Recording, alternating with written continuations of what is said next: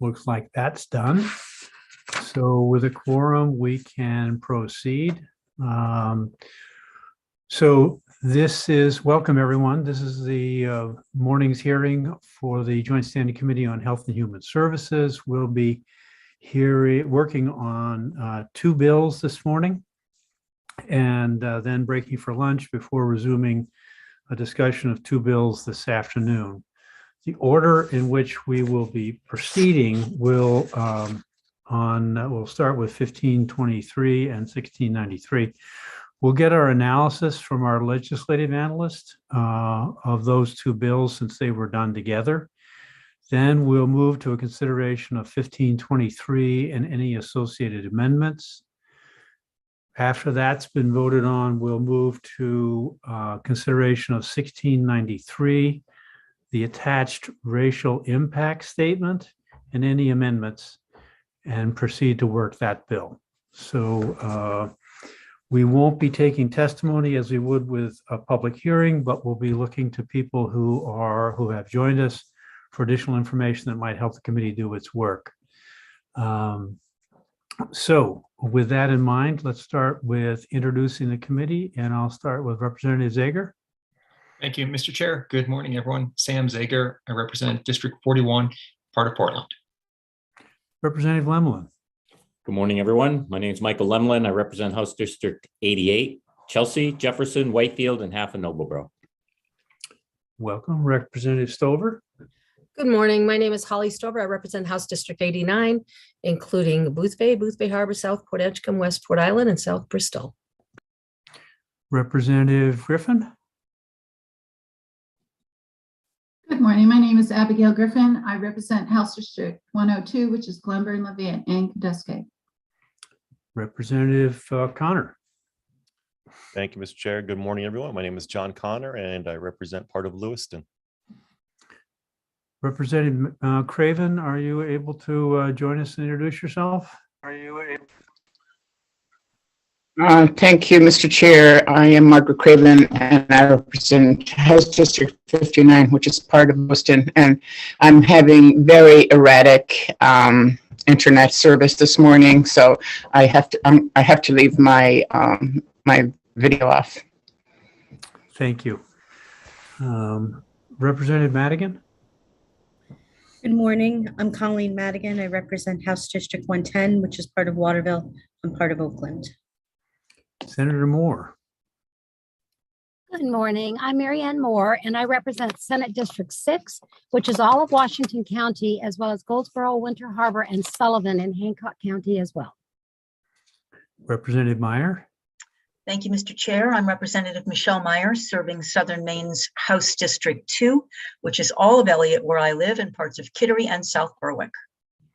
And I'm Ned Claxton, honored to represent the folks in Auburn, where I live, as well as mine at Mechanic Falls, Poland, and New Gloucester. Our staff who has joined us today, I'll start with Sam. My name is Sam Seneft, and I'm an analyst with the Nonpartisan Office of Policy and Legal Analysis. And Luke Lazur has joined us. Good morning. I'm Luke Lazur. I'm a senior analyst in the Office of Fiscal and Program Review. And Karen Thomas. I'm Karen Thomas, happy to be the clerk for the Health and Human Services Committee. Should you need any assistance, please email me at hhs@legislature.maine.gov. Thank you. So we've already seen some technical difficulties. We anticipate more, so bear with us. And then we'll turn the floor over to Sam Senft for his analysis of these two bills.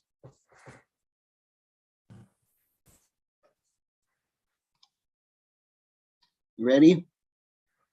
We've also been joined by Molly Bogart. Would you care to introduce yourself, Molly? Sure, I'm Molly Bogart, Director of Government Relations for DHHS. Thank you. Sure, Sam, go ahead. The floor is yours. All right, I'm going to go ahead and share my screen here as usual. All right, so you should see a document with Office of Policy and Legal Analysis at the top. Fair warning, this is a bit long. I will try not to make it longer than it needs to be. But I'm going to go ahead and jump in. So this is a joint analysis. We occasionally do this when we get bills that are similar and share some language. So LD 1523 and LD 1693 both established a trust to administer the funds for Healthy Maine. LD 1693 does some other things as well. So I will make clear throughout what bill I'm talking about, if it's both or if it's one or the other. So starting with LD 1523. This is an act to establish the Trust for Healthy Maine. The sponsor is Representative Millette. So the bill establishes the Trust for Healthy Maine, which will be referred to throughout as the trust, capital T, as a body corporate and politic, and requires that the state controller by July 1st, 2023, transfer all settlement funds in the Fund for Healthy Maine and a pro rata share of investment income in the Fund for Healthy Maine to the trust. It provides that the trust be governed by a 15-member board of trustees, which is the board, as well as 14 members appointed by the governor and elected on staggered terms. It empowers the trust to receive all money paid to the state pursuant to the tobacco settlement, as well as from any other source of income, and to distribute that money to state agencies or to designated agents of the state to make recommendations to the governor, legislature, and other public officials regarding public health, to administer the trust and its funds and to promote public health, to participate in the development of a state health plan by the CDC or a similar entity, to promote multi-level planning and coordination that includes state, district, community, and municipal decision-making and advisory boards, and to take other necessary actions. It directs the board to, with the input of interested parties, annually develop and approve a funding disbursement plan. It requires that in fiscal year 23 to 24, I'm sorry, not 34, 30% of settlement funds projected to be received in fiscal year 23 to 24 be used for medical care. And after that year, that no funds be used for medical care. And again, this is the bill as originally drafted. It requires that in fiscal year 23 to 24, the board disperse funds that, when combined with other funding received by DHHS, is equal to at least 70% of the recommended US CDC level for evidence-based tobacco prevention and control programs, and that in fiscal year 24 to 25 and every year thereafter, at least 100% of the recommended US CDC level spending for tobacco prevention and control be funded. It requires that in fiscal year 23 to 24, the board disperse funds equal to 0.5% of the settlement funds to the Office of the AG, and in subsequent years, 0.5% adjusted by the Chain Consumer Price Index. It establishes a fund for administration of the trust and requires that in fiscal year 23 to 24, the board disperse funds equal to 0.3% of settlement of the settlement funds to the administration fund, and in subsequent years, 0.3% adjusted again by the Chain Consumer Price Index. It establishes an internal stabilization fund to decrease year-to-year funding disruptions and requires that the board disperse funds not to exceed 5% of the settlement funds to that fund. It establishes an internal flexible account for the purpose of responding rapidly to public health threats and requires that the board disperse funds not to exceed 5% of settlement funds to that account. It establishes a health equity and health improvement account and requires that remaining funds be dispersed to the account, and also requires that for fiscal year 23 to 24, at least 15% of the settlement funds be dispersed to the account, and in later years, at least 20% to the account. That account must be used for improving data regarding health disparities, social determinants of health, enhancing health improvement and equity planning to address systemic racism and structural inequities, and support public-private partnerships that prioritize health equity, supporting the public health workforce and providing training and technical assistance. It requires the trust to transmit informational copies of its funding disbursement plan to the governor and to the legislature. It requires the trust to annually provide a report on the results of the funded tobacco programs as well as other trust activities. It requires that the trust be audited annually by an independent CPA. It requires the trust appoint a coordinator in a full-time position. It requires the board adopt routine technical rules regarding establishing and administering the trust. It states that the trust is subject to oversight by the Joint Standing Committee of Jurisdiction. It states that the trust that a court must liberally construe the powers and duties of the trust. It states that the proceedings of the board and trust are subject to freedom of access laws. It requires that all officers, trustees, employees, and other agents of the trust entrusted with the custody of funds or authorized to disperse funds be bonded by a blanket bond or individual bonds of at least $100,000 per person or equivalent fiduciary liability insurance. It requires indemnification of trustees by the trust for expenses incurred in defending any action in which the trustee in a party by reason of status as the trustee is a party by reason of status as a trustee. It states that the trust may use the administration services of DAFs for the management of trust funds, and the role of DAFs in such a case would be non-discretionary. It authorizes the state controller to provide an annual advance from the general fund to the trust fund to provide money for disbursements. That money must be returned to the general fund, and it states that upon repeal or dissolution of the trust, that the funds, the state controller is to transfer the balance back to the Fund for Health Humane.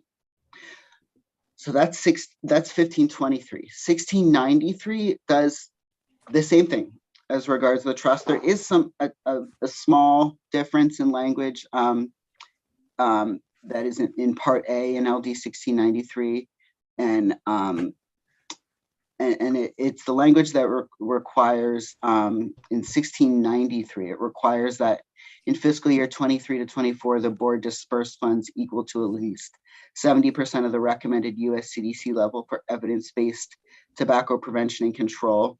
And in fiscal year 24 to 25, at least 100% of the recommended CDC level. And the difference is the language specifying that these totals are to be met with combined with other DHH funds is absent. So in 1523, that says that those totals must be met when combined with other funding from DHHS. And in 1693, it's a standalone. So that's the only difference in the trust language that I could find between the two drafts. And it's, I just wanted to point that out there. So the additional things that 1693 does, Part B establishes the Office of Health Equity within the Department of Health and Human Services, and that office is tasked with providing advice to the Commissioner, the Governor's Office of Policy Innovation in the Future, and other state entities, the legislature and the Governor on health systems, policies, and practices, providing recommendations to advance health equity in all sectors and settings, producing and updating a state health equity plan, and producing an annual Maine Health Equity Report Card. Part C requires DOE to revise its nutrition, physical activity, screen time, and sugary drink standards to increase obesity prevention and early care and education, and to revise its school nutrition and physical activity standards to increase obesity prevention in public schools, and requires that those standards match those specified by national organizations and federal agencies. It prohibits, Part D prohibits the sale and distribution of flavored tobacco products, including flavored cigars and electronic smoking devices. Part E increases the tax on cigarettes from 100 mils to 200 mils per cigarette effective November 1, 2021, and eliminates the provision that allows for the sale of cigarette stamps to licensed distributors at a discount. The amount of increased revenue from the cigarette tax is credited to the Fund for Health Humane. Part E also provides funding for the health initiatives in the bill. Okay, so there's a couple amendments that I want to talk about. So both of the sponsors have proposed amendments that you received with your materials and that were discussed at the public hearing. So I just wanted to go over what those amendments do quickly. So the sponsor for LD 1523 has proposed an amendment that removes the requirement that one of the board members be an employer and replaces that with a requirement that the person have experience recruiting, employing, developing, and retaining a healthy workforce. Add experience in oral health care to the allowable backgrounds for one of the board members. Change the percentage of funds dedicated to administration in the first year from 0.003 to 0.006. Change the percentage of funds dedicated to the AG's office from 0.005 to 0.006. And that shouldn't be percent, I'm sorry. Adds the development of the public health workforce to the allowable uses of the funds in the health equity and health improvement account. Deallocates funding for Head Start low-cost drugs to Maine's elderly, Maine care provider payments and purchase social services from the Fund for Healthy Maine, and adds ongoing appropriations to the general fund to maintain those programs. So it basically moves that funding, and removes the 2021 to 22 appropriations. So that's 1523. So 1693 removes the requirement again that the council members be an employer, and replaces that with a person who has experience recruiting, employing, developing, and retaining. So I think maybe I don't need to read those again. So the first four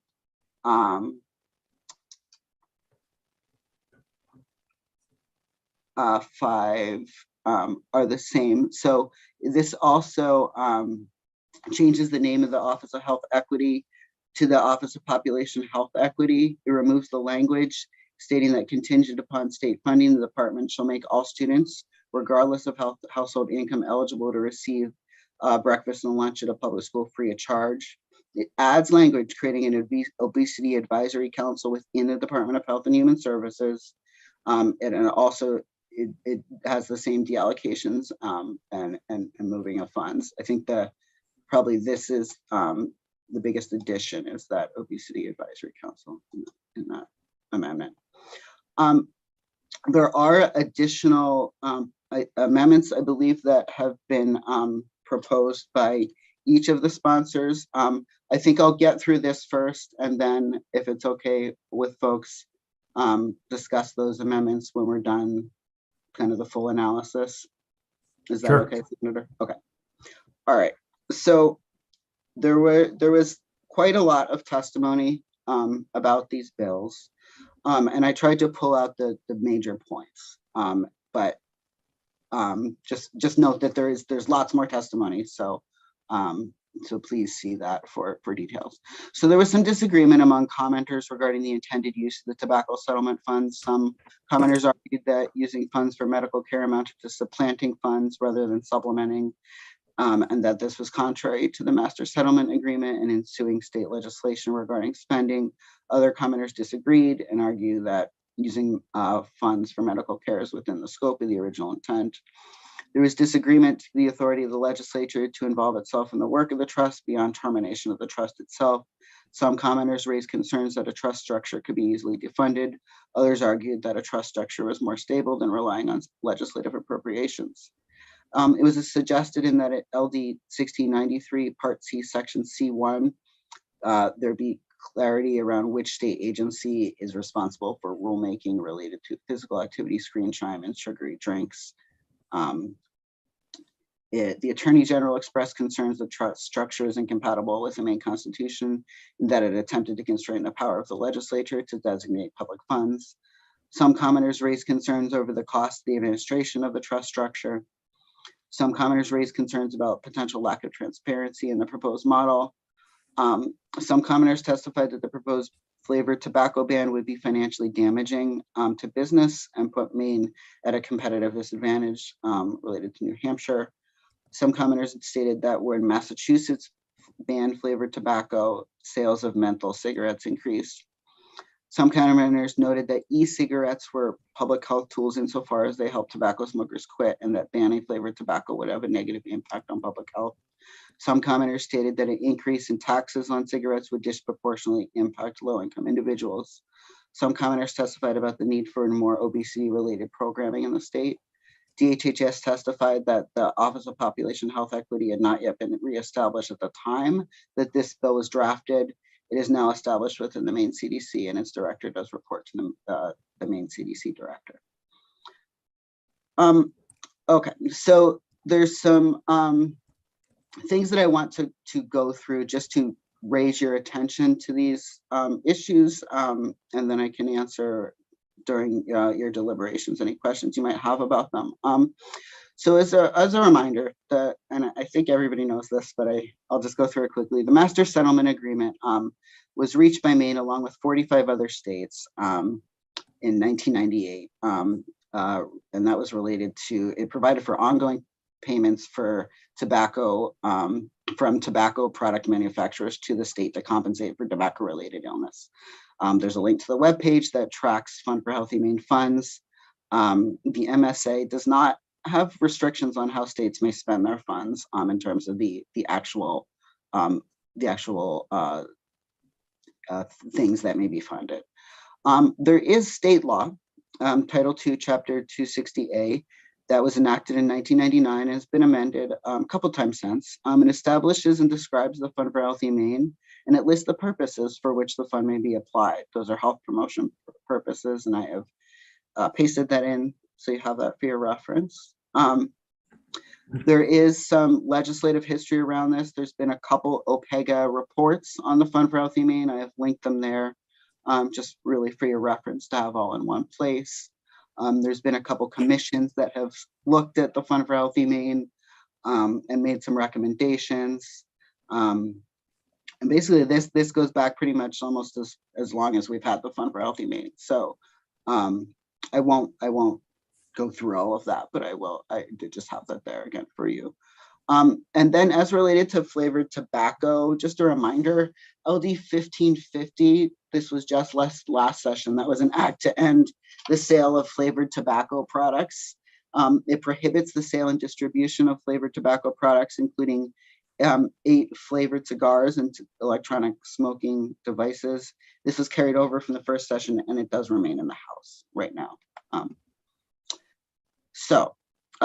Some construction issues that I wanted to point out to you. So both bills establish a body politic. So that is a body that is created by the operational law. It is termed the Trust for Healthy Maine. I did want to point out that the term trust does have a specific legal meaning. So I provided for you the Black's Legal Dictionary of a trust. The Maine Uniform Trust Code, which is in statute, does lay out the requirements for the creation of a trust. I won't read them to you, but I would just note, if the proposed entity is indeed a trust, it would presumably be something called a charitable trust. Charitable trusts are those in which a settler donates property and directs that that property be used for a specified charitable purpose. This is again described in the Maine Uniform Trust Code. It seems unlikely to me that the entity described in the bills could accurately be described as a charitable trust. First, the property, and that is the Fund for Healthy Maine money, is not being provided by a settler for a specified charitable purpose. Instead, the funds in questions are funds that the state has received as part of a settlement, which did not designate a specific charitable purpose in its terms as a condition of the state receiving the funds. Second, and I think probably more importantly, the entity cannot be a true charitable trust because it can't be both a trust and operate in accordance with the Constitution. So the Maine Constitution provides that the legislature, with the exceptions hereinafter stated, shall have full power to make and establish all reasonable laws and regulations for the deference and benefit of the people of the state, not repugnant to this Constitution nor to that of the US. So an important tenet of the power that the legislature is granted by the Maine Constitution is that it cannot be limited or overridden by statute. The Constitution will always win. A charitable trust is irrevocable. However, because the legislature by statute can't limit its own power that it has in the Constitution, it can't establish an irrevocable trust, which would be by definition unreachable. And there's an on-point 2003 opinion by then Attorney General Rowe. I won't read that to you, but he does describe this conflict. And this is closely related to the tenet that a legislature can't bind a future legislature. The authority of the legislature as affirmed by the Constitution can't be curtailed. So basically the legislature can't permanently take power away from itself via statute. So the bills in question would seem to try to create a legal barrier to preclude, future legislatures from accessing funds that the Constitution would prohibit that kind of a barrier, a blockade. So a future legislature could have the right to change the law up to and including dissolving the trust. And the power of the legislature to amend the trust structure can't be restricted. So put differently, the legislature can pass a statute creating an entity. You can name it a trust. I just want to make it clear that it's not a trust in the typical legal sense. I don't, you know, I don't think there's a problem calling it, having the name it has, but I wanted to make sure that that distinction is clear. And kind of related to that is the board members are referred to in the bills as trustees. So they're not, again, trustees in the typical sense. They're board members and have the fiduciary duty of a board member versus the fiduciary duty of a trustee, which is slightly different. I've laid that out there. I don't know that it, you know, I don't think it's necessarily just positive, but it, again, it's just something to point out. And then again, once there is a reference that the money in the trust fund is held in trust, may want to just restate that so it doesn't say held in trust, because if it's not a trust, that meaning is not clear. Okay, so administration. So just a note, these bills do give over administration of the funds to an entity outside the immediate control of the state. And it provides that a percentage of funds be directed to fund administration. Section 1517 describes funding disbursements and includes language under subsection 4, paragraph C, paragraph 1, designating 0.003 of the settlement funds to administration. Sorry, that's not a percent, so it's percentage wise would be 0.03. Or sorry, 0.3% of the settlement funds to administration, and the amendments offered by the sponsors double this amount. So there is a definition of administrative costs. It means staffing, overhead, and related operational costs, including the cost for coordinator, professional assistance, and bond premiums. Section 519 describes administration of the funds, directs the board to establish an administration fund to defray administrative costs. Subsection 2 describes the coordinator, but the definition of administrative costs does include both professional assistance and the coordinator. It's not quite clear what professional assistance would include. I think that would mean like outside contracting, but may just want to clarify that. Also, the audit requires, it's not clear if the annual audit that is required per section 517 would be paid out of the administration fund. I think not, but again, may want to clarify that. So there is a health equity and health improvement account that is established. There's some ambiguity in the language about the disbursements to that fund. The prior subsection describes funding disbursement requirements, and it states that funds remaining after the required disbursements be sent to the health equity account. But there's other language that says that at least 15% of funds in fiscal year 23 to 24 go to the health equity account and 20% in later years. I'm having trouble kind of reading those together, so may want to get some clarity on that disbursement to that account. So there's section 1518 talks about the trust duties and powers. So it says that the trust is restricted in its activity to receiving and dispersing funds and any actions necessary and appropriate to receive and disperse funds. And it states further that the trust may not create, manage, or operate public health or health delivery programs, and that nothing in the subchapter may be construed to empower the trust to direct, manage, or oversee any program, fund, or activity of any state agency. The language that I'm having some trouble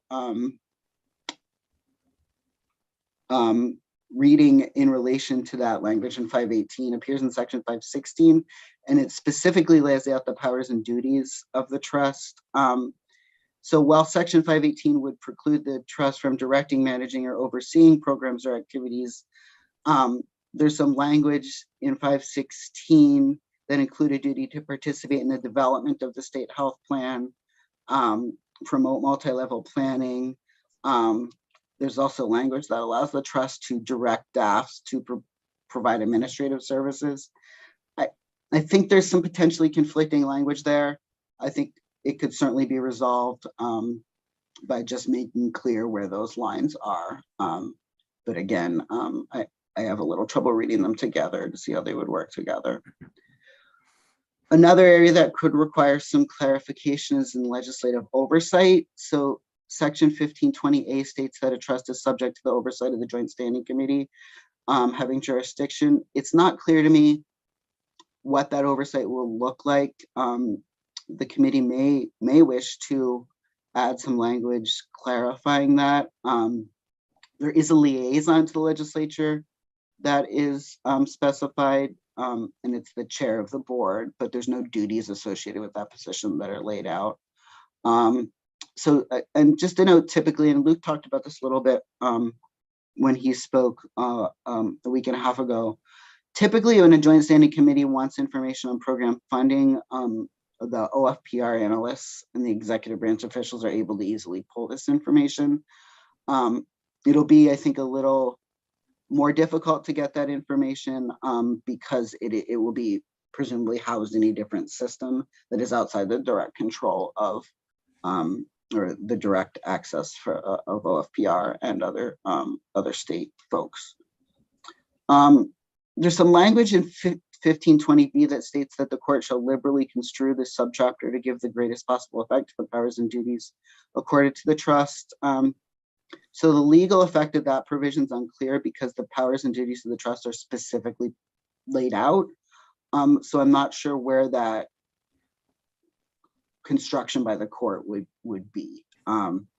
As a public instrumentality, this board would have the powers provided to it by statute. So I wasn't quite sure what that amounted to there. There's some language in 1520E that describes the administration of the fund, and this language would allow the trust to use the administrative services of DAFs. I'm not sure how this would work in practice. So some questions that came up were, would the trust reimburse staffs? Would that come out of the administration fund? I'm not sure what the language non-discretionary meant. That just may need to be clarified. And I wasn't sure what the language that said DAF shall carry out all lawful functions relating to accessing the trust fund without the requirement of additional legislative authorization or a financial order. I just maybe could use some clarification on the meaning of that sentence. Working capital advance. So there's language that authorizes the state controller to provide an annual advance from the general fund.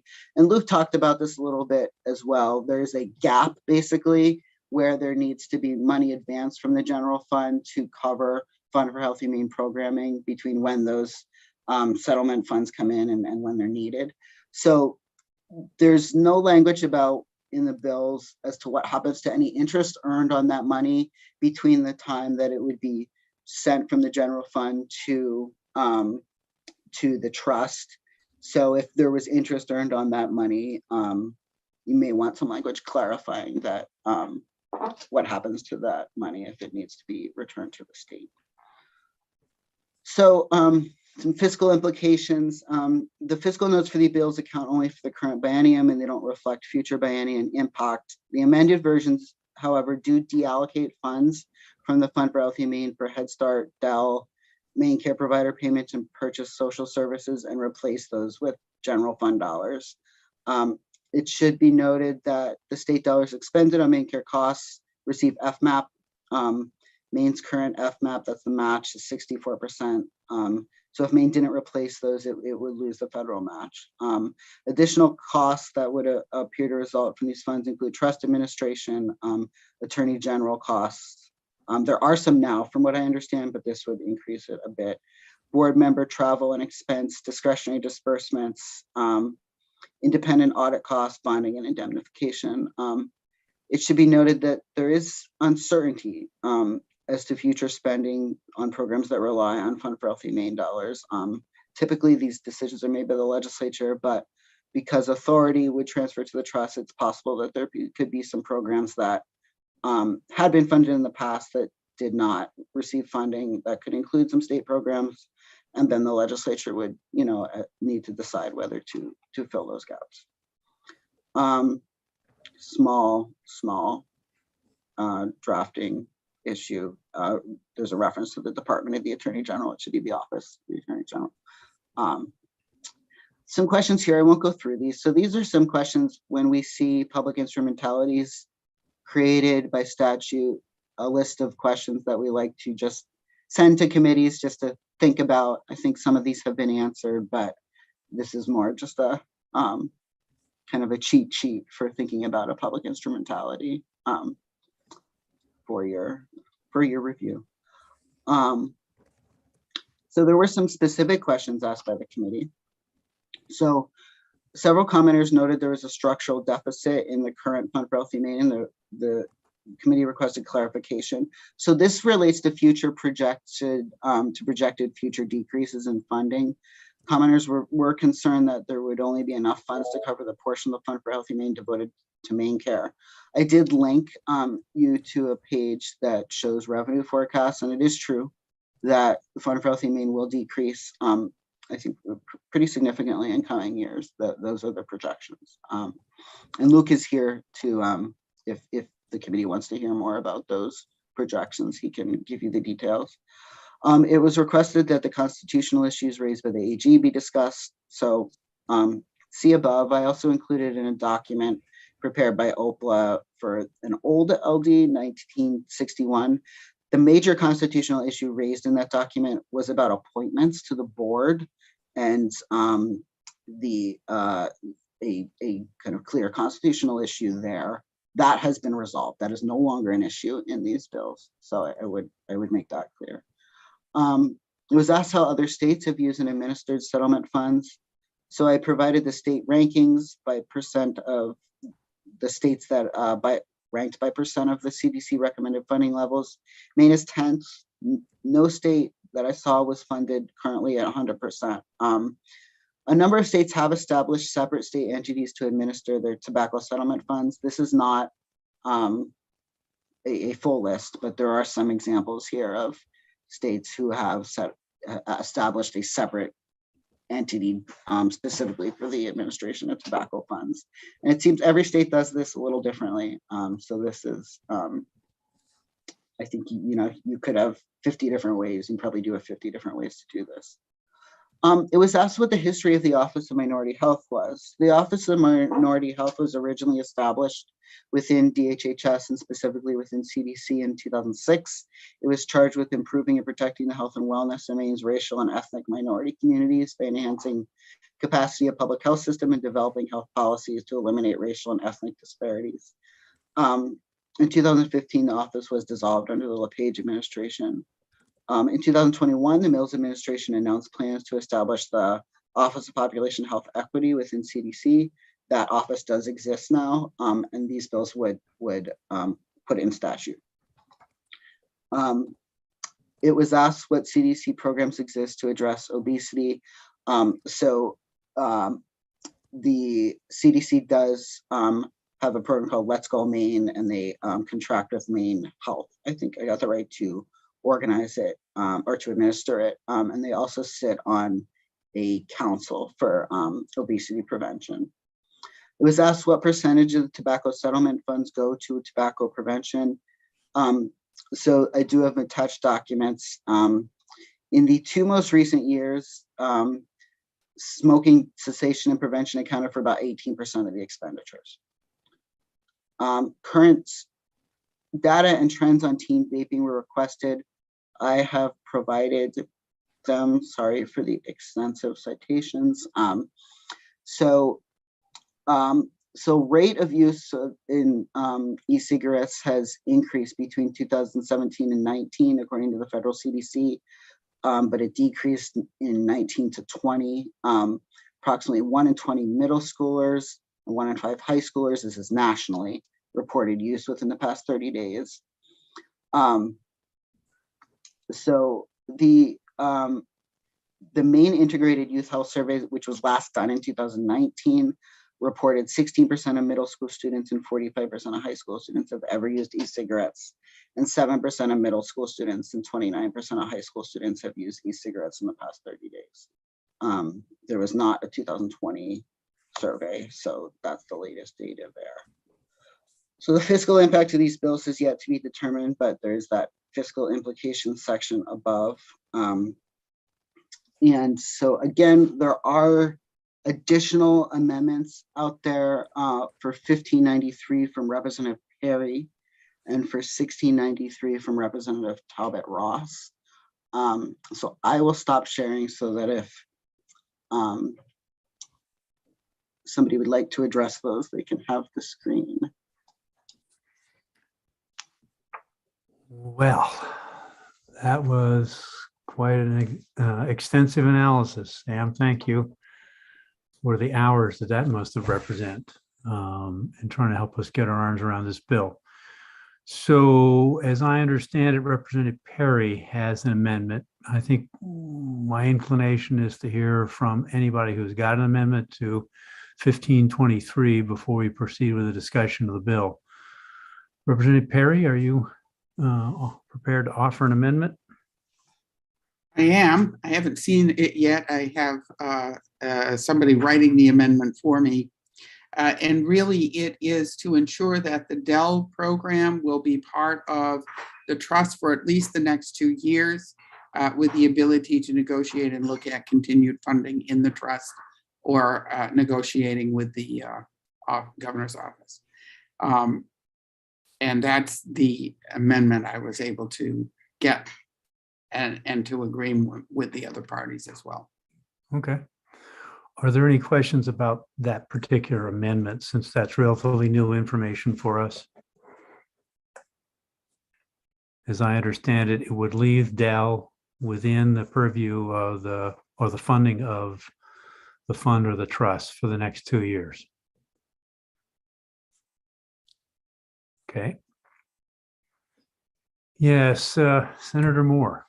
I guess my question would be, as far as the amount goes, I know that in one of the amendment, I guess the sponsor's amendment, they were showing backing out the funds for the Dell program. So would our assumption be that that would be what that would be included with the bill, with the amendment that Representative Perry is bringing forth? Is that correct? Right. Which means it won't go to the baseline. It will stay within the fund. Gotcha. Are there other questions related to this amendment? So normally at this point, we would go to the bill's sponsor. Representative Millette is tied up with an important process in education today, so she can't join us right off. In lieu of that, I would normally go to a sponsor, but it looks like we've lost Representative Craven with her technical difficulties. So are there questions from the committee? Let's start with overall, and then we can get into the weeds. Yes, Sam? I just wanted to note Laura Harper had her hand raised in the attendee list. And that may be related to the amendment. Okay, Representative Jadmer, you had a question? Yes, thank you, Senator Claxton. I just heard, as you were running down through that, Sam, about the free breakfast and lunch at the schools. Is this not already in statute? Maybe it was just a lunch program that was made for everybody, made available for everyone, but I thought it was both.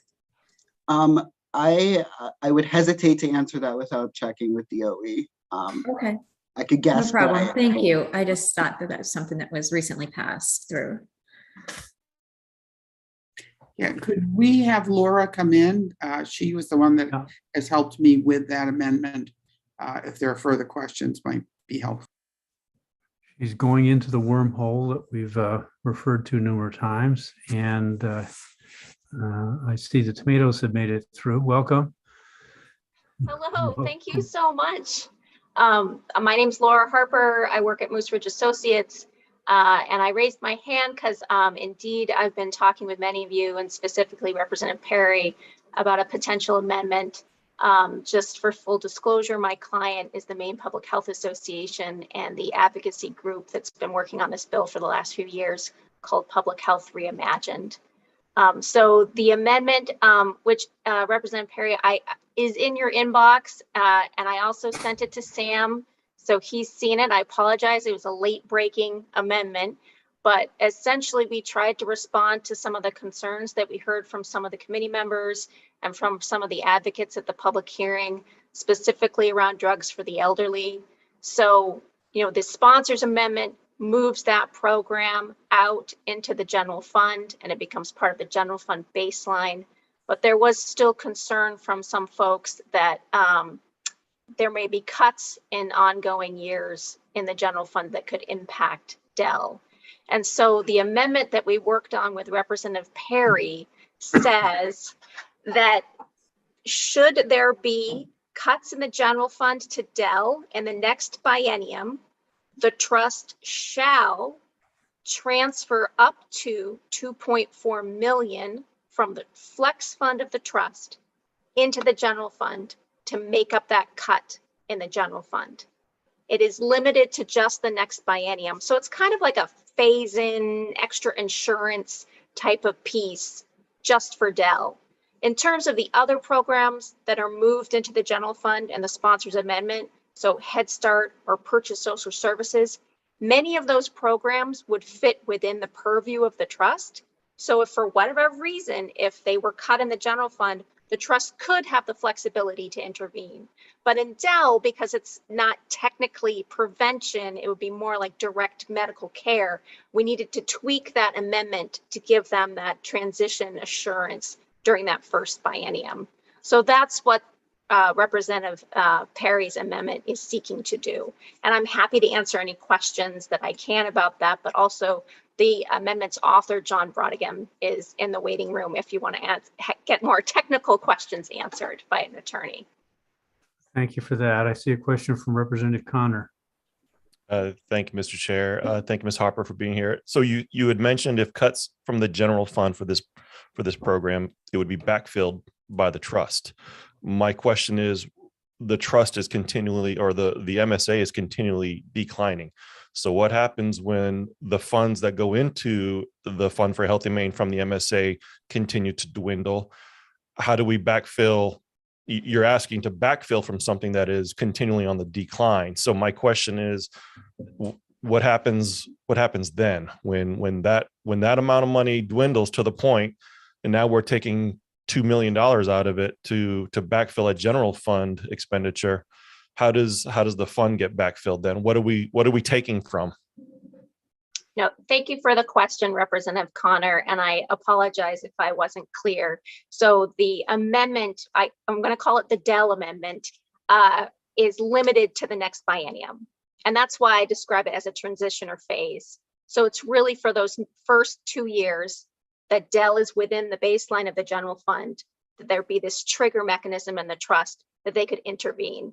But we wanted to make that limited to just the next biennium, because we don't want the legislature to feel like they can rely on the trust to keep pulling out for programming. So I hope that helps answer your question in terms of Dell. Yes, thank you, Mr. Chair.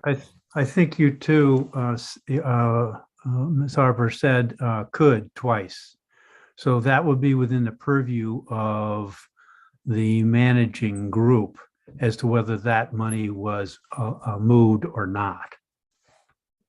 Is that right? You Senator said Claxton, could, not would. are you asking specifically about Dell? Yes, it's specific Okay. to Dell, and the option is there to move money into the general fund. It's not required.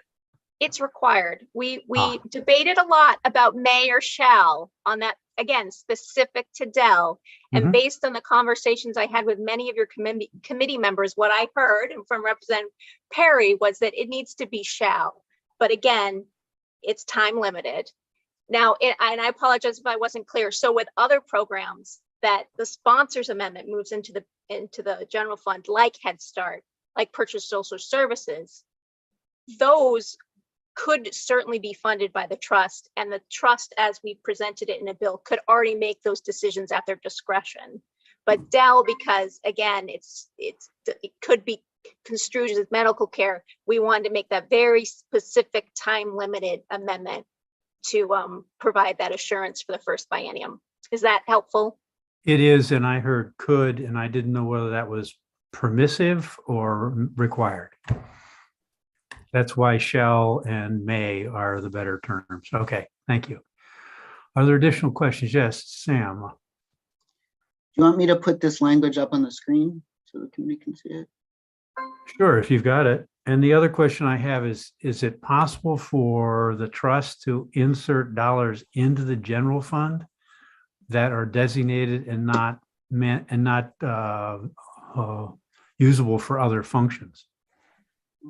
Sounds like a Luke Lazar question. Yeah, I'm a little unclear if I can answer that question, Senator. Yeah, no, that's fine. And we can go to Luke after we look at the language. You want to blow that up just a little bit there? Sure. Yeah. I mean, expand it.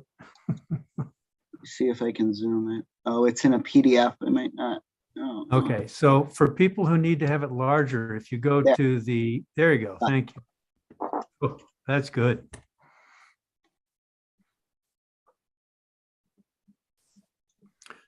All right, so the language is in red, and that's the amendment. So there's some language up at the top that, but I think this is the, or correct me if I'm wrong, I think this is the vital language here, which talks about that contingent disbursement. So the board shall is the key phrase there. But that's only triggered if the legislature appropriates less than 2.4 million. So help me out here, because the legislature currently appropriates money for Dell. So this is, if the legislature allocated 2.41, then this wouldn't be triggered. Right. Right. And what's the current net for Dell in a given year? And maybe that's a good question for Luke. Yeah, so I was actually just looking that exact number up. I think that the number that's in front of you there, the 2.4 million, is based on the amount that's allocated currently for Dell within the Fund for Healthy Maine. That is not the Racino money, because remember, there's two actual forms of funding for Dell within the program. Part is the tobacco settlement money, part's the Racino money.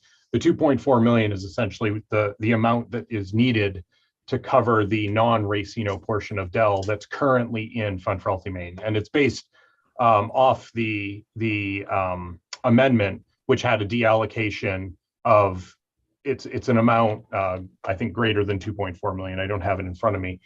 And it's just, so I read this as saying, if for some reason the appropriation that this bill, the amendments give, because part of it is that there's a deallocation in Fund for Healthy Maine, there's an appropriation of this exact same amount in the general fund, that appropriation then becomes part of the baseline. So I think what this language is for is to say, if for some reason there's some deappropriation in the next biennium and less than 2.4 million goes to drugs for the elderly, then that money will be kicked back in by the trust.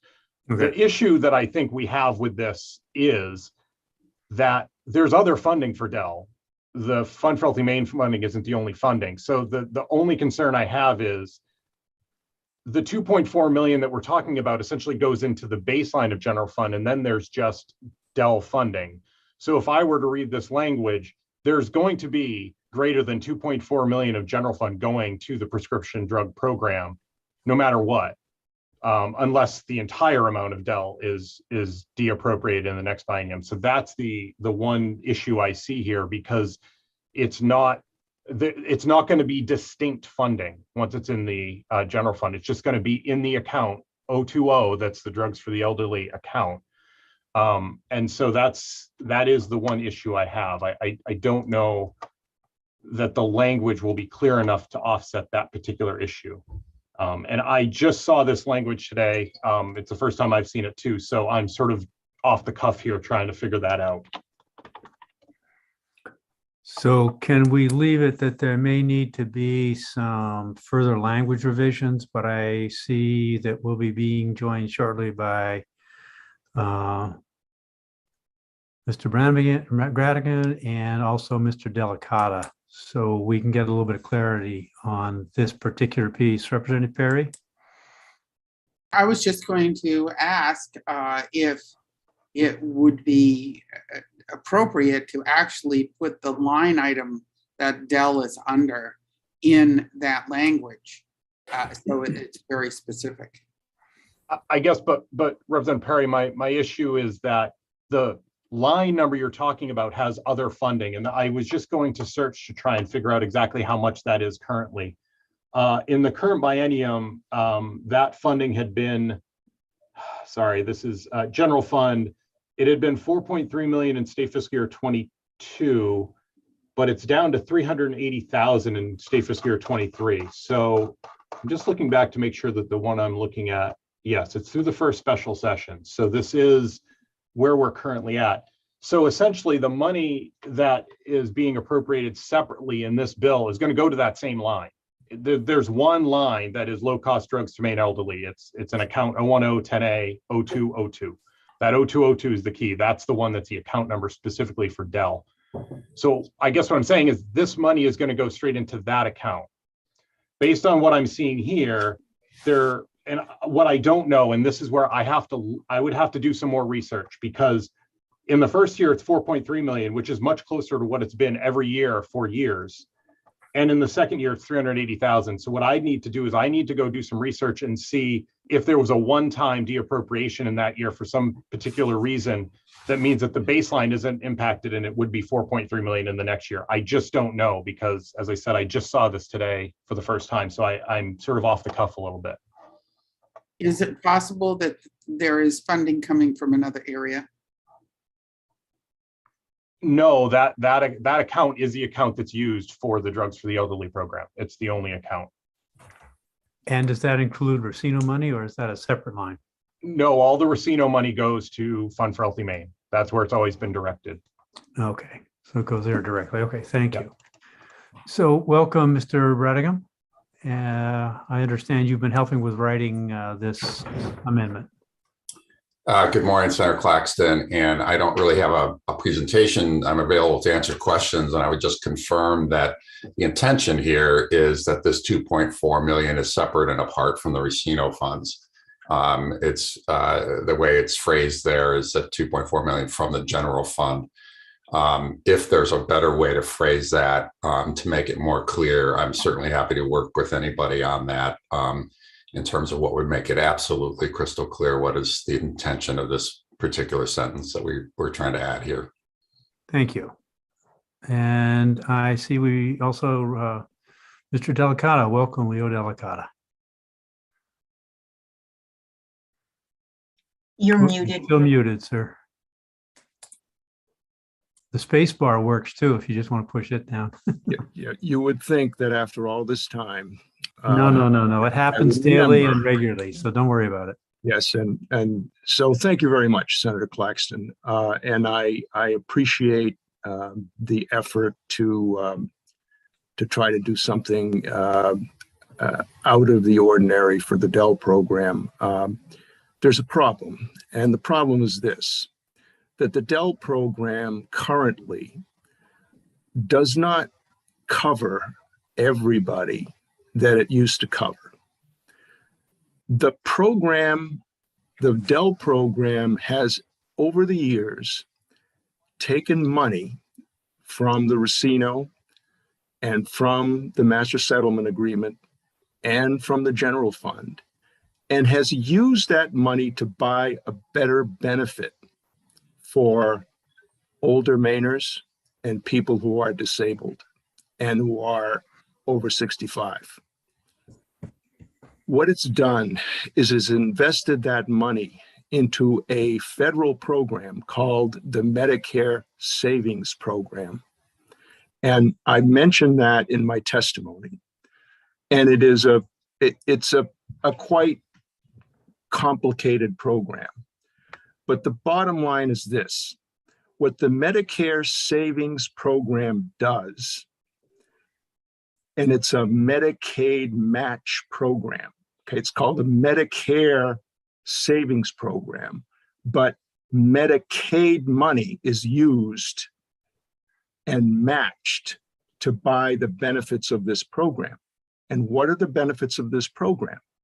The benefits of this program, for all of you who are on Medicare, you know, all of us who are over 65, you know that we don't pay a premium for Part A, but if we go to the hospital, we have a deductible of $1,556 if we go to the hospital. So Mr. Delicata, I'm sorry to interrupt, but we have a 19-page analysis that we need to work through. The intent of this particular amendment is to keep Dell whole. Can we all agree on that? I understand that. And all I want to clarify for you is that the Medicare Savings Program is what Dell was invested in. Mm-hmm. And if you look at the cost of the MSP program, you have to look at the line in the budget, the Dell budget for medical initiatives, payment to provider. It's $31 million. A significant amount of that is used to match, okay, Medicaid match. It's used to match the federal money that goes into buying the benefits of the MSP Dell program, okay? Because this federal program also allows people to get a discount on their drugs. So if you want to do something for Dell, because it's pharmacy for the people we've described, then you have to think about the MSP program too, because it ultimately allows everybody in the MSP program to also get a discount on their drugs, on the Part D costs of their drugs. Okay, everybody in that program gets a discount on their Part D. And you know, if you get Part D, if you buy Medicare Part D, you know what that costs. And if you're part of the MSP program because your income is low or lower, then you're going to get a tremendous discount on your drugs. I just want to make that clear. This is not just about $1 million or $2 million or $4 million. It's about a lot more than that. So if you want to preserve the intent of what we've been doing over the years with Dell, then you got to look at the MSP program too. That's all I'm saying. So just so I'm clear, and I apologize for interrupting. Would this amendment keep Dell whole and allow continued participation in the MSP? No. Okay. Absolutely not. Not even close. Okay. All right. I will come back to you then because I need to understand that more. Luke, you have something to offer? You're still muted, sir.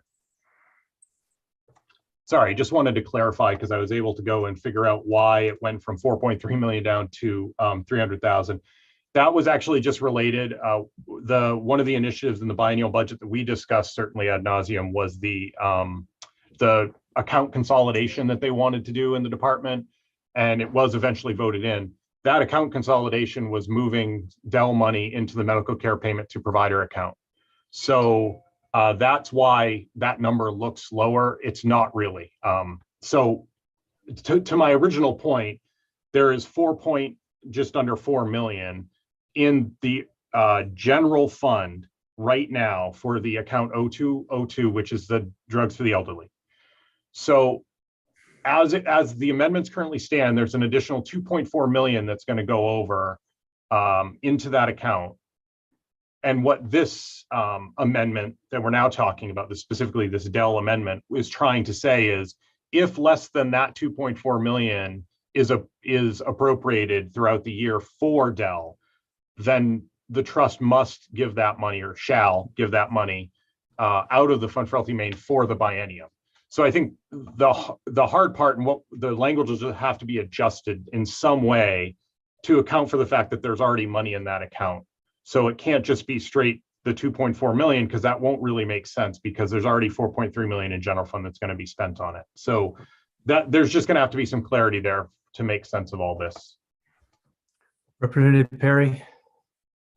Thank you. I just want to, I guess, clarify that we're talking simply about the amount of money that is coming out of the Fund for Healthy Maine for the Dell program.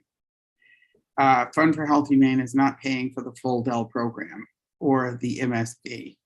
So in terms of the transition from the Fund for Healthy Maine, what I'm trying to do is to ensure that that portion of the Fund for Healthy Maine that has been allotted to the Dell program will have the opportunity to continue to do some funding for that according to the amendment to ensure that for 2 years, there's an opportunity for the department and for the budget to look at how to fully fund that after this point.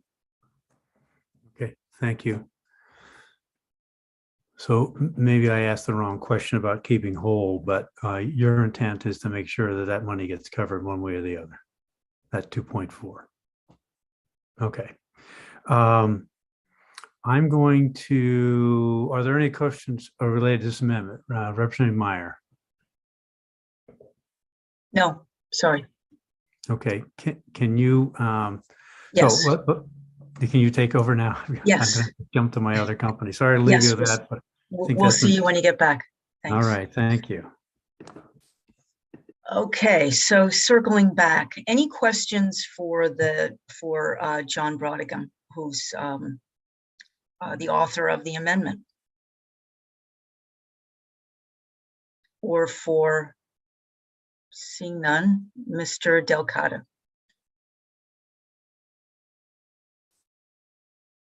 And it looks like Representative Perry is also leaving? Okay. In 20 minutes. In 20 minutes, okay. So additional questions for from the committee. Where are we at? Yes, Representative, Senator Moore. Thank you, Madam Chair, standing input. I guess I still have some concern. I have a comment rather than a question. I still have some concerns. We've worked on this trust, and I know that our goal has always been that we want to make sure that the settlement monies are used for exactly what it was earmarked to be.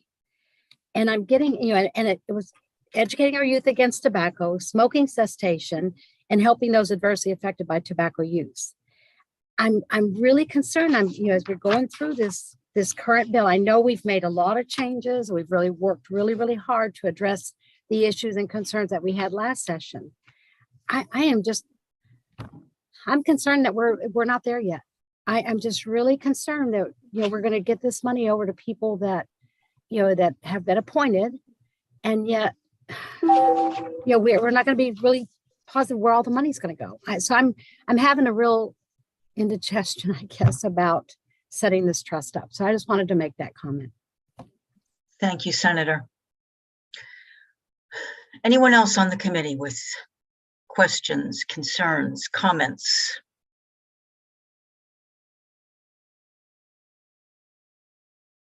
Yes, Representative Perry. Thank you. I understand Senator Moore's angst. I think we've all been sort of looking at this back and forth.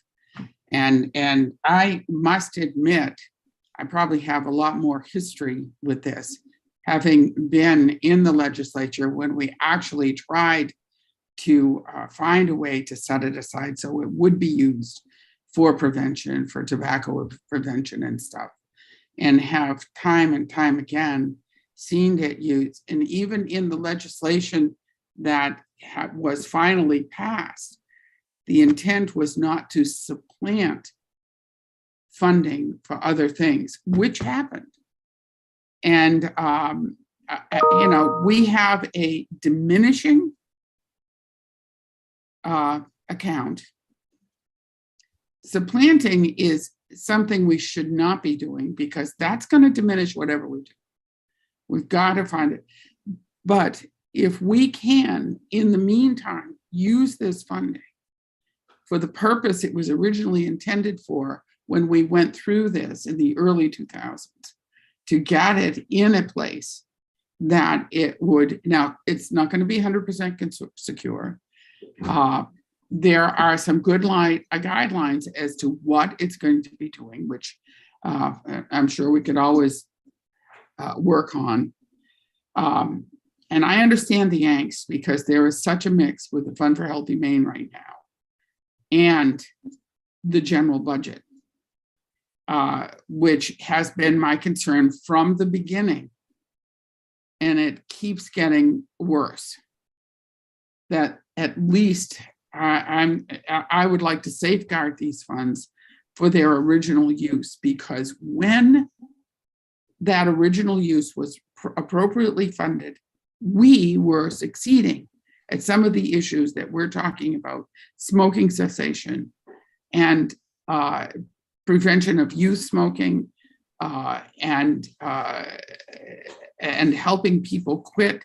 And these were things that got cut in order to put Medicaid funding in. This may not be ideal. It may not be ideal. And sure, there's a lot of fear and angst that goes with this. But for me, it's an opportunity to at least use what's left of the funding coming in to really do the purpose we originally intended when in the early 2000s, when we first had a robust fund. Thank you, Representative Perry. Yes, Representative Lemelin. Yeah, just to clarify. Thank you. This is an existing law. And is that Senator, excuse me one second. Senator Claxton, you'll need to mute. That's the only change. I got him, Representative Meyer. Thank you. Thank you. I'm sorry about that, Representative Lemelin. Go ahead. That's okay. Thank you. I just wanted to say that I echo Senator Moore's sentiments. I understand what Representative Perry is saying, and I agree with what she's saying, except for the last part. If we just listen closely to Sam's review, he went on like the Energizer Bunny. And I'm not saying that disrespectfully. I'm saying that he did an outstanding job, but what it told me is exactly what I thought when I reviewed the bill carefully, and that is that it's still too wordy. There's not enough foundation to the trust, in my opinion. There's definitely not enough transparency, and I don't think there's going to be the proper guidance. So I can't, with good conscience, move on and say, well, this is better than nothing. I can't do that to the Maine people. Do I feel that we have to do something, and soon? Full agreement. But I think this bill needs a lot of work still. And I just have no confidence yet that the money is going to go where it needs to. And I have to make sure that I can look my constituents in the eye and the people of Maine, because we represent everyone, and be able to say, I did my best here. And I can't say that. I just don't feel that this bill is solid yet. So as of now, I'm a no. Thank you for allowing me to say something. Thank you, Representative. Representative Connor. Thank you, Madam Chair. I appreciate you acknowledging me. So I've been struggling with this, and I don't speak a lot in these committees, but when I think of the process of the budget, I think of all of us sitting around the committee table, and we're fighting for the programs and the policies and for the funding for those policies that we believe in. And I think that in the general fund, we have these programs there that we're fighting for, and that's where those dollars come from, the general fund. When I think of the MSA, I think of it as extra money that is coming in for a set specific use. Senator Moore touched on the three primary aspects of the MSA money, and I wholeheartedly agree with that. And so I would be fine with a trust or whatever we call it. Should that trust be tied to the MSA and strictly the MSA, and they are only able to use those funds for those three programs, and their budget is tied to it. They can't go over it. They can't go under it. They use those funds. And I think that's what we're kind of doing now, but we've convoluted the two programs. We're mixing general funds and MSA funds, and we're trying to spread it out and just use it as gravy, if you will. And I don't think it's being utilized the right way. I think that this fund is going to continue to fund things that are not the specific items that the MSA was set up for. We've seen it in Sam's analysis, and there's things in there that I would not want to see this money going towards. If it can't be a bill and argued and fought and won over in the legislative process through general funds money, then perhaps it shouldn't be funded. And I don't think we should be backfilling it with MSA funds. So at this point in time, I just can't get on board with this particular bill and this type of trust. I think we need to be wise with the money that's coming in, knowing that it is dwindling year over year. And as long as we're using it for the specific purposes that it was designed for, and we're not doing that right now, and I can't get behind this. So that's where I'm at right now. Thank you, Representative Connor. Laura Harper. Thank you so much, Representative Meyer. And I just wanted to say a few words in response to the comments from the committee. And again, thank you for affording me this opportunity. I recognize the concerns, and I recognize that these are some very tough issues. I think that what I just want to leave you with is that this group has been working on researching this for over 4 years. We've talked to national partners. We've talked to other states that have established similar or different entities. So what you have before you is our best shot, and we're absolutely willing to keep working on it. But I have to assure you that from our perspective, not taking action, leaving the Fund for Healthy Maine as is, it simply isn't working when it comes to prevention and public health investments. So I would love to think that we can work on future bienniums to change that pie graph, so more money is being spent on prevention and tobacco prevention and those pieces. I mean, right now it's just a small sliver of the pie that's still being spent on tobacco prevention control. It's less than 10 million out of a 40-50 million allotment annually. So I would love to keep working with you all on that, but we've been doing this year after year after year, and we keep losing and losing and losing. So that's why we're looking at different structures. So I just wanted to make that point to you all. And of course, I'm always happy to answer any specific questions, but thank you for allowing me that opportunity to speak. Thank you, Ms. Harper. Representative Lemelin. Thank you. I have a question to the chair. Are we discussing just one bill right now, or? We are. No, we are discussing 1523 only. Thank you, ma'am. We'll return after whatever direction we take here on 1523 to 1693. Thank you. Yes, Mr. Delicata. Thank you, Representative Meyer. I understand the frustration that the proponents of prevention and cessation have. I know you do too. I know that you voted to pass a bill just a couple of days ago, maybe Monday, that had a fiscal note of $5 million that the Lung Association brought forward for prevention efforts. And I certainly applaud that. I think that it's always frustrating when we get into budget discussions about where the money ought to go, especially before appropriations. And honestly, that is one of my chief concerns here. You know, when I argue, and I've had to argue, I've been at this over 30 years, and I've had to argue many times before both Republican and Democratic controlled legislatures about the Dell MSP program and how important that program is because of what it does for people who are older and who have the chronic conditions that they got from smoking, cardiac problems and lung problems.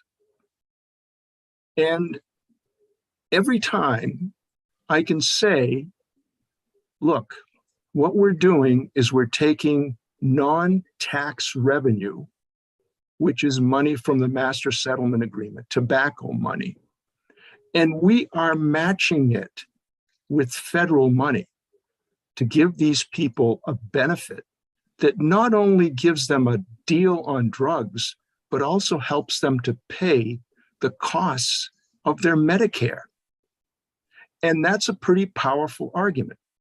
If we go into the general fund argument without any kind of non-tax revenue money, then that argument becomes not as strong. And there have been times when both Democratic and Republican administrations have wanted to cut the Dell MSP program. And over the years, we've had to compromise on eligibility for those programs. There have been years where thousands of people have lost their benefits because the budget was in a terrible shape and we needed, the cuts had to be made. But there were less because we had that argument. I just wanted to give you some perspective, some context for all of this. And I thank you very much. Thank you. Representative Perry. Thank you. I will make a motion ought to pass as amended with the amendments that we have talked about and some of the corrections that Sam felt needed to happen in the bill as well. Okay, we have a motion ought to pass as amended. Do we have a second? Second. Second from Representative Madigan. Karen? Any discussion on the motion? Seeing none. Karen, would you run the vote, please? Yes, I will. Thank you. Representative Zager. Yes. Representative Zager, yes. Representative Lemlin. No. Representative Lemlin, no. Representative Stover. Yes. Representative Stover, yes. Senator Baldacci. Senator Baldacci is absent. Representative Perry. Yes. Representative Perry, yes. Representative Madigan. Yes.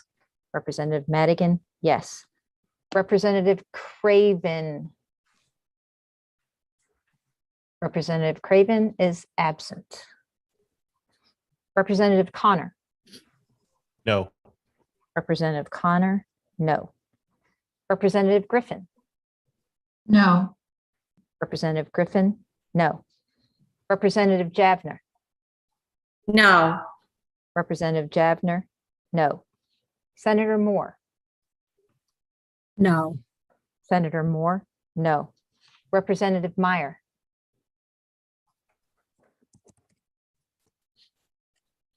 Yes. Representative Meyer, yes. Senator Claxton. Could you repeat the motion for me, please? Yes, the motion made by Representative Perry was ought to pass as amended and seconded by Representative Madigan. Yes. Senator Claxton, yes. That gives us 6-5 with 2 absent.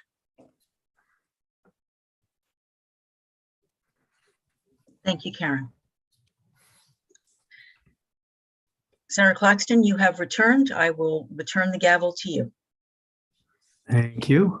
And I would then proceed to Sam, correct me if I'm wrong, but we were going to hear the racial impact statement related to 1693.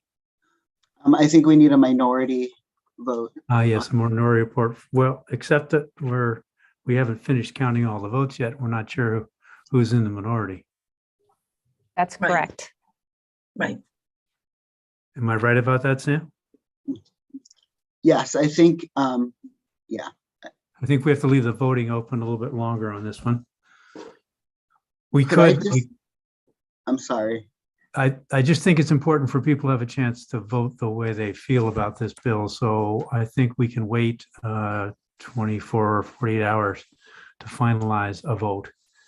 Technically, we could go with those who are present, but this is an important vote and I want to make sure everybody has a chance to express their interest or not. I did want to make sure that there wasn't anybody who, for drafting purposes, if there's anybody in the minority who is thinking about an ought to pass as amended, like a separate amendment than is being anticipated by the majority. Okay, that's helpful. Thank you. Okay, thank you. And I'm sorry, I did just want to clarify, just to make sure that I get correct what the majority position is. So what I am hearing is that it would incorporate Representative Perry's amendment as well as the sponsor's amendment. I'll need to work to figure out how to work the Dell language, because both of those amendments do impact the Dell fund. So I think what I'm hearing is prioritize Representative Perry's treatment of Dell, but the other amendment language that was presented by the sponsor would also be incorporated in this, correct?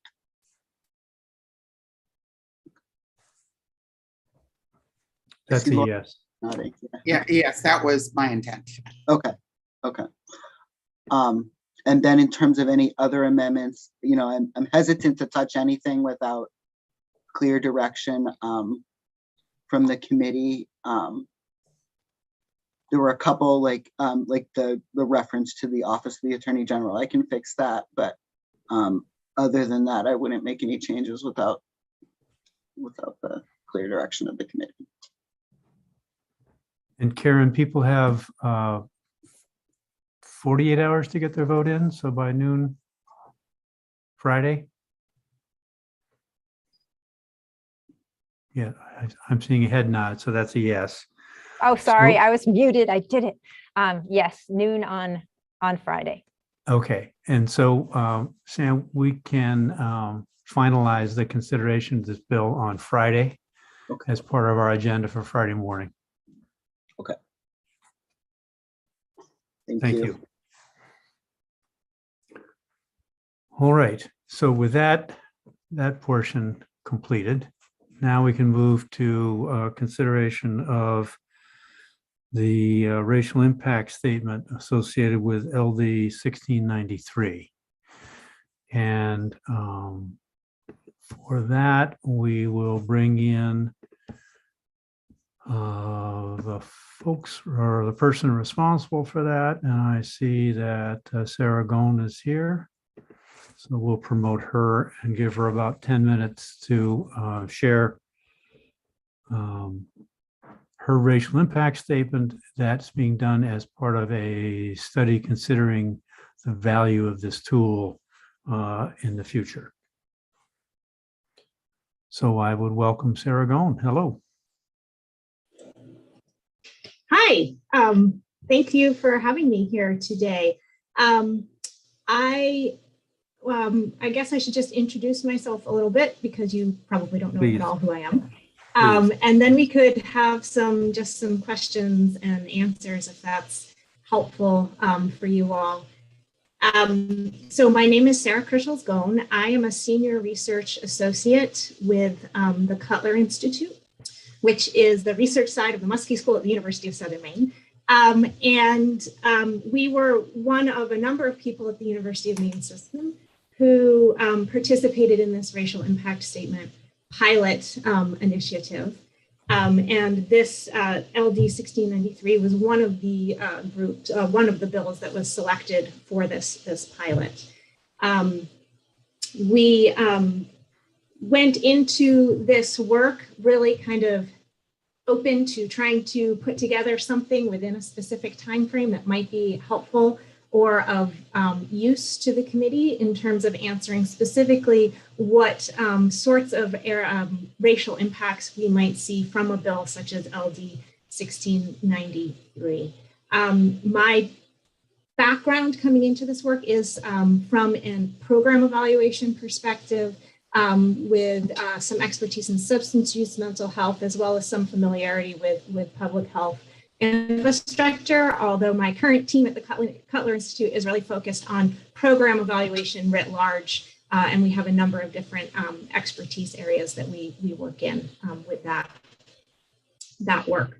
I think the key points as they are written in the impact statement here is that these initiatives and strategies that are promoted and put forward in this bill are evidence-based and known strategies to reduce disparities that exist based on social determinants of health and that are experienced differently through by different racial groups, and that these are known strategies to reduce disparity.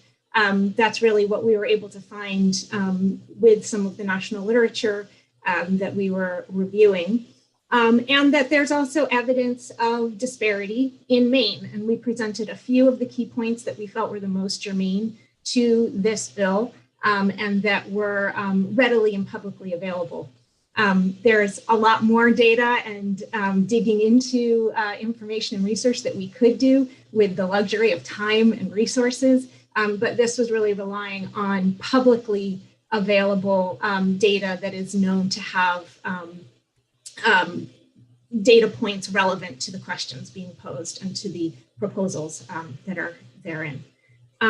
So I would at this point just entertain if there are questions that we could potentially answer that you might have about either what we did, what we found, the data sources that we were able to access, data sources that we weren't able to access, why we made certain choices. Again, this is a pilot, so part of the process here is learning about what is helpful and what works and what isn't, so that we could make recommendations around a process for the future. And I think what we'll do is we have racial impact statements coming on Friday on 2 other bills. And the plan was, after having heard those and working the bills that we will work on Friday, to do a debrief on the value of this process and how it contributes. I think for today, we'll focus on your assessment based on this bill, which unfortunately has changed radically since, or is scheduled to change radically from what you were they moved the homework goal, they moved the goals on. Yeah. So can't account for that. Yeah. So can you summarize in a couple of sentences your sense about the bill that you analyzed, 1693 before amendment, and whether it would make a difference in terms of racial disparities? Yeah, I mean, the short answer is yes. There are known disparities that exist in term and that we presented in terms of obesity and physical activity and nutrition among our students. And this comes from the Maine Integrated Youth Health Survey, which I'm sure you're all familiar with, which is a fairly reliable source of information. In fact, one of the most robust sources of information we have around this topic. And so we do see that there are existing health disparities within certain populations, and therefore increasing the thresholds and the availability of prevention materials and prevention initiatives so that a wider array of students would be able to receive those types of interventions and supports would most likely, have an impact on the observed disparity. I can't tell you how much. There's a lot of nuance as you get into an actual implementation of these initiatives that we really couldn't take into account to predict anything going forward. But I think the public health literature says that these are proven evidence-based strategies that can impact disparity, and we have evidence of disparity that exists in Maine. That's helpful. Thank you. Yes, and I think, similarly with the adult population, the data in the behavioral risk surveillance survey are a little bit less robust. It's not as big of a sample. There are some questions, some challenges there with gathering all of that data. But again, we do see some evidence of disparity in terms of smoking. We don't have data on vaping and other products, but we do see some disparity in terms of smoking rates. And again, taxation and limiting sales is one of the known prevention efforts to reduce use, and is touted actually nationally as a health disparity initiative. These are all touted as health disparity initiatives that could reduce known disparity. Thank you for that. Given that summary, are there questions of Sarah Goen? Representative Connor. Thank you, Mr. Chair. So just for clarification purposes for myself, moving forward with these types of bills, are we going to be getting racial impact statements or disparity statements, whether the bill passes or not? Or are we going to be getting, if this bill passes, this will be the disparity, this will be the impact? Or are we going to get, if you do not pass this bill, there will be disparities or there will be impacts? I just curious as to how this is going to proceed going forward. And I think the answer to that, this is a pilot and it involves 5 bills, and the intent is to learn as much as we can from it. One of the things I think we've learned already is that complex bills that are more than likely to change are maybe not the best thing to focus on, the best bills to focus on. But I think there's lots of other, and I don't know the answer to your question because the pilot isn't done, as to whether we would hear the racial impact statement before or after, or not at all if the bill failed. But I think the current thinking is that that might influence the vote on a bill and would probably be heard before, but that's presumption, not knowledge of how this is going to be played out. After we get done, I think there's 5 bills of which we have 3. They're going to, the work group working on this is going to analyze how it fits, where it fits, if it fits, and how best to deal with the question you've raised. The researcher in me likes your, right now. Excuse me. The researcher in my question, in me appreciates your question though, around, trying to look at all angles. It's complicated to do that. And it's very complicated to do that in a short time frame. And that's certainly one of the things that we come up with or come up against, is that sometimes answers to these very complex questions are not immediately straightforward and require a lot of deep thinking that we don't have the luxury of time to do in this type of environment. So that's certainly one of the challenges that we faced. Does that address your concerns for right now anyway, Representative Connor? It does for now. I'm just trying to relate this type of scenario to what we hear in a fiscal impact statement. We're not trying to sway any votes or anything like that. We're just trying to get the raw data, period. So thank you. Yes, it does. I share your questions about where we go from here. Okay. So with that said, I'll thank Ms. Goen for your efforts and your willingness to bring this forward to us, and appreciate your time. We'll now go on to consideration of the bill itself. Thank you and have a good day. Thank you all very much. So now we can move to consideration of LD 1693. And before we do that, we ought to hear if there are amendments to the bill beyond what we've already been oriented towards with Sam's analysis. So Sam, are there additional amendments that we should hear about? So I believe the sponsor had proposed some additional amendments. And I don't think there's a formal document, but from what I understand, essentially the proposal is to let 1523 handle the trust piece and to strip the bill of everything but a few items. So the Obesity Advisory Council, I believe, was one of those things. There's some language relating to $900,000 for public health district spending, and that is that falls under DHHS. That is part of their. They have a district plan for. I'm just pulling up here. A state health improvement plan has some language in it about public health district spending, so that would remain. I'm just pulling up I have this in email. The Office of Health Equity would remain, and I think that covers it. Yeah. So there's some. That's right. There's some definitions of health equity, social determinants of health, structural inequity, and systemic racism. I think the only question I had about those, letting those definitions remain, is they need to relate back to something.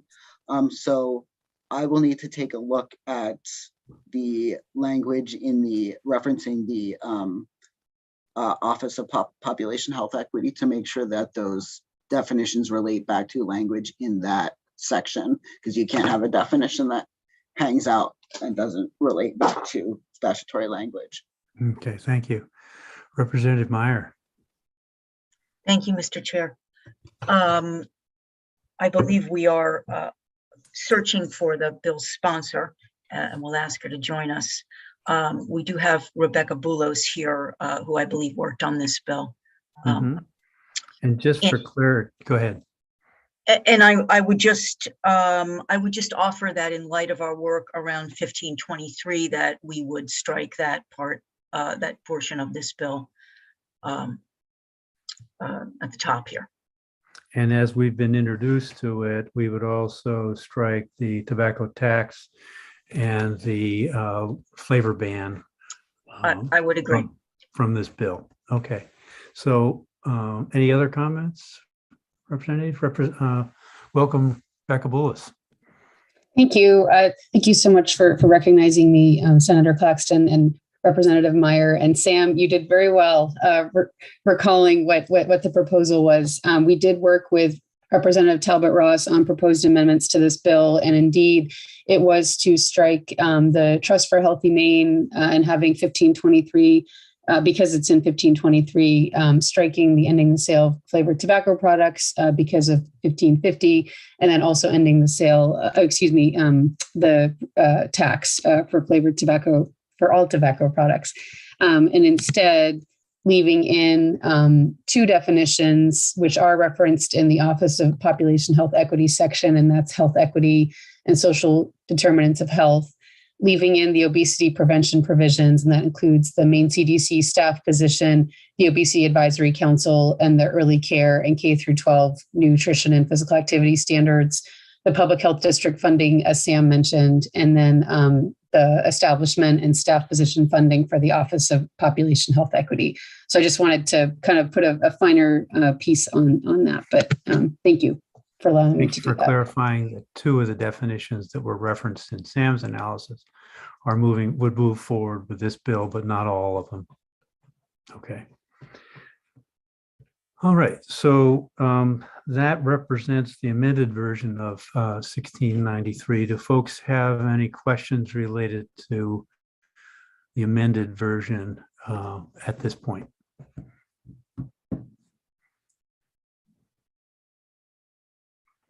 I'm not seeing anybody looking for the unmute button. or putting their hand up. So I guess at this point, I would entertain a motion on LD 1693. Representative Lemelin. Thank you, Senator. I want to make a statement first. I oppose this bill. The reason for it is it has a lot of very serious flaws to it. One, health equity is ambiguous. It actually has no definition at all. And that doesn't mean that somebody like Representative Ross can't make up a definition for that term, but the term itself has no definition. Number two, the term equity means totally impartial. And in my reading of this bill, we're leaving out certain people. And if you're going to be equitable, then you can't leave out anyone. You can't sit there and say, well, we're protecting these people from these people, because then you're being racist against those people that you claim are taking advantage of other people. The same with the word systemic racism. I'm sorry, Senator, but I'm so tired of people misusing that.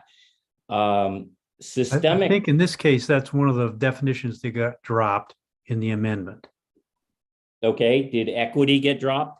Health equity was defined as one of the two that's to carry forward. Right. So health equity, of course, I oppose. If systemic racism is gone, that's a great thing. But the health equity would have to go because, like I said, the bill itself says that the bill is not conforming to the health equity. So I would oppose it. Okay. Any other comments before we get to a motion? Then I'm still open to a motion on 1693. Representative Meyer. Thank you, Mr. Chair.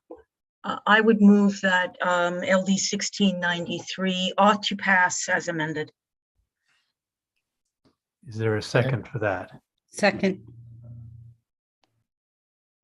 So I didn't see where that came from. Madigan. Representative Madigan, Madigan. thank you. Okay. Yes. Thank you, Representative Madigan. The second. So is there additional discussion about LD 1693 and the current motion being ought to pass as amended?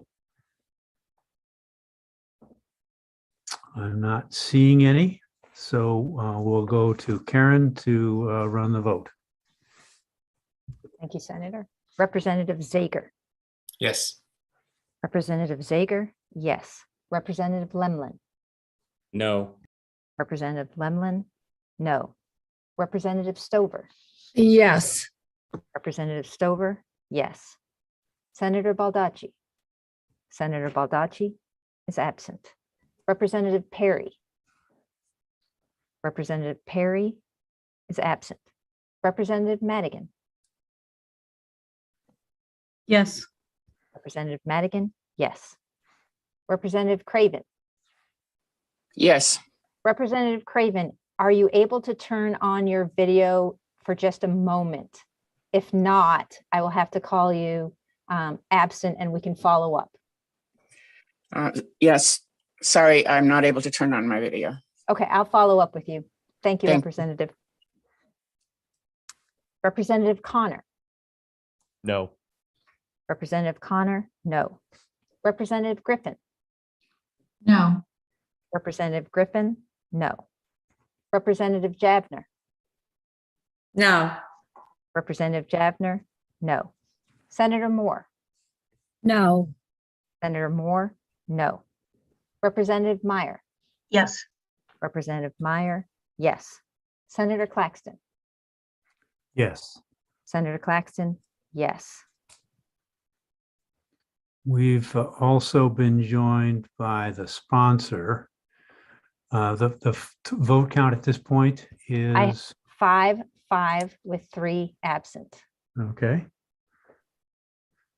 Thank you. So as with the other bill, we'll leave the voting open until Friday morning and then decide who is the minority report, who is the majority report. And I thank you for joining us, Representative Ross. And so that's where the vote stands, 5, and 3 absent. So thank you for your efforts. It's been an interesting discussion. Thank you very much, Senator. It has been very, very interesting. And I appreciate all the work that this committee is doing.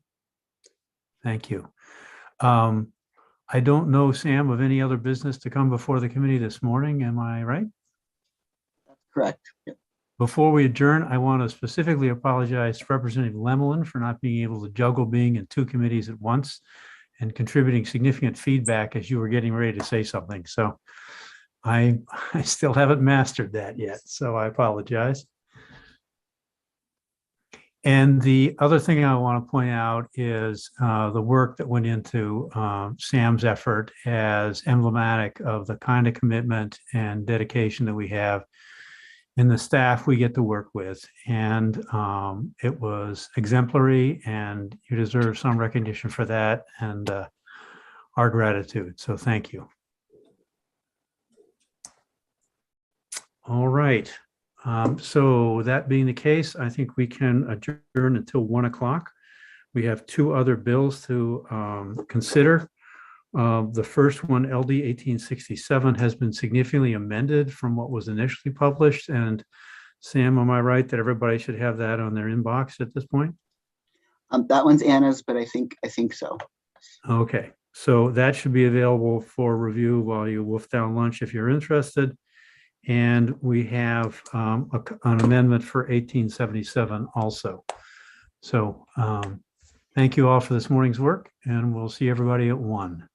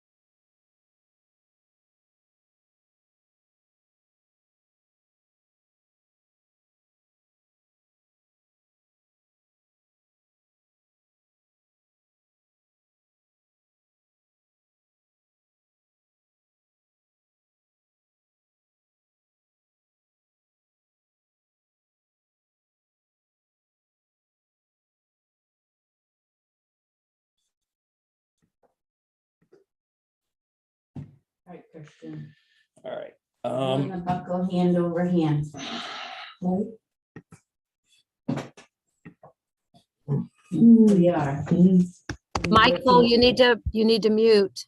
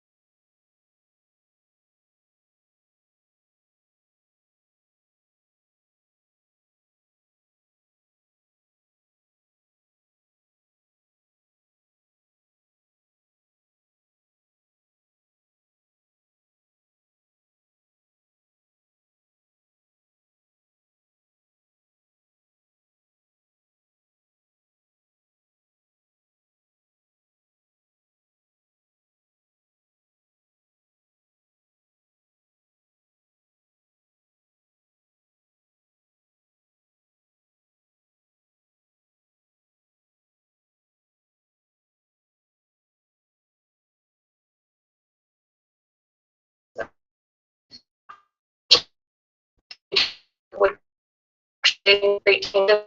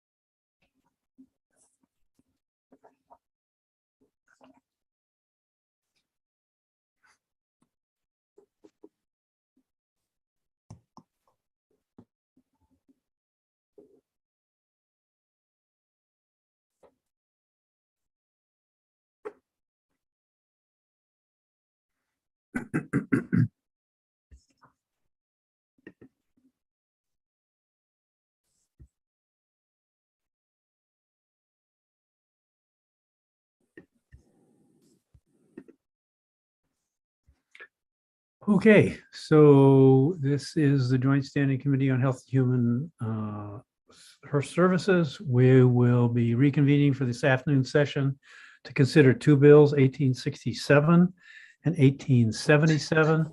We'll give Anna a chance to introduce herself since she wasn't there this morning. Hi, I'm Anna Broom. I'm the other legislative analyst that works for the Health and Human Services Committee, and I work in the Nonpartisan Office of Policy and Legal Analysis. Okay, so I guess we will defer to you, Anna, then to start with a review of 1867. Okay. Oh, hang on just a second. Sorry, I have the wrong one up. Hang on just a moment. All right. And there are several, there's at least one amendment and Yep. Some other feedback out there. One thing at a time. I've got a bunch of things to show you. After I've gone through this, I will bring up the amendment actually, perhaps if that's easier for you, in just a second. So this is the bill to codify the main care rate system reform. I'm going to read through the summary, even though you have an amendment, because I think most of the things in the summary still are relevant. They're just partly differently ordered, and there are some things added. The department will consider and, when appropriate, adopt payment models that use financial incentives to promote value. This is all of the things in the bill. Secondly, the department benchmarks to Medicare services for which a Medicare rate is available and represents the most appropriate benchmark and method of payment. When benchmarked to Medicare, the department would use the most current year available and update it at least annually, and establish a consistent percentage for benchmarked services, and then document whenever there is a deviation from that percentage from Medicare or the standard percentage. Fourth, it benchmarks to a non-Medicare payer source, including commercial rates or other states' Medicaid rates, if available, and that's the most appropriate benchmark. And it uses the most current, the current year of data, and update that at least once every 2 years. They would also maintain those benchmarked services, what they are, on the website. The department will conduct or contract every 4 years a comprehensive benchmarking report for all services that are benchmarked to Medicare, at least, that should say 5, I'm sorry, at least 5 Medicaid states and main commercial payers. Apparently I was having trouble typing. Seventh, they would conduct a rate study for every service for which a benchmark is unavailable or inconsistent with goals of efficiency, economy, quality, and access. And that would develop annually a schedule of rate studies as long as at least, as long as that's at least every 5 years. It's posted on a website, and they can conduct off-schedule rate studies if appropriate. The department will conduct rate studies for specific services for which benchmarking is not appropriate or advisable. Rate studies must include public notice, review of data, developing or updating models, and a public presentation of draft results in response to comments. There would be an annual COLA provided on a consistent date for each service that has not received a rate adjustment within the last 12 months and is not benchmarked. And they would maximize the use of a consistent COLA index that's consistent with the rate that's used for the minimum wage laws. As you know, there's the minimum wage law has a COLA attached to it. There is rulemaking for changes to rate methodology based on a rate study or value-based payment model, the benchmarking percentages that are used, and the COLA methodology. That rulemaking is routine technical. The department may use funding from the Main Care Stabilization Fund to fund rate adjustments when needed, in addition to budget initiatives. And it establishes a main care rate reform expert technical advisory panel. I didn't check to see what that acronym is. To advise the commissioner of the department of Health and Human Services with technical, nonpartisan, third-party expertise to inform the department on the schedule and actions on rate assumptions, payment models, and other technical matters. The advisory panel doesn't propose rates or methodologies, and the panel includes MHDO, the Bureau of Insurance, DPFR, licensing and certification, the Office of Affordable Healthcare, which I didn't dare abbreviate in case I forgot what it was, the Department of Labour, DAFS, and OFPR. The panel reviews annual schedules of policy sections slated for rate studies, assumptions, and recommendations from rate studies, findings of benchmarking reports, and other technical matters. And the advisory panel must meet at least twice a year, and those meetings are public. So you heard during the public hearing that the department, as you know, has completed the comprehensive rate system evaluation in 2021, and this is formalizing that rate system reform. It would require the department to adhere to specified rate development principles and processes in establishing main care reimbursement rates, whether fee-for-service or value-based. You saw about the benchmarking, the regular rate studies where there's no appropriate benchmark, establishing a transparent process, and including annual COLAs for those rates that haven't been adjusted in the last 12 months. And then rulemaking is required whenever the methodologies are changed, and the funds from the main care stabilization fund is used to fund rate adjustments in addition to appropriations. So you heard a number of requests for amendments from a number of different bodies, including MAXB, the Alliance, it's Mallory, the FQHCs, Maine Health, the Hospital Association, and others. And I've just numbered them all there.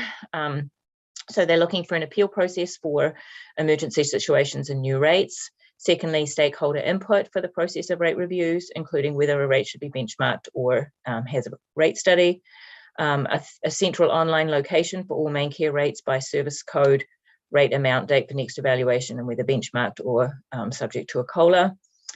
Fourth, references to access and quality.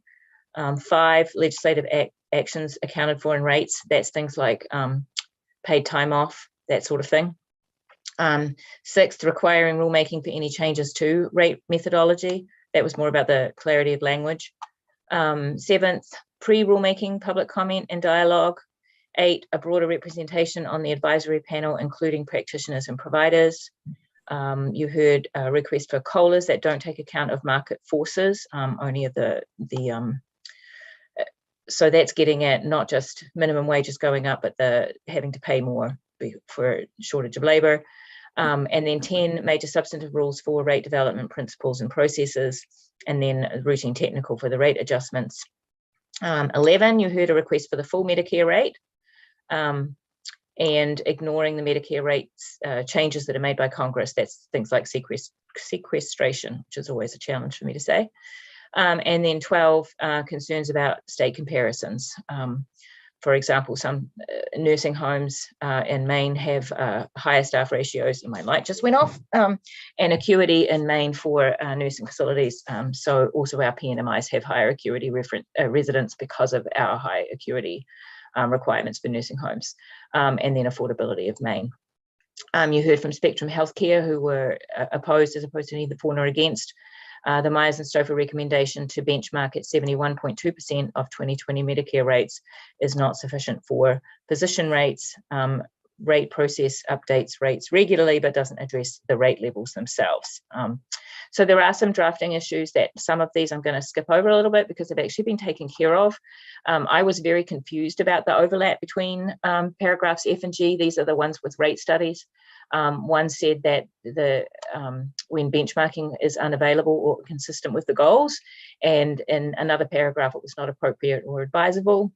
But I see in the amendment that that's actually being put together with the unavailable or inconsistent with the goals. I think that's the one that finally ended up in there. So that those lead-in paragraphs were a little bit different, but they seem to be for the same purposes, and I think that seems to be an organizational issue that has been clarified. The posting on the website, I think, has also been clarified a little bit.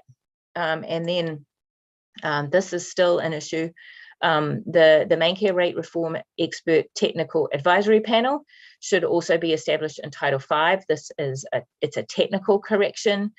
This is where all the boards and commissions live. It doesn't change where it is in the bill. It just needs a reference over in Title V in section 12004, and the committee would need to determine whether it belongs in paragraph E, well, it's actually not. Let me redo that. Section 12004E, G, or I. And those are advisory boards or boards with minimal authority. So it just needs to be established over in Title V if you want the advisory panel. It doesn't change any of, it's just literally a cross-reference, but that's where it's established. And then OFPR, that it's unusual to have an employee of a legislative organization on a body advising the legislature, but I don't need to spend any time on that because I see that that has also been removed in the amendment. And I had mentioned that to Molly ahead of time, so maybe she listened to me. There was a question about where the funds in the main care stabilization fund come from, and funds must be transferred into the fund by the legislature. In other words, it doesn't have a dedicated or automatic source of funding. And we haven't yet received anything from OFPR, although you did hear from Michelle Probert during the public hearing that this is not intended to have a fiscal note. So I'm going to stop sharing for a moment. I don't know whether you want me to bring up the amendment or not. It's up to you how you would like to proceed. I think it's better just to deal with the current version of the amended version, so we can just talk about current realities. Would you like me to bring it up? If you would. Okay. And I understand that Director Probert's available to walk through it if that's not something you want to do or prepare to do. I can do some of it, and then you should have Michelle talk about the policy pieces behind it. But I'm just going to find it on my screen. And then I will bring that up because there were a couple of things I wanted to show you in it. If I could just find it. Okay.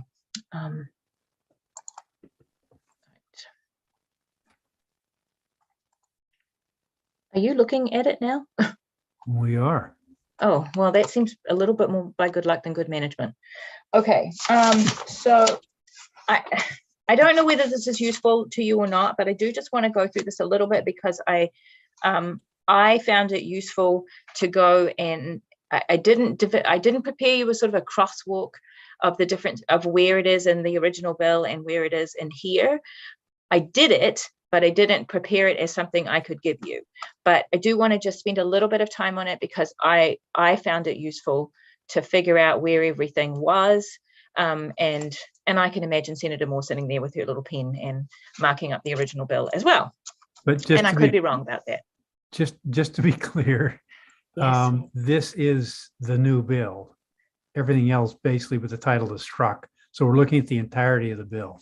Well, yes, you are. And you can see that they have marked up with the original bill and, they put the new pieces in red, but it has been reorganized, yes, which is what I found slightly confusing. So the first part here is sort of reorganizing it. This is the original part, paragraph F in the original bill being moved over into here and clarifying that this is in rulemaking. This paragraph J2 is actually, if you've got your little pen handy, you scribble out that little paragraph J2 and you put in subsection 2. That's what they really mean. The J is because this is J up here. And so that's just a little bit confusing to me. It took me a while to catch on. I understand how that happened. But so this is as set forth in subsection 2, which is the next section down, because this is subsection 1. So I don't need to go through all of these little bits and pieces because a lot of them are the same.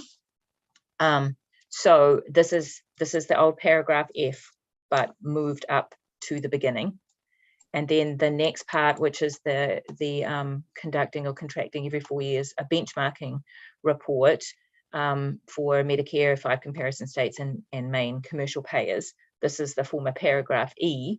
And I have to say this organization in here is a lot easier to follow in terms of what happens, and then the next thing happens, and then the next thing happens. I found that a lot easier to follow.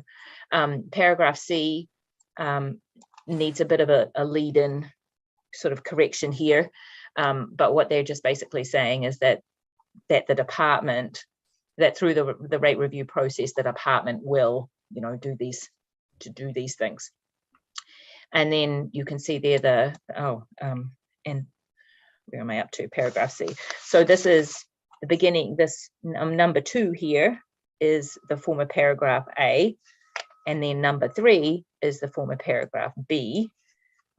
So these don't change what I had in the summary in terms of what it does. It's just really cleaning up the organization here and clarifying how the benchmarking report works. And then let me turn over the page. This number 4 here is paragraph C,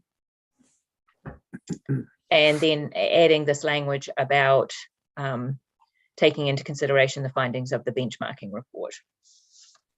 Then number 5 is former paragraph F, and this is what I was saying about how I was confused about F and G, about the rate study. So this is conducting a rate study when the benchmarking for Medicare is either unavailable or inconsistent with the goals of efficiency, economy, and quality of care to support member access. This is the same language, but it's clarified that that's what the rate study is for, whereas there was 2 slightly different versions in the old bill.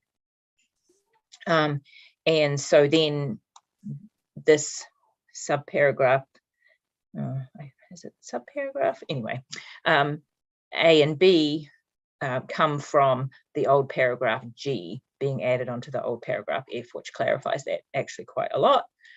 And then this is new, this number 6.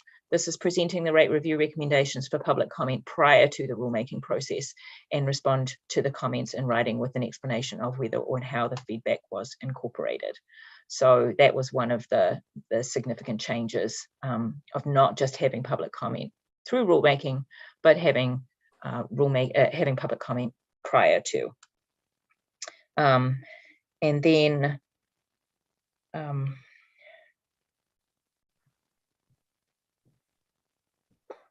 I forget what I was going to say about that paragraph D, but so I'm going to move on a little bit. And then this number 1 here is from paragraph B and C formally, and we would change these pers to pursuant to, or subject to, or something. And then number 2 is the paragraph C, and then number 3 is paragraph H. So this is the rate study part with the COLAs. And the H continues on to the next page as well. So this is the same language. So this is what I was meaning about how this is the same language that is in the original bill, which is why they've left it in the black, but it is reorganized. And then subsection 2 is the rulemaking piece. And I forgot to say, well, I was talking about the rulemaking, about the drafting issues, that this language would need to say that the rulemaking is routine technical. I know their intent is for it to be routine technical because section 3173, which is at the beginning of the Medicaid piece, has some old language, which means that it's routine technical. So their intent is certainly for it to be routine technical. But when we make new rulemaking like this, we do actually need to say that this is routine technical language. That's just a technical change. I'm not getting into the debate about what kind of rules it should be, but in terms of how it's drafted and how it's intended to be drafted, it should say that it's routine technical. Okay, so then this is very similar to the subsection 2 before. So everything that's read in here is new language that the department is proposing. So I will skip down on through that. And then the funding section is the same. And then I would recommend here for the advisory body. So what's happened here is that the department is proposing to have both the advisory panel, and they've taken off OFPR, and the MAC, which is the Main Care Advisory Committee. So you could just make this a subsection for the Main Care Rate reform expert technical advisory panel. And then none of this is different except for the OFPR being removed. And then this could be a subsection 5, the MAC. This is a committee that is already required by federal law. You do have them come before you during the orientation. I would certainly recommend that you add it in here that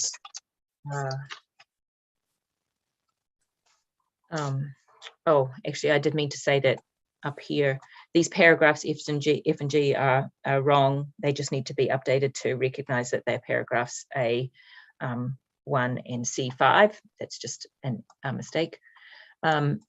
And so the Main Care Advisory Committee, you would want to refer to federal law that because this is not established anywhere else in statute, which is kind of funny, but that's just because the Main Care Advisory Committee is required by federal law.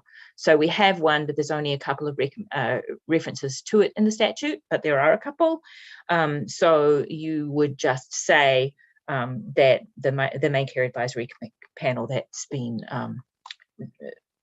subject to federal or I'm sorry, pursuant to 42 CFR, et cetera, et cetera.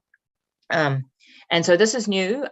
This is asking the Main Care Advisory Committee that the department would provide updates at each meeting of that committee on the department's planned and completed activities under this section for discussion and advisement, including but not limited to the schedule and status of rate reviews, planned and in process, status of and plans for comprehensive benchmarking studies, and contemplated rulemakings that are related to reimbursement rate methodologies. So that's something new that the department is proposing. And then this would be a new subsection 6 if you added 5 up here. And this is also new that the department would maintain and annually update a centralized master index of rates by service code and post it online. And you can see all of the things that would be included in there. So I will stop sharing, but I can bring it up again at any point.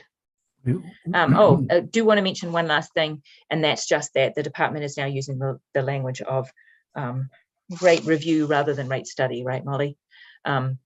That's a clarification change that I should have mentioned as I was going through it. But I'm going to shut up now. But if you would like me to bring it up again at any point, I'm happy to do that. So let's start with questions. Any questions that come up from what Anna's presented to us, and then we'll come back to, I don't see any. So Michelle, do you want to highlight the changes and the whys for the changes and any additional detail that Anna didn't provide? Yes, Senator Claxton and Representative Meyer, members of the committee, thank you for having me this afternoon. And thank you, Anna, for going through that process. I recognize that those were a lot of changes to sections and reorganization. My initial intent was not to give everybody, or our initial intent was not to give everybody a headache, but we recognize that some restructuring was in order. And so I'll try to briefly explain at a high level what that rationale was. So under the initial version of the bill, we intended in one section to describe our overall principles and processes for rate development, generally speaking. That includes the fact that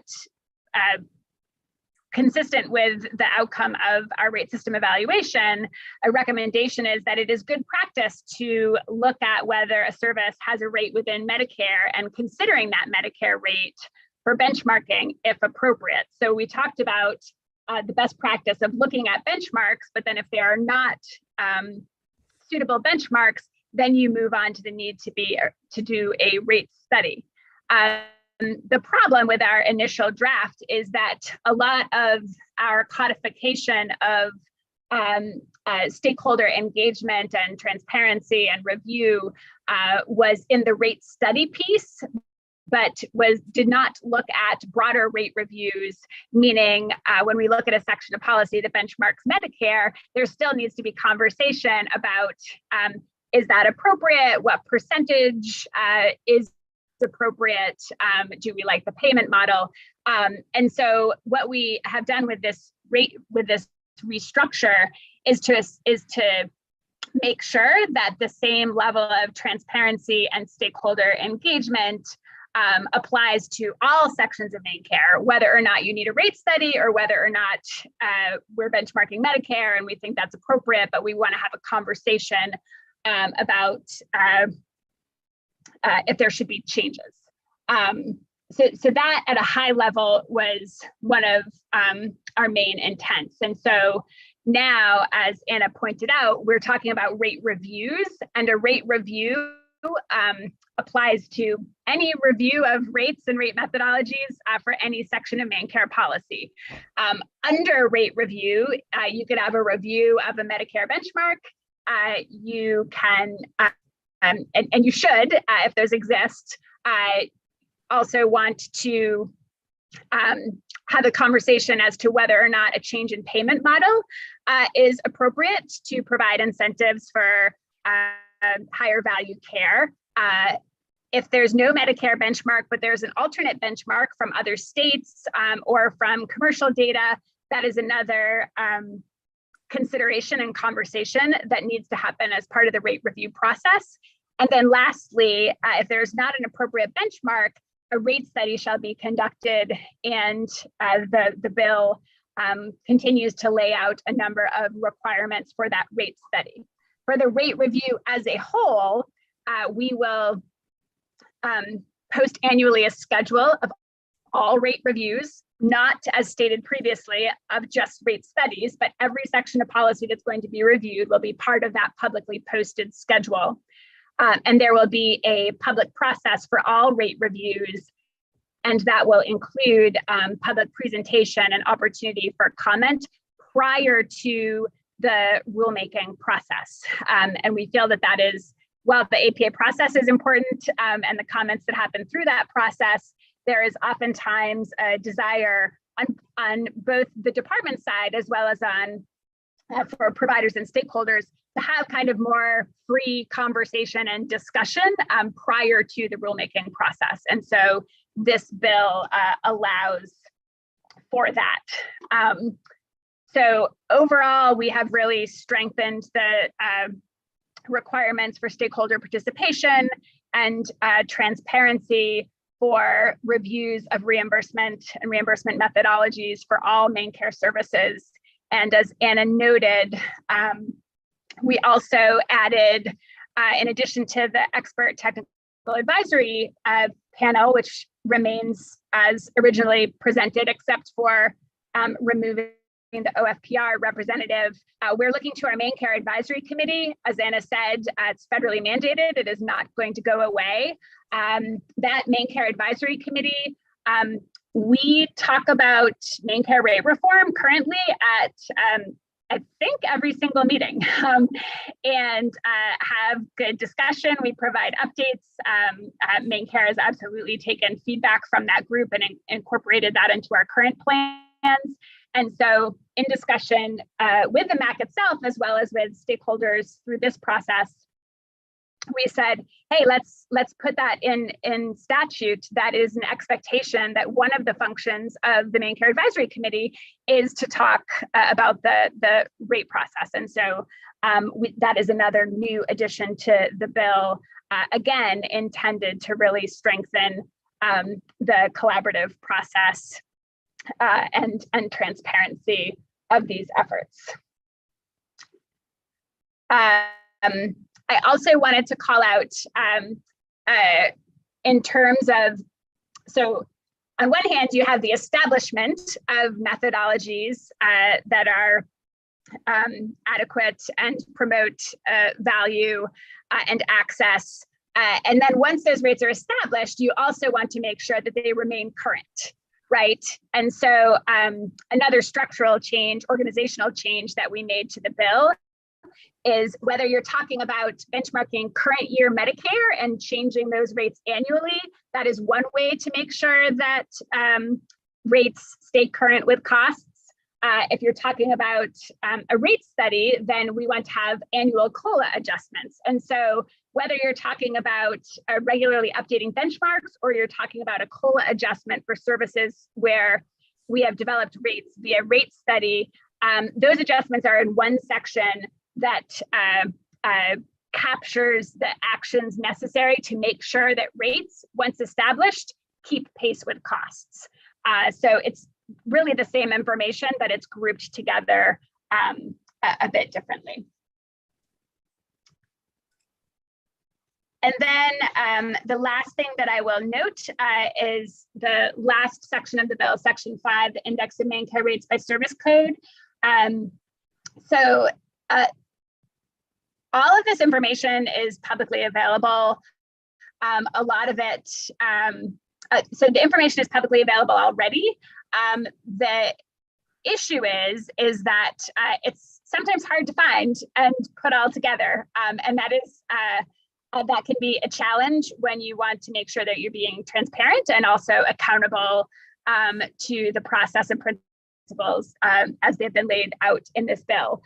So we have been talking about having an index where you could really a one-stop shop for figuring out what is the current rate, where did it come from, when was it last updated, when is the department going to look at it again, that is information that could be in one place for all services. And stakeholders that have been working with us on this bill had the recommendation that mirrored the discussion we'd had within main care actually about the fact that that index would be a very positive thing to put into statute. And so we agreed and have included that in the draft here as well. So our intent is that we hope we've been successful at strengthening the codification of stakeholder engagement and making sure that there's opportunity for feedback so that we can have a system that is data-driven, informed by experience and information from stakeholders, and that is consistent and equitable. Thank you.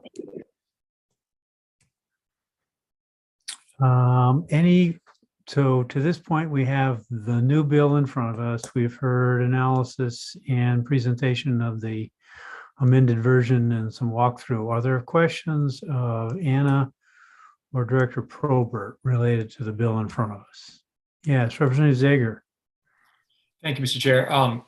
Director Probert, this is terrific work. Sounds like there's a lot of collaboration with OMS and all these stakeholders. In understanding the makeup of the MAC, what percent or what fraction of the folks that are on that are clinicians who see patients? Approximately. That is a good question. There are federal requirements for having clinicians represented on the MAC. I would need to go back and I'm not actually sure of everybody's credentials who's on the MAC, but I will note though that we recently identified that we need to seek more participation from physicians because those who had been on the MAC were not actively participating anymore. And so there are requirements that if you're not actively participating and there's specific parameters, then we need to open up that seat for somebody else. And so we are at the point where we want to make sure that we have better representation than we do currently for clinicians who are representing that role versus a different role. And are there certain seats that are voting members and non-voting members? Are all the seats basically the same? All of the seats are the same. I will note that so the further detail for the Main Care Advisory Committee is in our chapter 1, section 1 of Main Care Rule. That is undergoing rulemaking right now. So all of the detail is not posted in the current rule since it's changing. One of the changes that has been proposed is that we are increasing the size. I think, and Jenny Patterson is here somewhere. I'll bring her in. We're increasing it from increasing it to 15 to 30 individuals. Previously, I want to say it was 10 to 15. So we've increased the size, and they're all equally voting members. I will also say that meetings are public, and we at every meeting have individuals who are not official members, and they participate in the conversation. This may not have always been the case historically, but so the MAC is chaired not by the department, and has not frequently taken votes on issues. Very occasionally they do, but that is not per direction of the department. That has been how the chair has chosen to run the meetings. Okay, thank you, and thank you for the indulgence, Mr. Chair. Sure. And Jenny, if you would like to correct anything I just said about MAC representation or participation, that would be welcomed.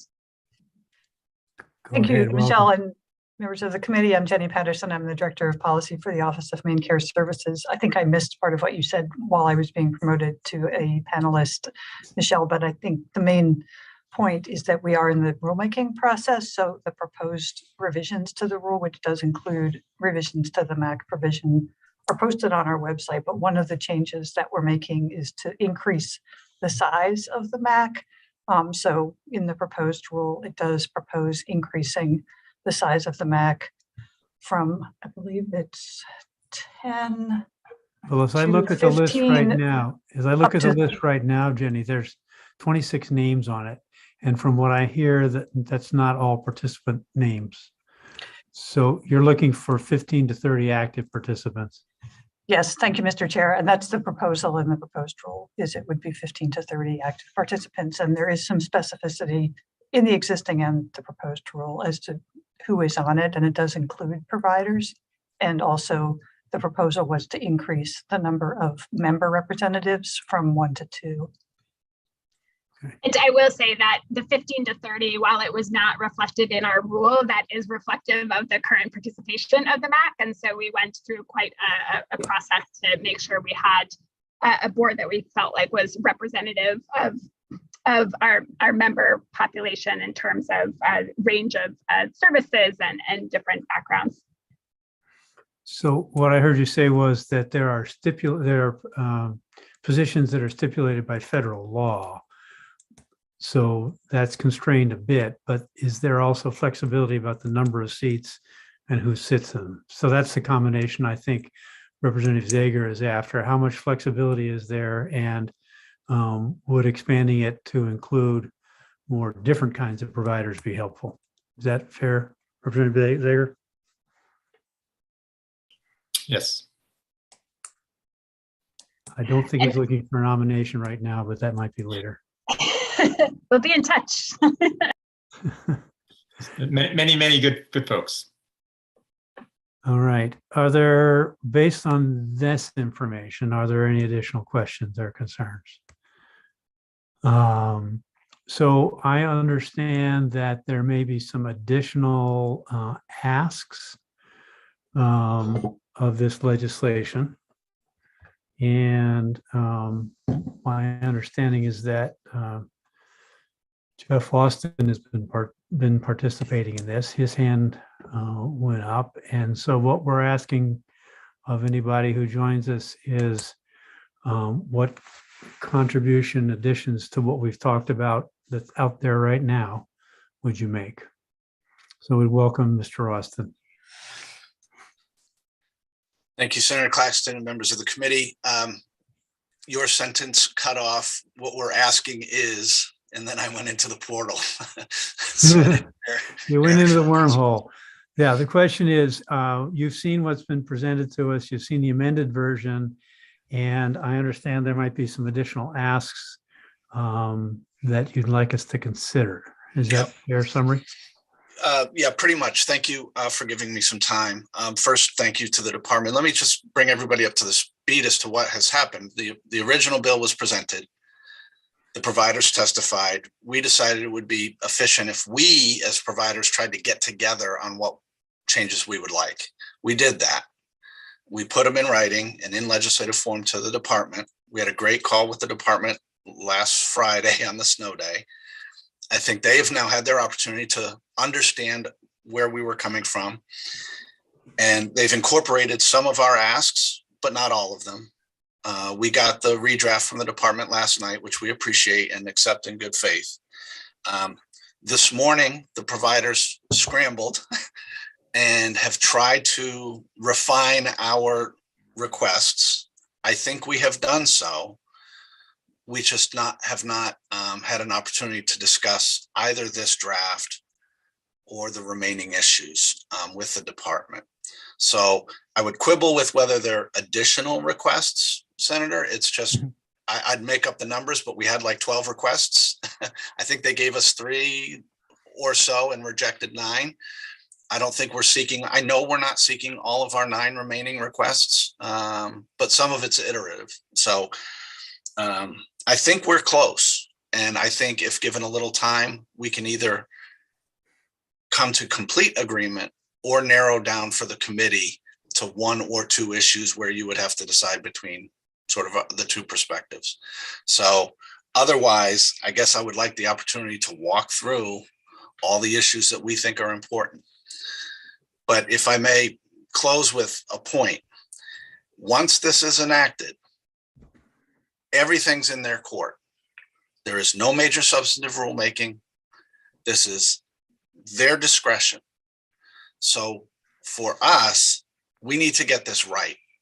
Once this goes into statute, there is certainly communication, but all the decision-making rests with them and it does not come back to you. So we really just want to get this right. With that melodrama aside, I think we have gotten a lot closer in the last few days. And I really do think some of this stuff is just clarification. There's probably 1 or 2 fights and maybe not even that. So I don't know if you want me to walk through all those issues now, or you want to give us a chance to reprise what we did last week. We're willing to do that on our side. We have 4 working days left for the committee, so I'm interested in moving things along as best we can today. So if that means you visiting the 9 and helping us understand where you think there's controversial and which we can get rid of, I think that would move the process. Thank you. Okay. So the first 2 issues are, I think we're close. I think you heard from Michelle that they are willing and open to, and I think welcome pre-finalization conversations. I think we see that in the rate studies. I don't know that we see that in the actual rate making process. And so you'll see the rate making process on page 2 of their redraft. Section 2, page 3. So we may be misunderstanding each other. We haven't had a chance to talk to the department about their redraft, but in addition to conversations about the studies before they're finalized, I think that's decently captured in their redraft. I don't think what's decently captured is pre-rulemaking conversation. So they've got a draft in their mind. We'd like to see it and talk before they go into rulemaking. Because once they go into rulemaking, they literally can't talk to us. Other departments do this. So we may be misunderstanding the redraft. We haven't had a chance to talk, but that's kind of the first big heading. The second is if you see on page 2 of their redraft, sections 2, A, B, and C, they talk about stuff that has to be done by routine technical rule. Then they also talk about ministerial changes that don't even require rulemaking. We accept that. We would like notice of ministerial changes. This is some things like, hey, we've updated the COLA. It's math. Or the new if they're going to benchmark to Medicare, the new Medicare rates are out. We've updated them. Prior to them going into effect, we would like to be told so we can check math. We're not asking for any process. They don't have to talk to us. They don't have to meet with us. They don't have to respond to comments. Just for anything that will not go to rulemaking, a pre-effective date notification so that we can check their math. Okay. So let's stop there. You described those, I think, as something you were getting close on. So let's hear from the department, if you can, about those two issues, the pre-rulemaking conversation and the ministerial changes notification. Does somebody want to address that? I can offer some clarification. The intent, which we tried to make more clear in this redrafted version, is section 1 again lays out the process and principles for rate review process as a whole. That includes any review of with the purpose of setting reimbursement rates and or methodologies, whether you're benchmarking Medicare or other rates, or whether you're doing a whole rate study. That section 1 now does specify that there shall be public notice for any rate reviews. It also, that is in, I'm not good at citations of LDs, so bear with me, but in C1, it calls for public notice of the initiation of any rate reviews. And then in section C6, it says that any rate review recommendations need to have a public comment and response prior to rulemaking. So section 1 as a whole lays out the process, and then section 2 talks about how rulemaking interacts with that process. So as written, our intent was absolutely to say there needs to be notice, and there also needs to be public comment and interaction prior to rulemaking. And then section 2 gets to the rulemaking process, which basically indicates that if you're establishing that methodology in line with the process and principles, then that requires rulemaking. If you're doing the regular updates for cost of living or looking at the new year for Medicare benchmark, that does not require rulemaking. I also did want to clarify, based on earlier conversation, that if a rule currently requires major substantive decisions for rates, this LD is not intended to change that. So if something is currently major substantive and we go to develop a new rate methodology, it would still be major substantive. If something is currently routine technical and we develop a new or updated methodology or rate, then it would continue to be routine technical. This bill is not intended to override everything and say everything is routine technical now. So I wanted to clarify that as well. Jeff, was that responsive to your questions? If I could respond, no, I think we still maintain our position.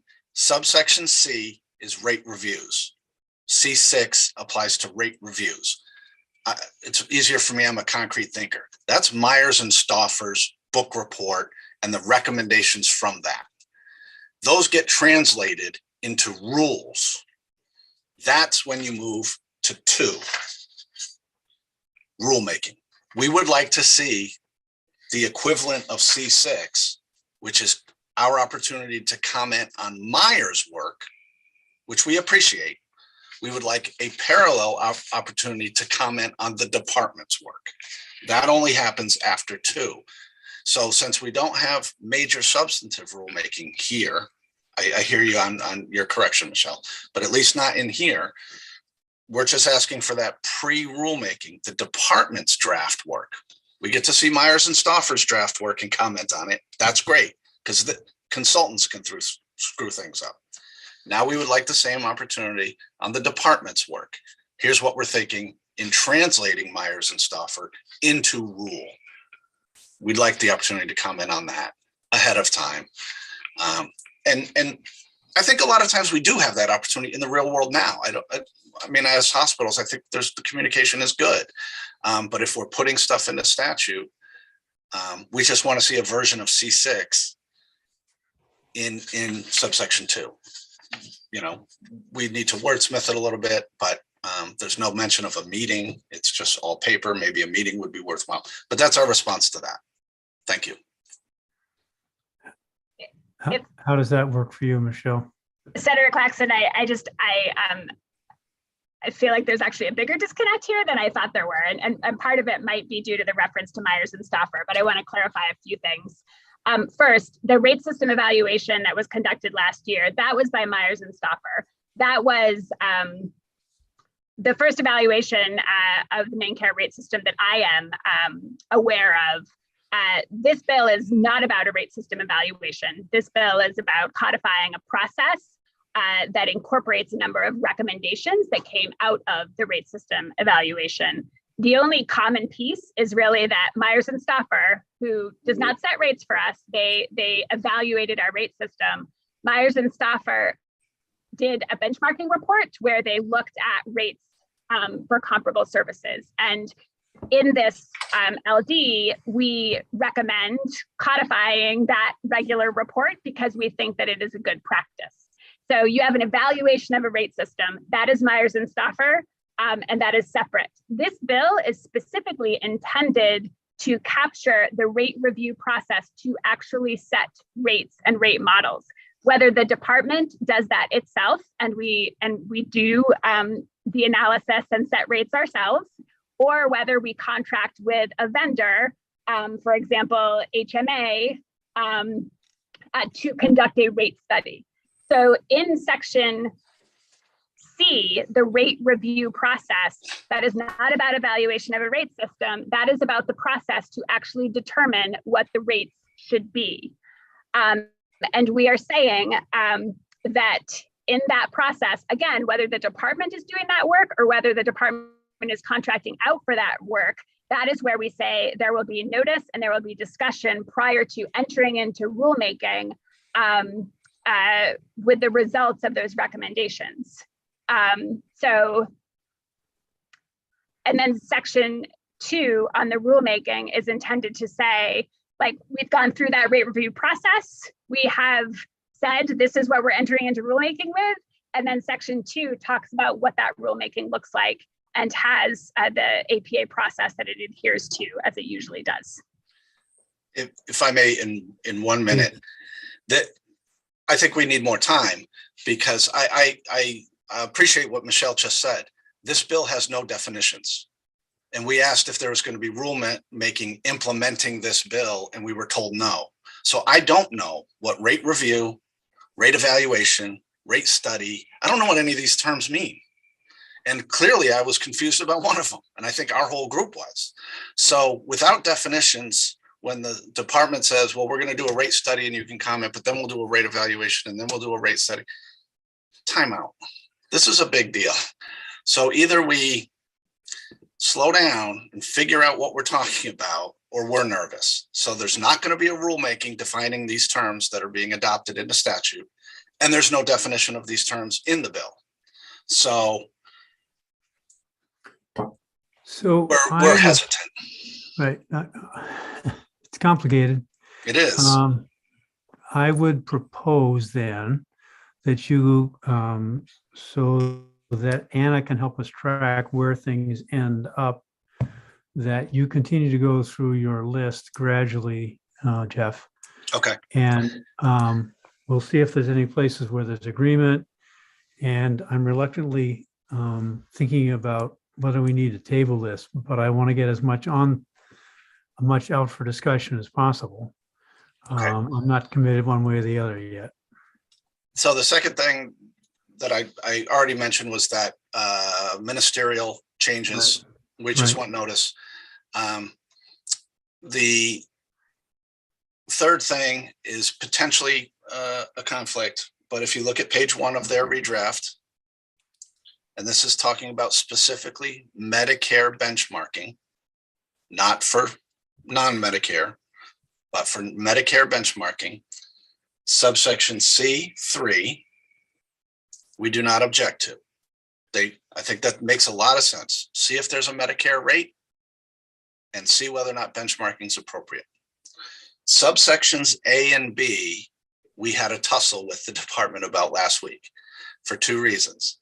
It says, as a matter of policy, that they should set a consistent percentage of Medicare. A consistent percentage. We do not agree that that is good public policy. Unless they want to agree that 100% of Medicare is the consistent percentage, which they're not prepared to do, then we feel like this section actually reaches into rate making and not process.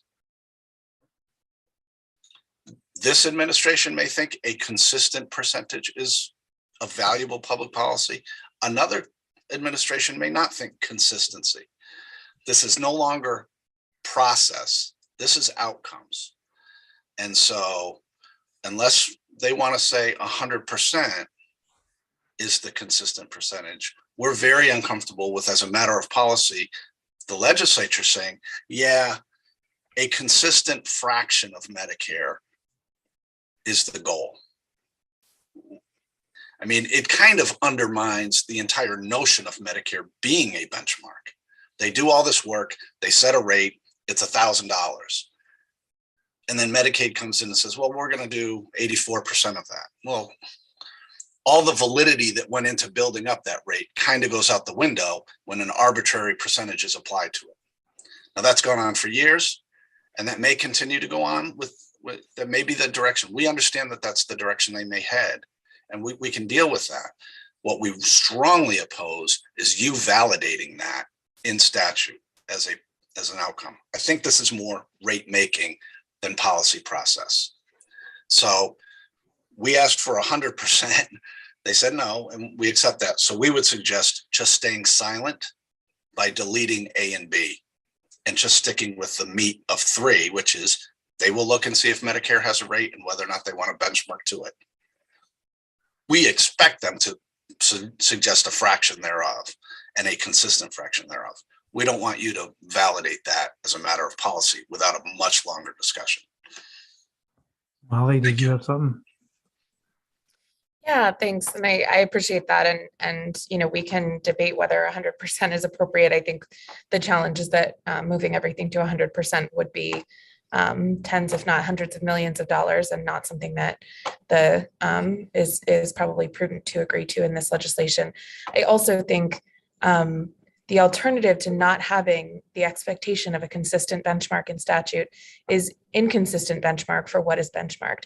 And that is what we have now, which is a fractured system of rates that have benchmarked some, 70% was the favorite number my first year working in the legislature. And that is different in different years and different for different services based on who is making the effort to be in the committee and talk to folks. And so I think I would disagree with the idea that it validates the argument that we shouldn't be paying 100% of Medicare. That's a different conversation and one that we can certainly have. But I think what it does is recognizes that consistency is important for the providers and the main care members who benefit from those services. And that's why we have our differing opinions on this piece. On behalf of at least one provider, consistency is not. If one provider group gets 70%, which is arbitrary, and another group gets 80%, which itself is arbitrary, I don't know that we have served public policy by putting them both at a third arbitrary number of 75%. It's cleaner, it's neater, but we would rather you stay silent. Knowing that that's important to this administration and respecting that, there's a good argument for consistency. We just don't agree with it and would prefer you stay silent, but I'm happy to move on.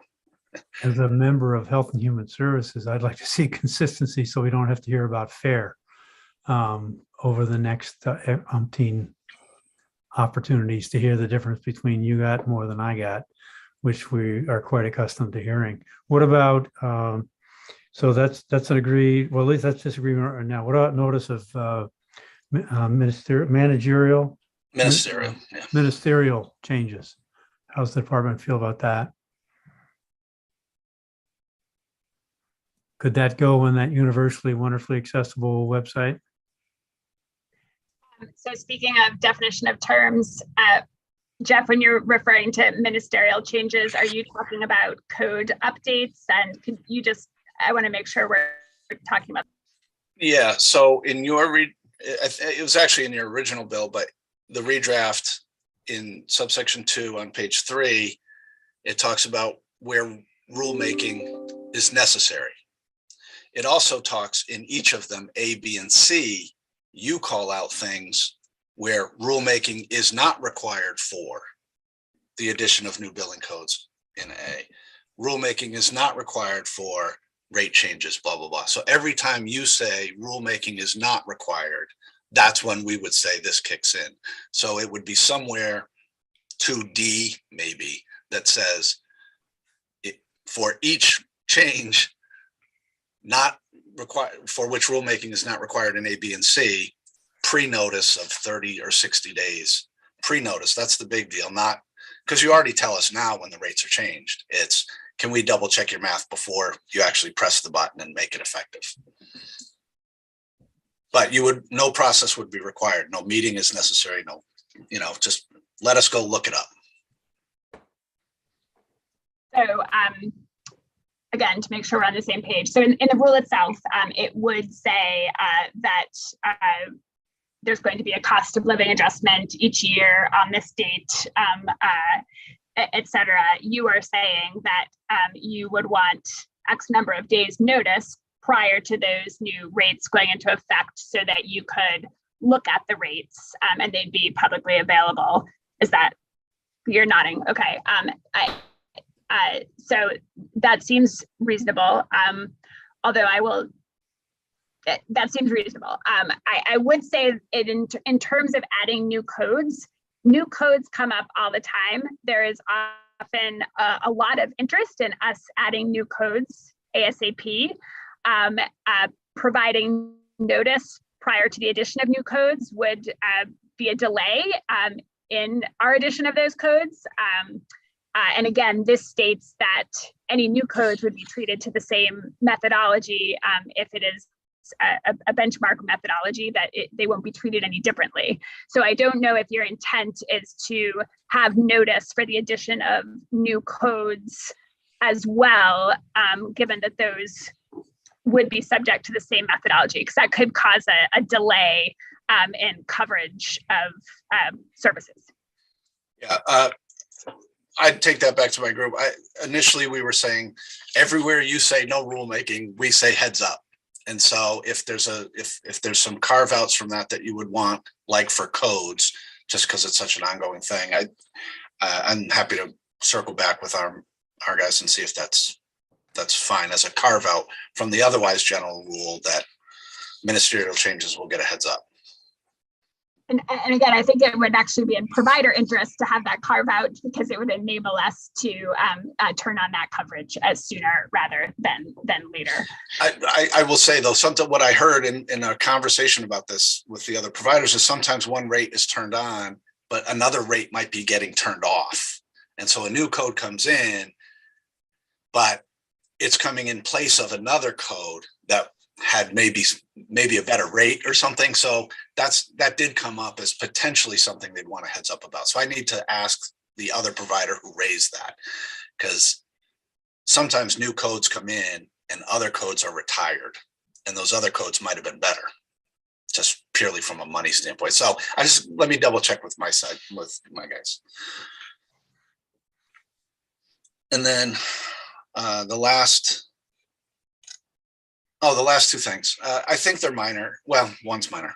The MAC, using the MAC, I think we we originally proposed creating a rate setting advisory group with 30 people and And the department's response was, can't we just use the MAC? And I think our response was, well, the previous administration, they didn't even have the MAC meet, or the schedule was inconsistent. If we could build some statutory structure around the MAC, maybe the MAC would work. So I think the department then came back with this draft and put some statutory structure around the MAC. I think we just need a minute to catch up to that draft and see if there's enough statutory structure here. I mean, my cursory reading of it is it's a lot of update stuff. We'll tell you where we are. A little less on the give and take, but we'll get there on this one. I'm not worried that there won't be this group or another group with regular rate making communications and updates. I'm not sweating this one, but there are some providers who have no experience. My guy goes to the MAC every meeting. There are other provider groups that don't. So, you know, some group will be good. If it is the MAC, I think we're going to need a little bit more statutory structure than what the department has proposed, but I don't think it'll take us a lot to get there. Finally, I'm sorry.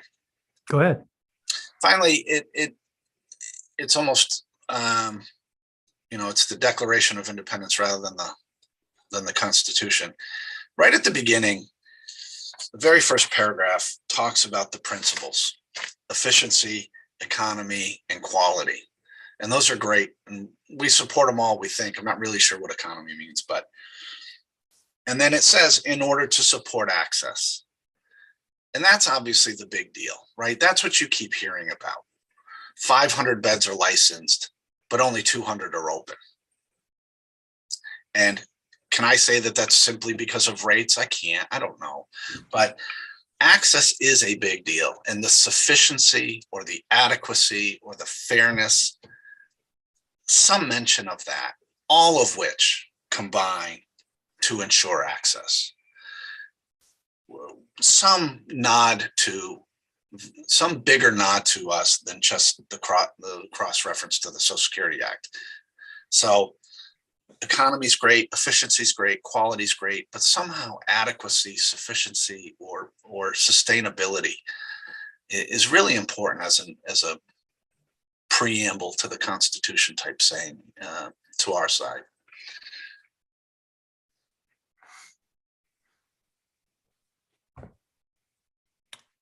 Any thoughts from somebody from the department?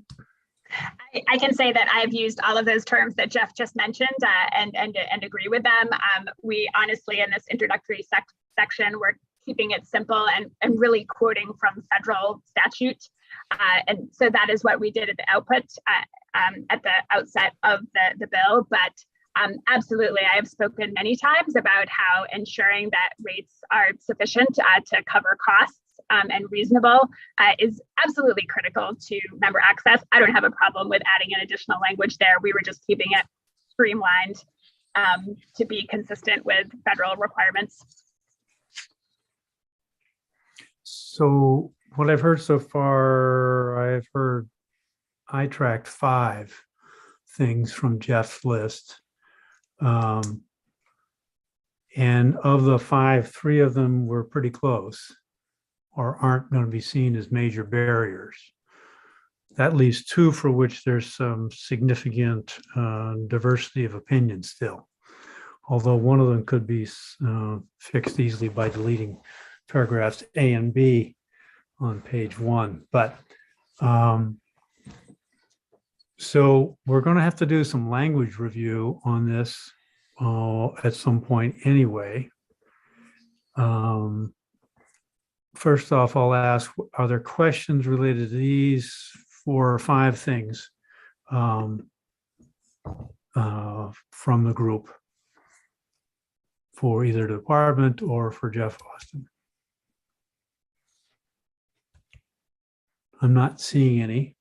That often means we're pretty far into the weeds for where we'd like to be. So the options at this point would be to task the department and the stakeholders, and you're the designated stakeholder, Jeff, to get closer on these 5, and we'll take what you can get to in a couple of days. And that would be what we would vote on at a later session. That's one option. The other is if there's any sentiment to vote now on what we have. Those are the 2 that I can think of. I'm open to other ideas or thoughts. You have succeeded in quieting the HHS. Yes. Representative Javner. Sorry, Senator Claxton, you spoke too soon. No, go ahead. I appreciate the work, the discussion, all of it. I just have one simple question from the stakeholders and the department. Do you really think 2 days is necessary? What would be the timeline that you could see before coming back to this if we were to choose to table? We can, yeah, I think several of these things are easily resolved or clarified. One or two may remain for you to just rip off the Band-Aid. It just depends on us getting together. Like you, I'm supposed to be in 2 other committees right now. And so I'm happy to, this is a priority though for us. And I think for other providers, it's a big deal, as you can imagine, our reimbursement. So we will move as quickly as you want. You want it by tomorrow, I clear my schedule. I'll do the call tonight. But the department has schedules too. So Yeah, certainly from our perspective, this is a pretty big priority as well. And we will happily accommodate. I do think that, there are, it sounds like a lot of places where some wordsmithing is going to do the trick, and then there may be some policy decisions that the committee needs to make. But I do think that, we'll do our best to get it to you as expeditiously as we can. And then before we commit to one or the others, though, yes, Senator Moore. All right, go ahead, Senator Claxton. I was going to make a motion, so. I was just going to touch base with Anna because she's the one in the crucible right now, to see if that kind of timeline is manageable if they were to come back on Thursday or Friday. If you want them to come back on Friday, that's fine. Thursday's actually problematic for reasons that I'd rather not explain on Zoom. Sure. Well, that's why I'm asking you, is that I appreciate that. So I heard that Senator Moore wanted to make a motion. Let me go to Representative Meyer first. Thank you, Mr. Chair. I'm also amenable to Friday, if that's what it's going to take to get to the place we need to get to here. But this committee, anyone who's been on this committee for the last 2 terms knows that this is a bill most welcome in that it lays out a process. It is a technical bill. It is a process bill. And it is my fervent hope that you do not come back to us with a bill that's got a fiscal note on it. Yeah, no, second that. So, so if the motion is to table, so moved. So the motion to table has been made. Is there a second? Senator Moore? I'll second that motion. Since you were going to go first anyway. So the motion to table has been made and seconded. It's now to, I think we've done so much of this. I think we do this with a show of hands. All those in favor of tabling until Friday. That's unanimous of those present. Thank you, people. Can you tell me if we're Friday morning or Friday afternoon? Friday, it would be our 3rd work session scheduled at 2 o'clock, which means who knows when. Okay, so Friday afternoon. Friday afternoon. Wait. I'm sorry. We have 4 bills scheduled at 10 o'clock. I'm sorry. I was looking at Thursday because somebody raised that issue. We have 4 bills at 10. Yours would be the 5th. Okay. Thank you, Anna. Thank you for hearing us out. Friday morning. Okay. So, interesting conversation. So I think that concludes what we needed to do related to bills. And there are we didn't accept until we get to 1877. It just went on long enough to deal with several. It's not like I'm tired this week. It's been a long month this week. So next we'll consider 1877. Thank you all from the department for being here. Thank you, Michelle and Jenny. I hope some of them are staying for the next one. Well, I know, but I want to thank you for the part. No, I mean, I might need the help. Okay. So, LD 1877. This is an act to prohibit prior authorization requirements in step therapy protocols for medications addressing serious mental illness for main care recipients.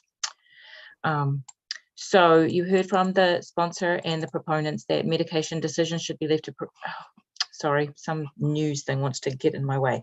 I'm sorry, medication decisions should be left to provider and patient based on history, symptoms, family history, and based on need, not cost. Patients may leave a hospital with an effective medication, but then it's interrupted by a PA or step therapy once discharged, and having to fail first leads to side effects, dropping out of care, disruptions in life circumstances. And you were sent a number of studies about how PAs and step requirements may cost more money in the long run, and ER visits, hospitalizations, disability, homelessness, and incarceration. You heard from Simone that they also recommend adding medications that are not specifically identified as psychiatric medications, but are routinely used for psychiatric reasons. For example, anti-seizure medications are also used for mood disorders. The department is opposed. The bill would, that should say affect OMS's ability to manage the pharmacy benefit in a fiscally responsible, clinically appropriate, and transparent manner. The preferred drug list would not apply to all medications used to treat serious mental illness. It would require changes to Section 80, which is pharmacy services, and that would require CMS approval, as the state plan provides assurances that Maine has prescription drug utilization controls in place through the preferred drug list. And they believe that federal approval is unlikely. They said the average PA turnaround is less than 24 hours.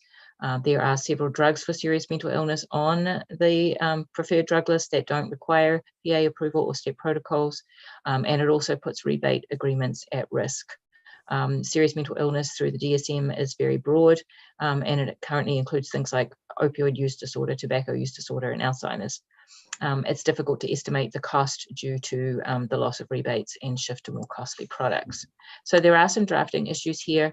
I just don't really quite understand what they all are. So I'm sort of going to lay out the problem, but I would need some help with the solution. The policy isn't the issue here, it's the drafting, for me. So the fiscal note is affected by their language not being specific enough. The sponsor's testimony is that the bill applies to all adults. It does this affect adults and children? Should the language exclude substance use disorder or tobacco cessation drugs? My understanding from Luke actually is that serious emotional disorder is the language we use for children, and serious and persistent mental illness for adults in our rules. And the fiscal note has been estimated without drugs for substance use disorder, but the language isn't clarified to saying that. You did hear from the department that they would need to apply to CMS for approval, so that language isn't in there. So I don't know if you want to consider whether you would want some CMS approval language, and also what would happen if approval isn't received. So the issue, however, sort of the biggest one, is that this bill is modeled on an insurance bill. In insurance, you can pass on costs. So it might be that if you want to move forward with this policy, it might need to be worded more similarly, and I'll bring up that bill in a minute, to the bill that you had a couple of years ago that was related to prior authorization for opioid use disorder, where that language refers to drug lists and rebates and so on. So what I think I know is that it can't be drafted this way. What I don't know is how it can be drafted, because I think that this is about preferred drug lists and I forget what the other terminology is. Rebates. Yes, thank you. That is the word that I'm searching for. Some states do have restrictions on PAs or step therapy for medications and mental illness. They do vary. It's not as simple as saying that these states have language similar to this. It's not written like this. I tried to figure it out, and then I sort of, at 10 o'clock last night before I hit send, I gave up. But the point is, it's not there certainly are states that have this kind of policy, but it isn't written this way. It does have, I think it does need language around exceptions to the PDLs or drug review boards. There is an OFPR preliminary fiscal impact statement that the department would require a general fund appropriation of $448,550 in the first year and $1.8 million in fiscal year 23, because that's a full year, associated with changes to PA requirements for step therapy protocols under main care for prescription drugs used to assess or treat serious mental illness. There are federal funds and federal block grant allocations required to for the match. So before I give up here, I just want to share my screen with something else just to show you a couple of other things. I'm sorry. So after I hit send, I realized that there are other pieces of language in the statute around the Medicaid drug formulary. This is one of them. I just point this out because it may be that either something in here has to be amended or something in here has to be not withstood. And did that switch over to the Medicaid drug rebate program section in paragraph R? Yes, okay. So this is the other section about the department entering into drug rebate agreements with manufacturers. I don't know enough about the details of how Maine does the PDLs and the rebates, whether we're in I forget what the word is, but what is the word when you purchasing pool? I don't know enough about that kind of thing. But the last thing that I forgot to bring up is I wanted to also just remind you of, oh, I'm sorry, let me make that bigger for you. That would just get out of the way. I could do that. There we go. So this is the bill I was mentioning about opioid use disorder. This went through a very similar process, by which I mean that it started with insurance and then moved to Medicaid. After a session, it was drafted along the lines of the insurance version, and it was amended by the committee after a lot of help from the department, because this stuff is really complicated. And you can see that, you know, there's language around therapeutic classes of medication and preferred drug lists. I guess the rebates are perhaps not in this one, but I just wanted to give that as an example. I'm not saying that this is the answer. I'm just saying that this shows what the issues are for drafting. So I understand that the policy issue is straightforward conceptually, but it isn't as straightforward as we think. And also it requires some drafting that is a little over my head for the moment. So I can only tell you the little bit I understand. There's a lot here that I don't, which is why I'm glad that some of the folks from Main Care are still here. And now I'm going to shut up. Okay, so let's give the sponsor a chance to respond. Representative Madigan, anything on the analysis that you want to flag, correct, or update?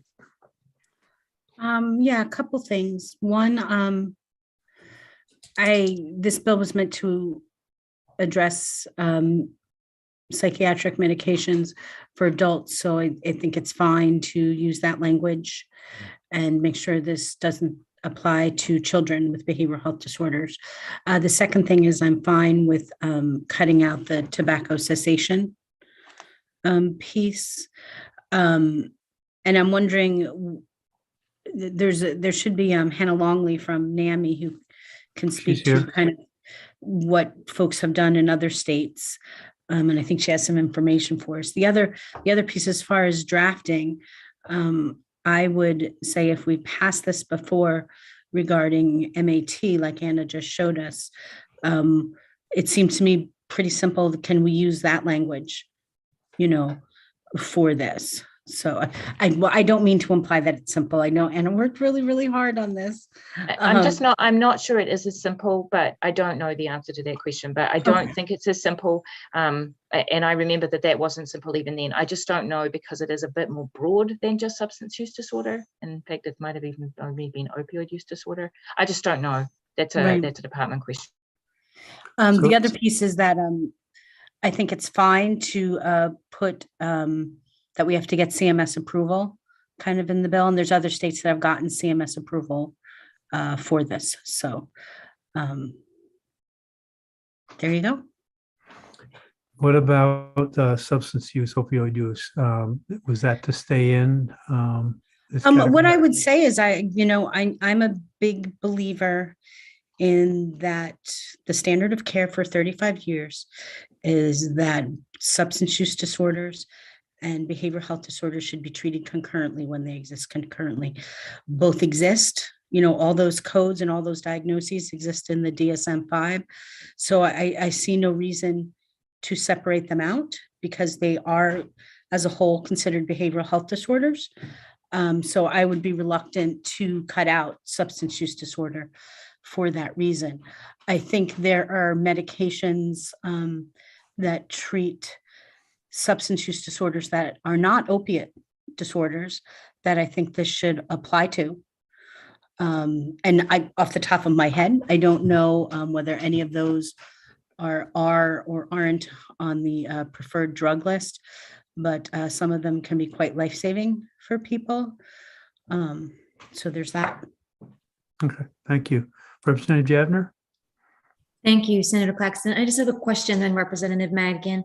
For this bill then, how is this different? What is it moving forward different for the SUDs than the previous bill that Anna was referring to that we passed previously? That's true. Does that bill only apply to opiate use disorder, Anna? I'm just looking. Right. Hang on a minute. I gotta find it.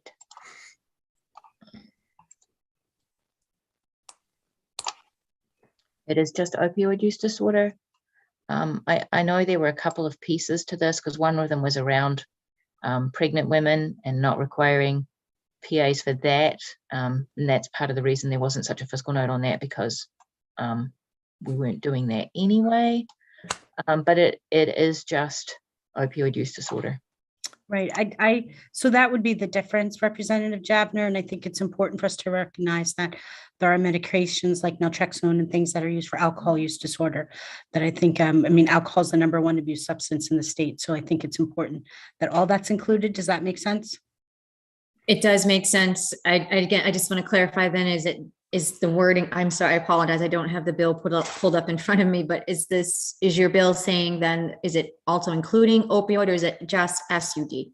Substance use SUD would include all substance use disorders. Okay, so it's not pulling the opioid piece out. It's just SUD. Okay, perfect. It's just Thank making you. it, because they're all behavioral health disorders. Right. Okay, thank you. So let's ask Anna Marie Todorico to join us and give her perspective from the department, or Molly, I'll defer to whoever. Anne Marie is certainly the expert. I just wanted to make myself available since you were tagging the department, but you should talk to Anne Marie. Senator, I can start, and then Anne Marie can follow with the details if that's okay. That's fine. And Anne Marie absolutely has the broader expertise. I just wanted to take a step back because for a little bit of orientation for those who don't spend a lot of space and time thinking about Medicaid pharmacy, it is a pretty different beast, I will say, than pharmacy on the private payer side of things. And so in Medicaid, we cannot restrict coverage to certain drugs. We have to cover drugs that the FDA approves. So that is a good thing to know, is that we can't pick and choose, which is very common practice on the private side. We also can't set prices. And so we rely heavily on being able to negotiate rebates for one. And so prior authorizations really for us become, Anne-Marie can tell me if I'm overstating this, but it's really one of our principal levers in terms of cost control, because we have to cover a drug. And so when you have two clinically equivalent drugs and one of them is much more expensive than the other, our prior authorization process is we basically say, we prefer this drug that is lower cost, and it might be lower cost because of a rebate. And we only do this when there is a clinically equivalent drug. So we make sure that there's appropriate access. And so the PA process is that if a member needs to access the drug that is not on the preferred list, then there is a prior authorization process to go through that. And we recognize there are absolutely circumstances where a member needs access to the drug that is not on the preferred list. So I just wanted to provide that as a little bit of context first. And I will also say that we absolutely support the fact that access to these drugs is really critical, and that individuals with serious mental illness require access to these drugs. We are a little bit at a loss in that we actually think we're doing a good job in this space. And so we have really excellent prior authorization turnaround time. Anne-Marie can talk to that a little bit. We also have a number of proper exemptions for different SMI diagnoses. And I will also note, because I think I just understood that there is a desire for this to apply to substance use disorder. The fiscal, just looking at MAT drugs alone, is going to be astronomical. And that is because for Suboxone, we get really good rebates, which is important to the state as a whole. So I want to make sure that there's awareness of that. And with that, Anne-Marie, anyway, Senator Claxton, I'll defer to you whether we go to Anne-Marie or Representative Meyer. Let's hear what Representative Meyer, did you have your hand up? Yeah, just a quick question, and I'm sure Anne-Marie will touch on it, but I'm curious about what is the average authorization time? Okay. Thank you, Senator Claxton and Representative Meyer and members of the committee. We took a look at the antipsychotics, and our turnaround time is less than 4 hours for medications that require a PA. And we also look more broadly to see how often are our members needing medications that are on the non-preferred side. And so for the antipsychotic class, we found that only 5% of the claims that are coming through main care for antipsychotics require prior authorization. So 95% of the time, the member and the prescriber are able to find a clinically appropriate medication for that member on our preferred list, and they're able to access it without requiring a PA. Okay. So I understand Hannah Longley, thank you for being patient, might have some information that would inform the committee. Welcome. Thank you. We just I expressed concern. NAMI Maine expresses concerns. Oh, sorry, I'll introduce myself. I'm Hannah Longley from NAMI Maine, and thank you for the chance to speak. I just wanted to express concern for the individuals who do have serious and persistent mental illness. I recognize that it's only a small percentage where the prior authorization is required, and they are able to obtain and utilize medications that are on the preferred list. The individuals who do require those prior authorizations, one, I would be interested to see the numbers. And again, I have anecdotal stories of individuals living with severe and persistent mental illness in the community, so I don't have concrete numbers, and I apologize for that. But for those individuals, how many other medications did they work through in that list getting to that point, and how did their illness decompensate during that time? Because that 5%, and again, it's only 5%, and I know it's 5% for you folks, but these are 5% of the most ill individuals that we have living in our community, the ones who are most vulnerable and most at risk for incarceration or for hospitalization. We're hearing over and over again, our emergency rooms are being overrun by individuals who are experiencing a mental health crisis.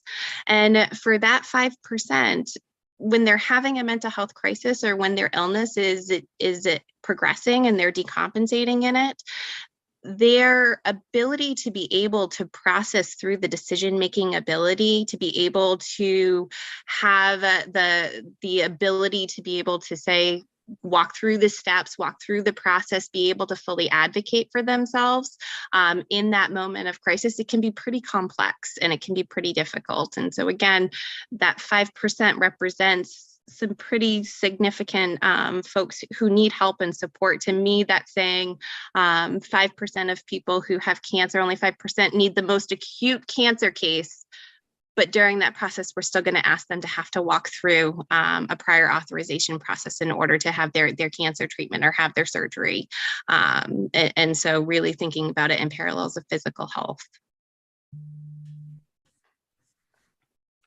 Okay, does that raise any questions for anybody? Any comments or concerns? How sure are we that this requires CMS approval? Says somebody who has no clue. Does anybody know? Representative Madigan? Yes, I've been looking that up right now, and it seems like other states have not had to get CMS approval. So we're unsure kind of why that would be a thing. Anybody in the department want to speak to that?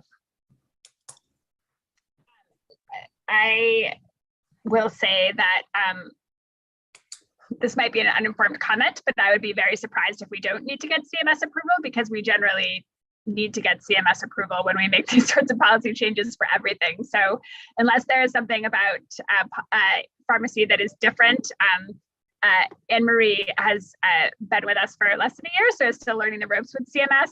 Anne-Marie, I don't know if you have any other information to share regarding CMS approval. I will also say that we vetted our comments, and I think we said that it would need CMS approval. So a broader team has looked at this, and if that's what they determined, then it should absolutely be accurate. I think the perspective that we would need CMS approval was to look at removal of the PDL supervising an entire class of drugs. So we would be seeking CMS approval to remove the drug classes that are listed from this LD from management by the department. Oh, thank you. And I don't think I gave you a chance to introduce yourself, Anne-Marie. If you want to do that. Thank you, and I apologize for not having done it earlier. My name is Anne-Marie Todorico, and I'm the pharmacy director for the pharmacy benefit for Maine Care. Thank you. Representative Madigan, is your hand still up again, or was that your question? Representative Javner? Thank you, Senator Claxton. So I'm hearing from the department that their turnaround for the pre-approval is 4 hours. To me, that seems really good.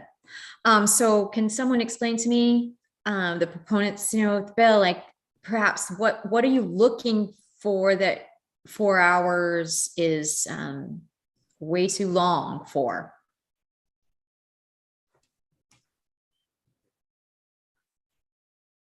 Is that something you want to address, Representative Madigan?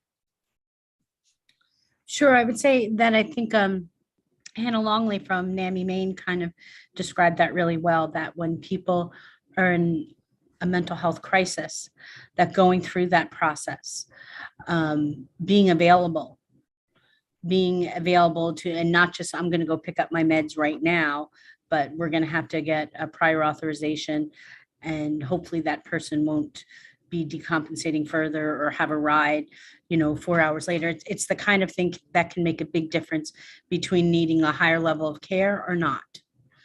And of course, I would remind people that for the large majority of people we're talking about here, these are folks that have psychotic disorders. And they often require inpatient hospitalization. And remember that the mean recovery time for a psychotic episode is 18 months. The longer that goes on, the longer that recovery period for them to get back to baseline is. And that's really important that we treat these quickly. It absolutely has an impact on emergency room use, inpatient use, things that cost a lot more money. And if I may, when someone is in crisis and escalated, our thinking part of our brain is greatly impacted. That's where we have our communication, our emotional regulation, our judgment, our decision making, our organization, our structure, our routine. And so although 4 hours does not seem like a significant period of time, if you are struggling in maintaining that level of ability, and that happens for all of us when we get escalated. I always use the example when your spouse annoys you and you start sputtering on your words. Those are small little glimpses of what ends up impacting when we're in crisis. And so if you are struggling with a severe and persistent mental illness, if you are escalated and you are struggling with all of that part in managing that functioning that we all do when we're escalated, and you have that significant impact, 4 hours can seem like a significant amount of time, and it can create additional barriers that they may not have the ability in that moment to be able to problem solve through. Okay. So. Representative Javner, is your hand still up or? No, thank you. Sorry. Okay. Anne Marie, did you want to add to the conversation at this point? Yes, thank you. I had just wanted to engage a little bit on what Ms. Longley had shared. I think one of the things that's important to talk about is where these medications are being received. So for the pharmacy benefit, these are medications that are received at a retail pharmacy outlet. So we are not applying any sort of barriers to care in the ED or in an inpatient setting. Those are managed under a different benefit. And so we also, just as a general process, as Michelle had shared earlier, like our goal is to provide appropriate clinical care for these main care members. And to that end, we have a very robust list of medications that are preferred. When we took a look at it, there's 9 of the 13 unique antipsychotic medications are available as preferred agents. And so there's very low utilization on the non-preferred agents. And to Ms. Longley's point, I appreciate that the PA process can be a little bit daunting, but I would also offer that this is not typically a process that the patient engages with.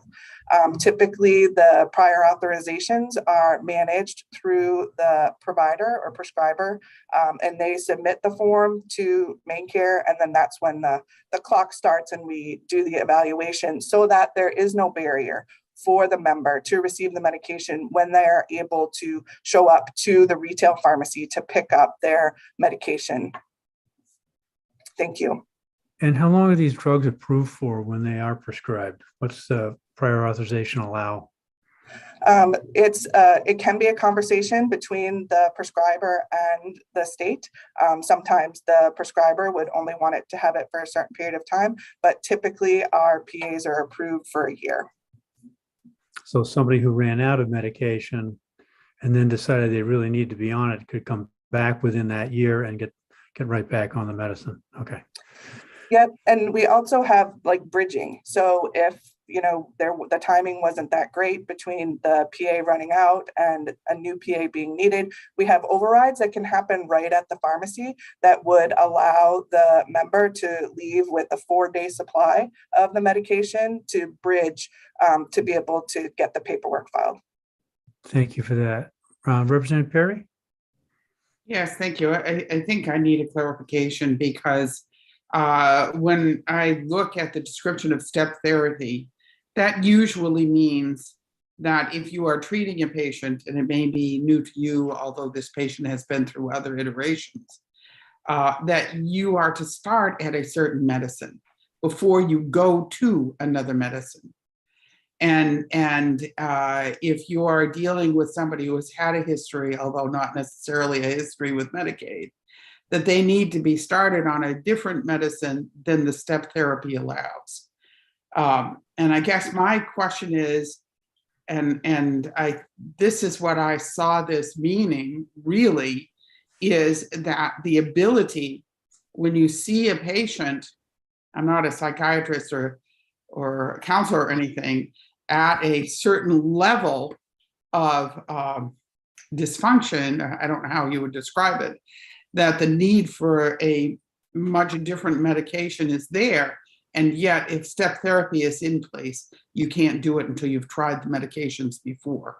That was my understanding.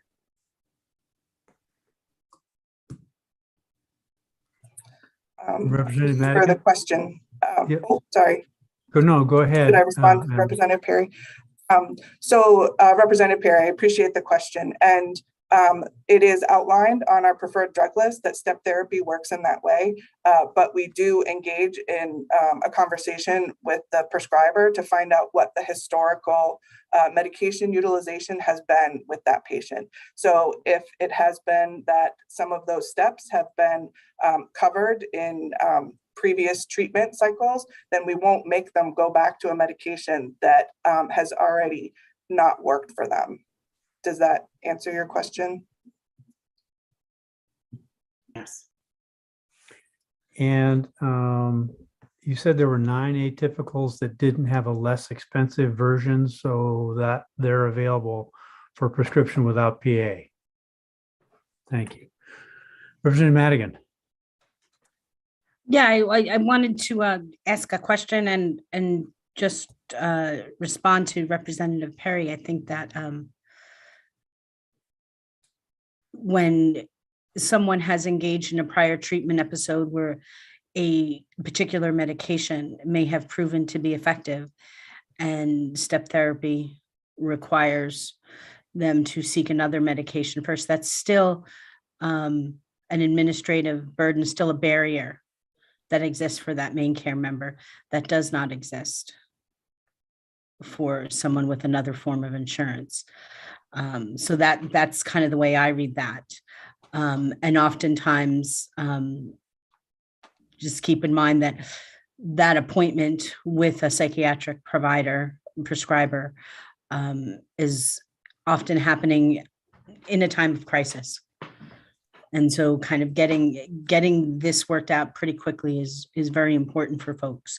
My question also would be, like, if this applies, I'm sort of confused with the fiscal note. If this applies to so few people, I'm just wondering why the fiscal note is as high as it is.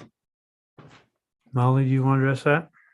Yeah, and I'll ask then Anne Marie and Michelle to correct anything I say, but it goes along, I think, with the comment that I wanted to make too, which is that I just want to be really clear about the motivation for our pushback. So,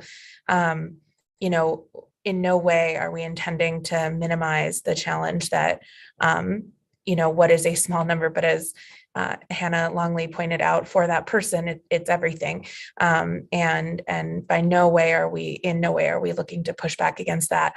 I think the policy decision in front of you is that the levers that we're talking about are what allow us to leverage the rebates through our preferred drug lists and some of the consortia that we participate in. And so that's where the fiscal note is. The fiscal note is that by removing the classification of drugs, eliminating them from a preferred drug list, we lose the ability to access rebates for some of those prescriptions. And so that's a policy decision for this committee to make, right? If you, find that these levers are not reasonable, I think we have demonstrated that we've done our best to sort of balance those and make access a priority while also maintaining those levers. That is you know, if you disagree with that, that is a policy decision that you can make. But it's the rebates and the loss of that, the ability to collect those rebates and the agreements with drug companies that is what caused the fiscal here. And you know, probably HCIFS is the more appropriate place to have a conversation about drug prices, and we can probably all agree that they're ridiculous. But this is how Maine Care is looking and able to leverage that financial benefit of some of this work for our members and for the state's budget. And so thanks for the opportunity to comment there, Michelle and Anne Marie. You know, let me know if I've said anything wrong, but that is where the fiscal note comes from, not specifically providing a prescription to a specific member. Anna? If I could just tag on briefly to that, to say that, and the current fiscal note does not assume that this would apply to SUD medications for SUD treatment. And so I can say we can get you a specific number, but the very significantly if the intent is to include those drugs in this bill as well. And that's actually why I had my hand up, to remind you of that. That the fiscal note was predicated on not including substance use disorder drugs. Is that Correct. right? Yep. I checked with Luke while Yep. you were talking, and so that's why I had my hand up. Okay.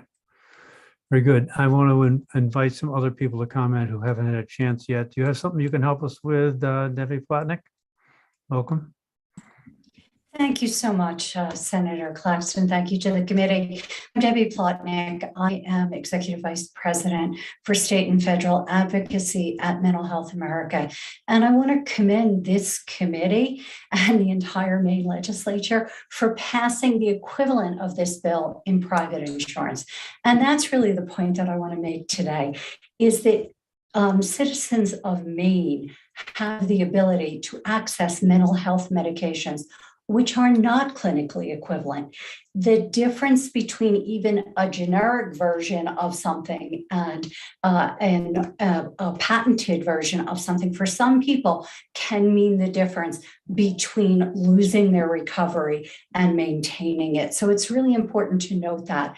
But what we're talking about today in LD 1877 is that residents of Maine have these protections, no prior authorization and no step therapy for their private insurance. And for folks with mental health conditions, it's very common that because of their mental health condition, they're going to end up in the public system. That doesn't mean they're always going to stay there, but what matters is that the majority of mental health treatment happens through state Medicaid programs, and that it's so important that people have the same rights when they're in the public system that they have in the private system, for the same reasons that this committee approved passing that for private insured individuals. To have those protections. It really matters about clinically equivalent. And Hannah spoke to you about how that matters to folks who have psychotic illness, and it certainly does. But it also matters when it comes to crisis for people who have major depressive disorder.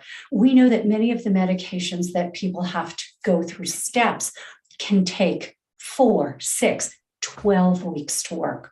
When you are feeling that you want to end your life, that's a lot of time to think about it and to take action. So many of the other medications that exist and that may not be on your preferred formulary at this moment, but that have quicker action can really mean the difference between life and death. So thank you so much for allowing me to speak to these issues.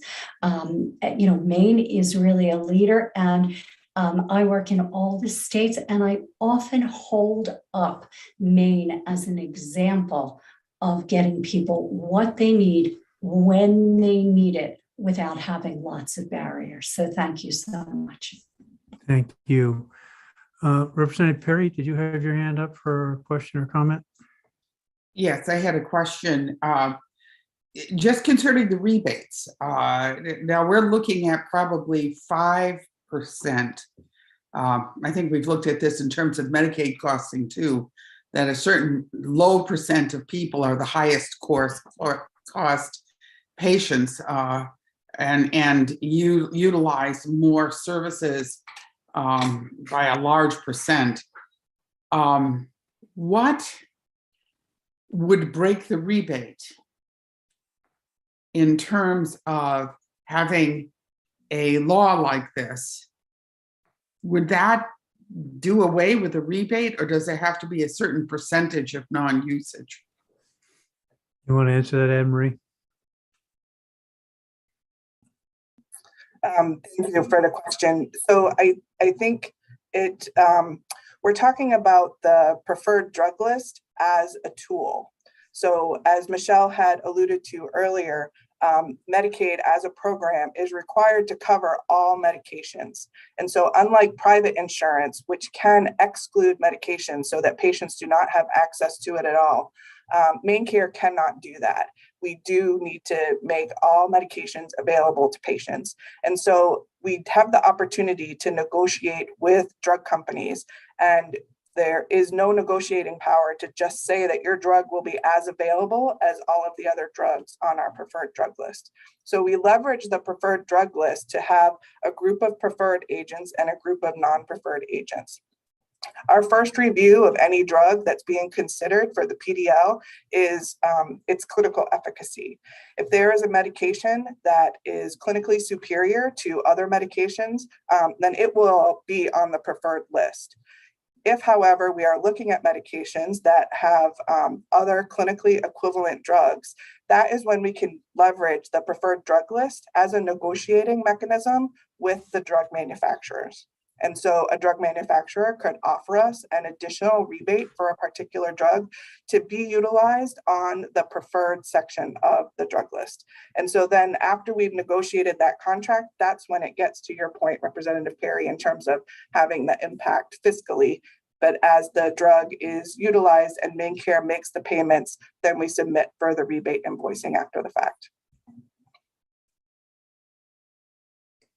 Representative Lemelin, you had your hand up. Yes, thank you, Senator. Ma'am, I have one question. Who sets the rule that Maine has to cover all drugs? It's under Section 1927 of the Social Security Act, which defines the Medicaid program. So it's federal. Okay, thank you very much. Yep. Mallory Shaughnessy. Thank you.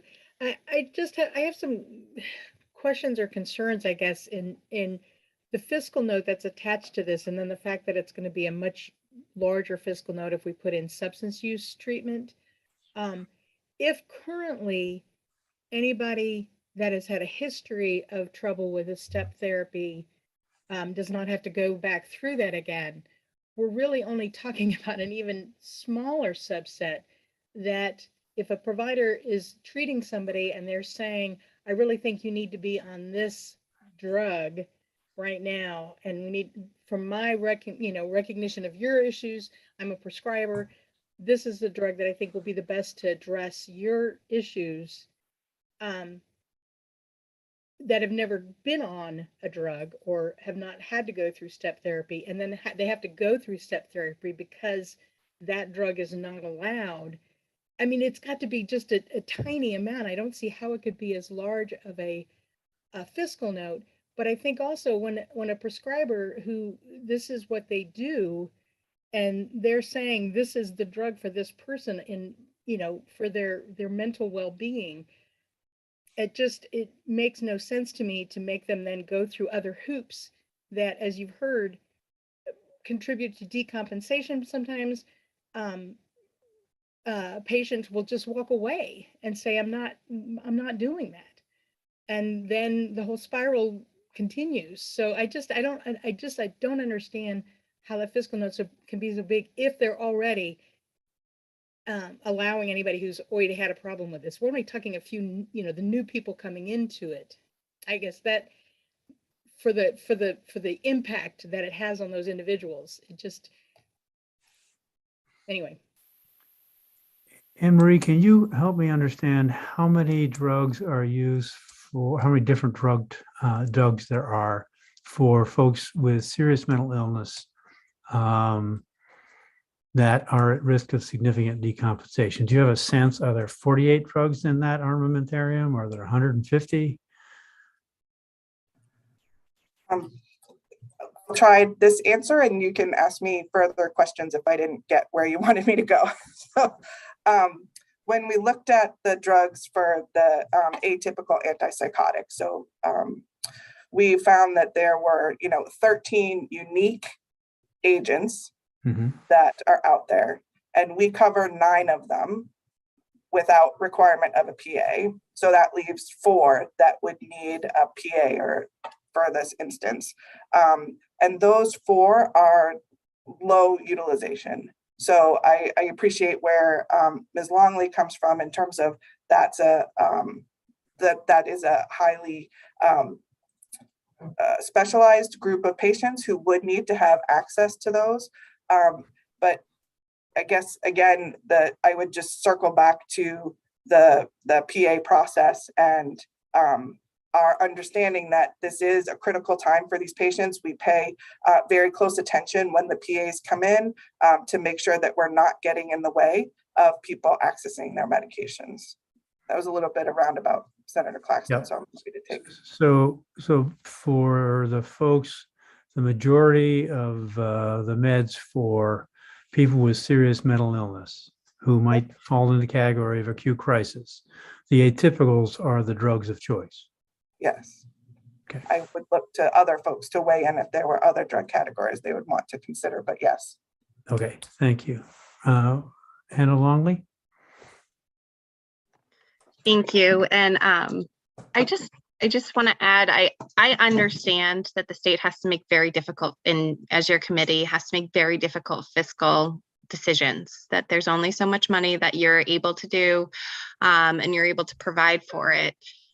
It does concern me that we're putting, to me, it feels like a burden on a very small group of individuals who are very ill. We're putting a significant burden on them that the weight of the rebate program weighs on the ability for them to access their medications without a prior authorization or any sort of complexity.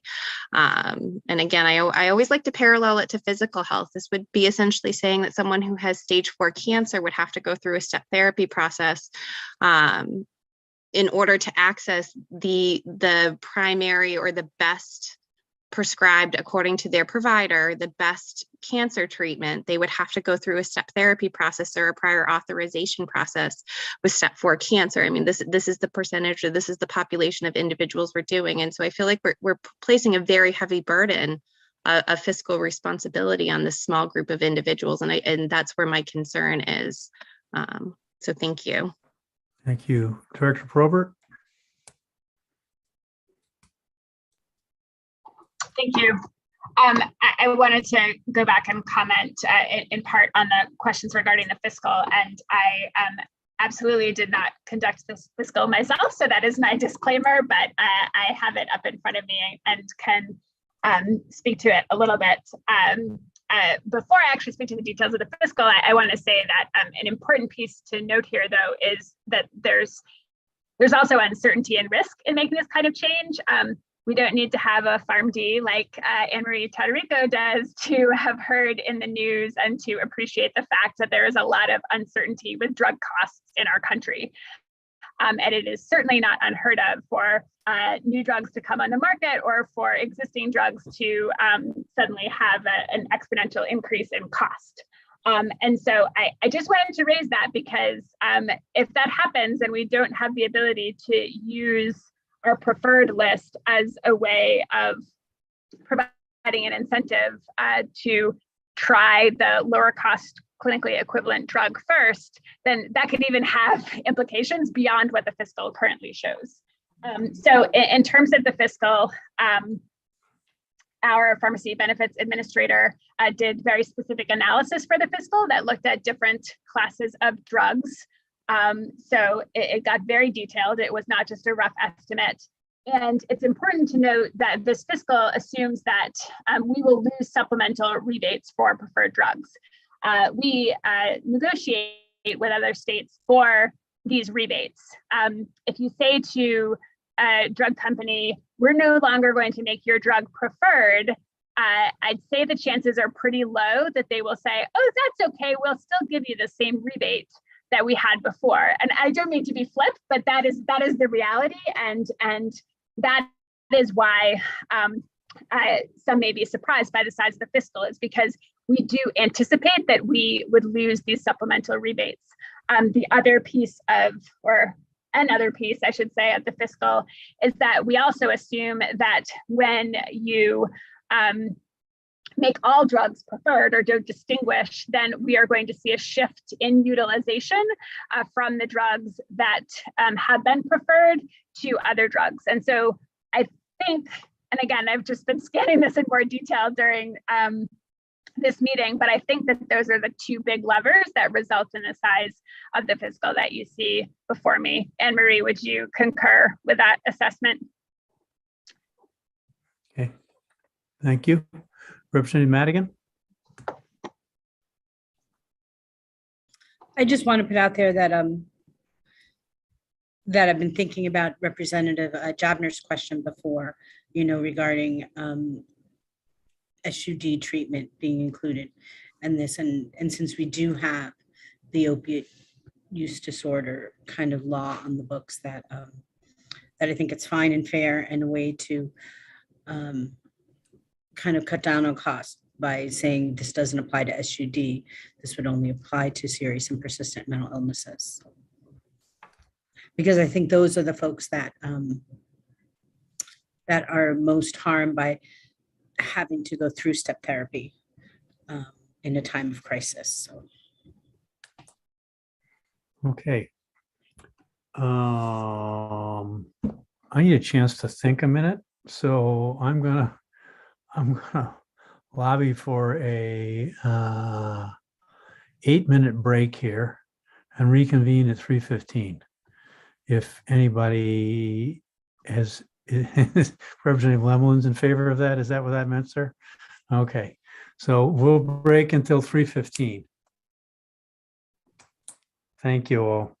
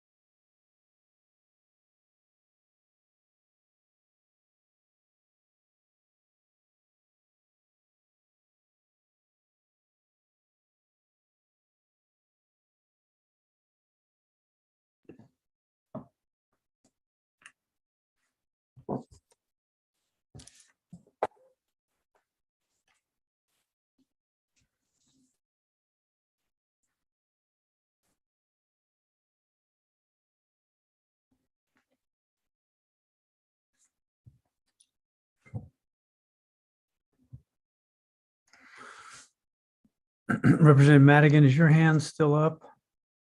Or was there something else you wanted to offer?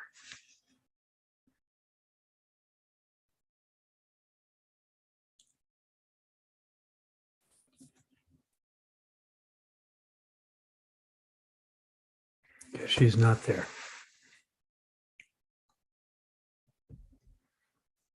Okay, so at this point, we can resume the committee work. If everybody who's available would come on screen, I'll feel more comfortable if there are more of us participating.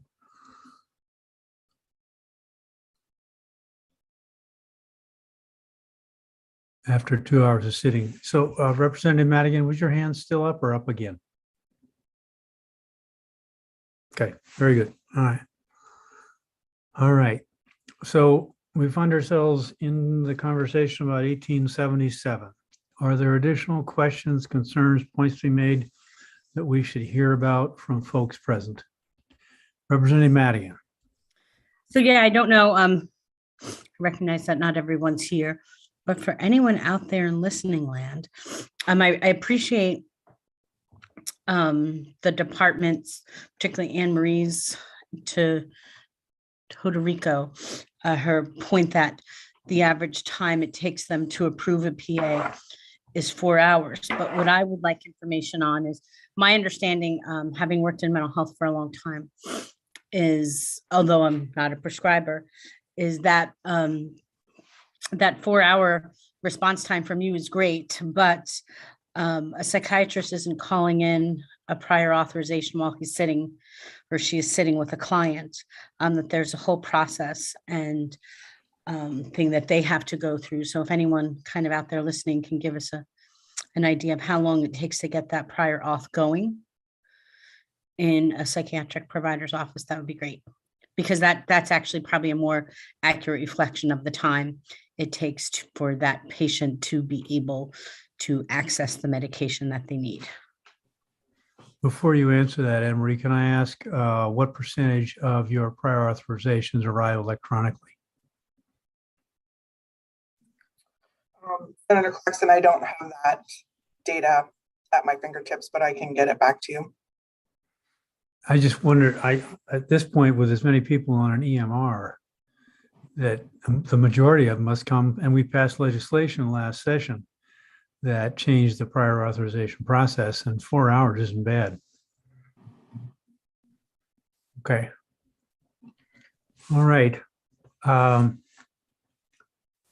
So any other points, any other questions?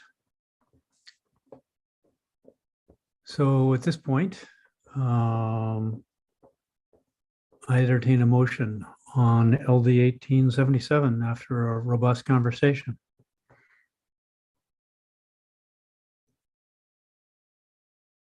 Representative Meyer. Thank you, Mr. Chair. I move LD 1877 ought to pass as amended. Second. There's a second from Representative Madigan, the original motion being made by Representative Meyer. Is there additional discussion, consideration that we should give to this before we vote? Representative Javner? Thank you, Senator Claxton. I apologize. Can you guys wait until we get back to committee? I sent a message just asking if we could have a little bit more time. Oh, I didn't get the message. Oh, are you still caucusing, or do you just need some more time? Yes, I'm sorry. We're still caucusing. Well, the answer is yes. If you'd like some more time to caucus, do you have a guess? Yes, thank you very much. We'll be about 2 how more long minutes. that might be? Yeah, about 2 minutes. Okay. You're on the clock. So we're at a recess right now while we wait for the process of a caucus to finish up. I'm having trouble keeping track of all of my all of my social medias, and I was going to go over the amended version, the amendments with Anna before we vote. But we're at recess now for a couple of minutes.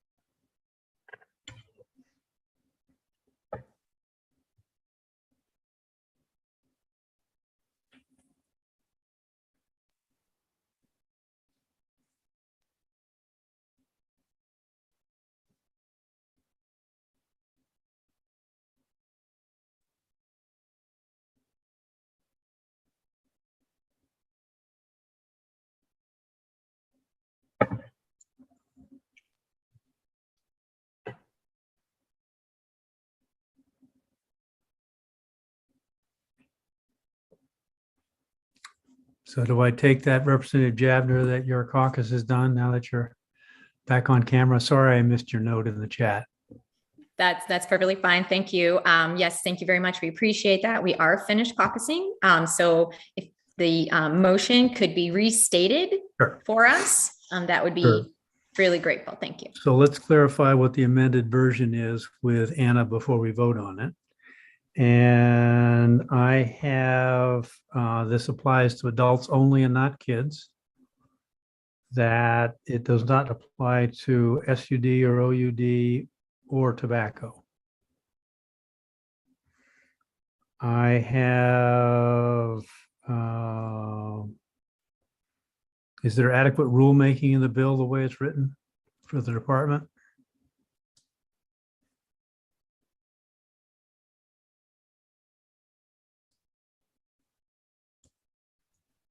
Is that a question for the department? No, it's mostly it was a question to Anna, but also the department, if you want to chip in. There is rulemaking in here, but that doesn't get at what you're getting at, Molly. I'm sorry. No, I was just going to say we didn't flag rulemaking, so I assume that that's fine. Okay, I just want to be sure. Those are what I think of as the amendments. Anna, do you want to add something? No, I mean, I still think that there are issues with the way it's drafted, but I don't know how to fix them at this point. Not because they're not fixable, but because I don't know enough to know how to deal with the PDLs and the rebates. Okay. And so I heard Molly volunteer to help with any language, even though I didn't hear. Is that something you and your team could work with us on?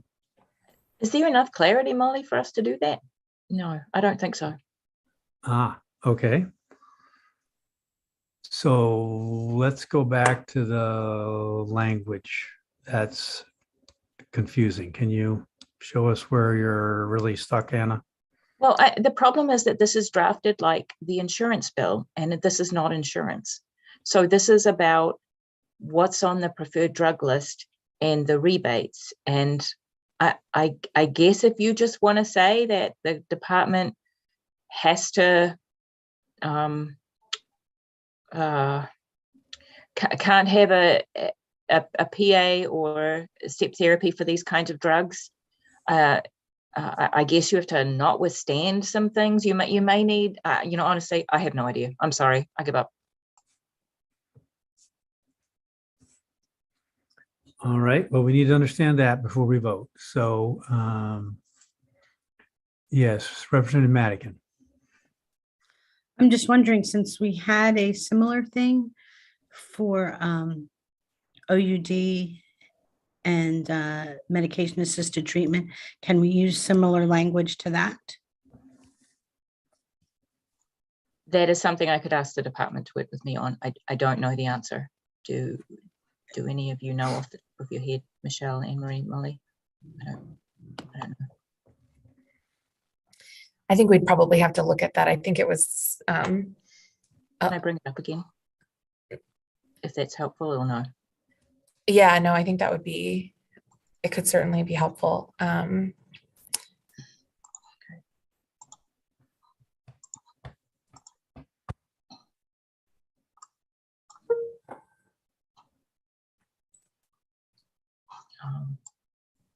Yep.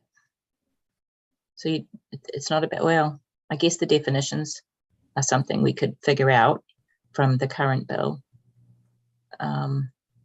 I don't know whether a prescription of at least one drug for each therapeutic class of medication used for these kind of disorders, I don't know whether that accomplishes it or not. That's one of the because sections because that will I'm be struck.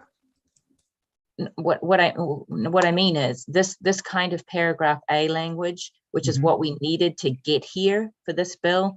I don't know whether it works for this or not, because I don't know anything about the therapeutic class of medication for, I just don't know. I'm not a practitioner. But this is the language that we worked with the department on, was this, and also I think there's something lower down with the dosage increases, but that's more of a specific to SUD thing, perhaps. I don't know, but you can see the main care preferred drug list referred to there as well. I just, this is language that I had a great deal of help from Anne Marie's predecessor and and someone else in the department to help me draft, and I don't know whether it works for this or not. So to go back to that just briefly, paragraph 3 would be a template for what you're trying to do, I think. If you change pregnancy to serious mental illness. Although, sorry. It's not the point, actually. I mean, the point is the rebates and the preferred drug list. It isn't the point. Well, the rebates and the preferred drug lists are the downstream impact of not saying you can, of saying you can't require prior authorization. And then that's why I asked the question about whether there was adequate rules. If that's the instruction to the department, does that give them, I mean, basically you're taking that off of the preferred, those meds off of the preferred drug list and any requirement for prior authorization. So I think part of the difference here, if you don't mind me chiming in. Please jump in, Molly. The bill that we're looking at required one drug to be non-preferred, and this is requiring all drugs to be non-preferred. And I think that's, so substantively, we're talking about a different process. And I whether that would be sufficient or not, I think is the, just having that language there, say the main care program may not require prior authorization for any of these drugs. Whether that is sufficient, I think, is what we need to figure out, because the way that these are set up are different with the preferred drug list. And I don't know if Anne Marie or Michelle have additional thoughts about what we need to do under federal regulations related to preferred drugs or non-preferred. Because this language that you're talking about, Senator Claxton, if you're changing this into, that's exactly what's in the current bill. I just don't think that it necessarily works. Okay. Representative Meyer. Thank you, Mr. Chair. Clearly, we're dealing here with a lot of very complex issues at the end of a long day. Would this bill be well served by some more time like over the interim and worked on and brought back to the 131st in a form that is gets at the issue here in a way that we can all embrace and understand? We seem to be at an impasse here. And Our analyst has indicated to us a number of times that there are drafting issues here, and we have been trying all around this. I mean, I've even gone so far as to make a motion that it ought to pass. And the truth is, I'm not exactly sure this is in a form that this committee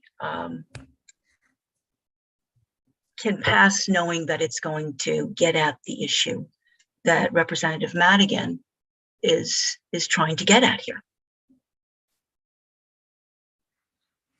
Any other thoughts beside, we'll go to Representative Javner? Thank you, Follow-up Senator on- Claxton. Thank you, Representative Meyer. I agree 100%. This is a very important policy piece. This is a very important policy issue. I think that it's definitely worth our time. This discussion has been extremely educational for each of us. Definitely willing to move it, to keep it so that it can be brought back in the 131st in a form that is going to serve the people that it is meant to serve the most. Representative Madigan?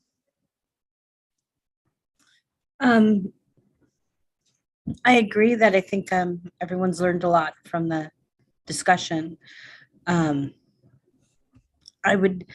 don't know that I've ever heard of us carrying over, pushing forward a bill into the next session, after the next election. I don't think that's something we can do. So I guess exactly. One thing I would ask is that if we're not ready to do this, and if there are drafting kind of issues, then can we delay this even for just one day while folks figure out how that can be done? Because in my mind, and I really want to kind of say that I've heard you, Anna, talk about your frustration in drafting. More my frustration with my own stupidity, Representative You're Madigan. not stupid. Come on. That's harsh. That's harsh. You've been here for a long time. You're you know your stuff. But so that Anna can get some clarity, with the input from the department or allies or me or whomever, so that gets cleared up. Because what I heard before was Senator Claxton, I think you kind of put it really simply, and all was exactly what we meant. So I would like to be able to put that in language that makes sense for Anna to draft. And however we make that happen, that would be awesome. And I guess this is the part of the sausage making that isn't very awesome, so even just a day, too, end of the week. Okay, Representative Connor, we haven't heard from you about this yet.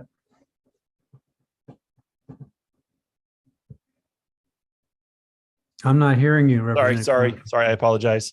I said I agree with Representative Meyer. I've been up and down on this bill. I've gone from for it to against it to forward.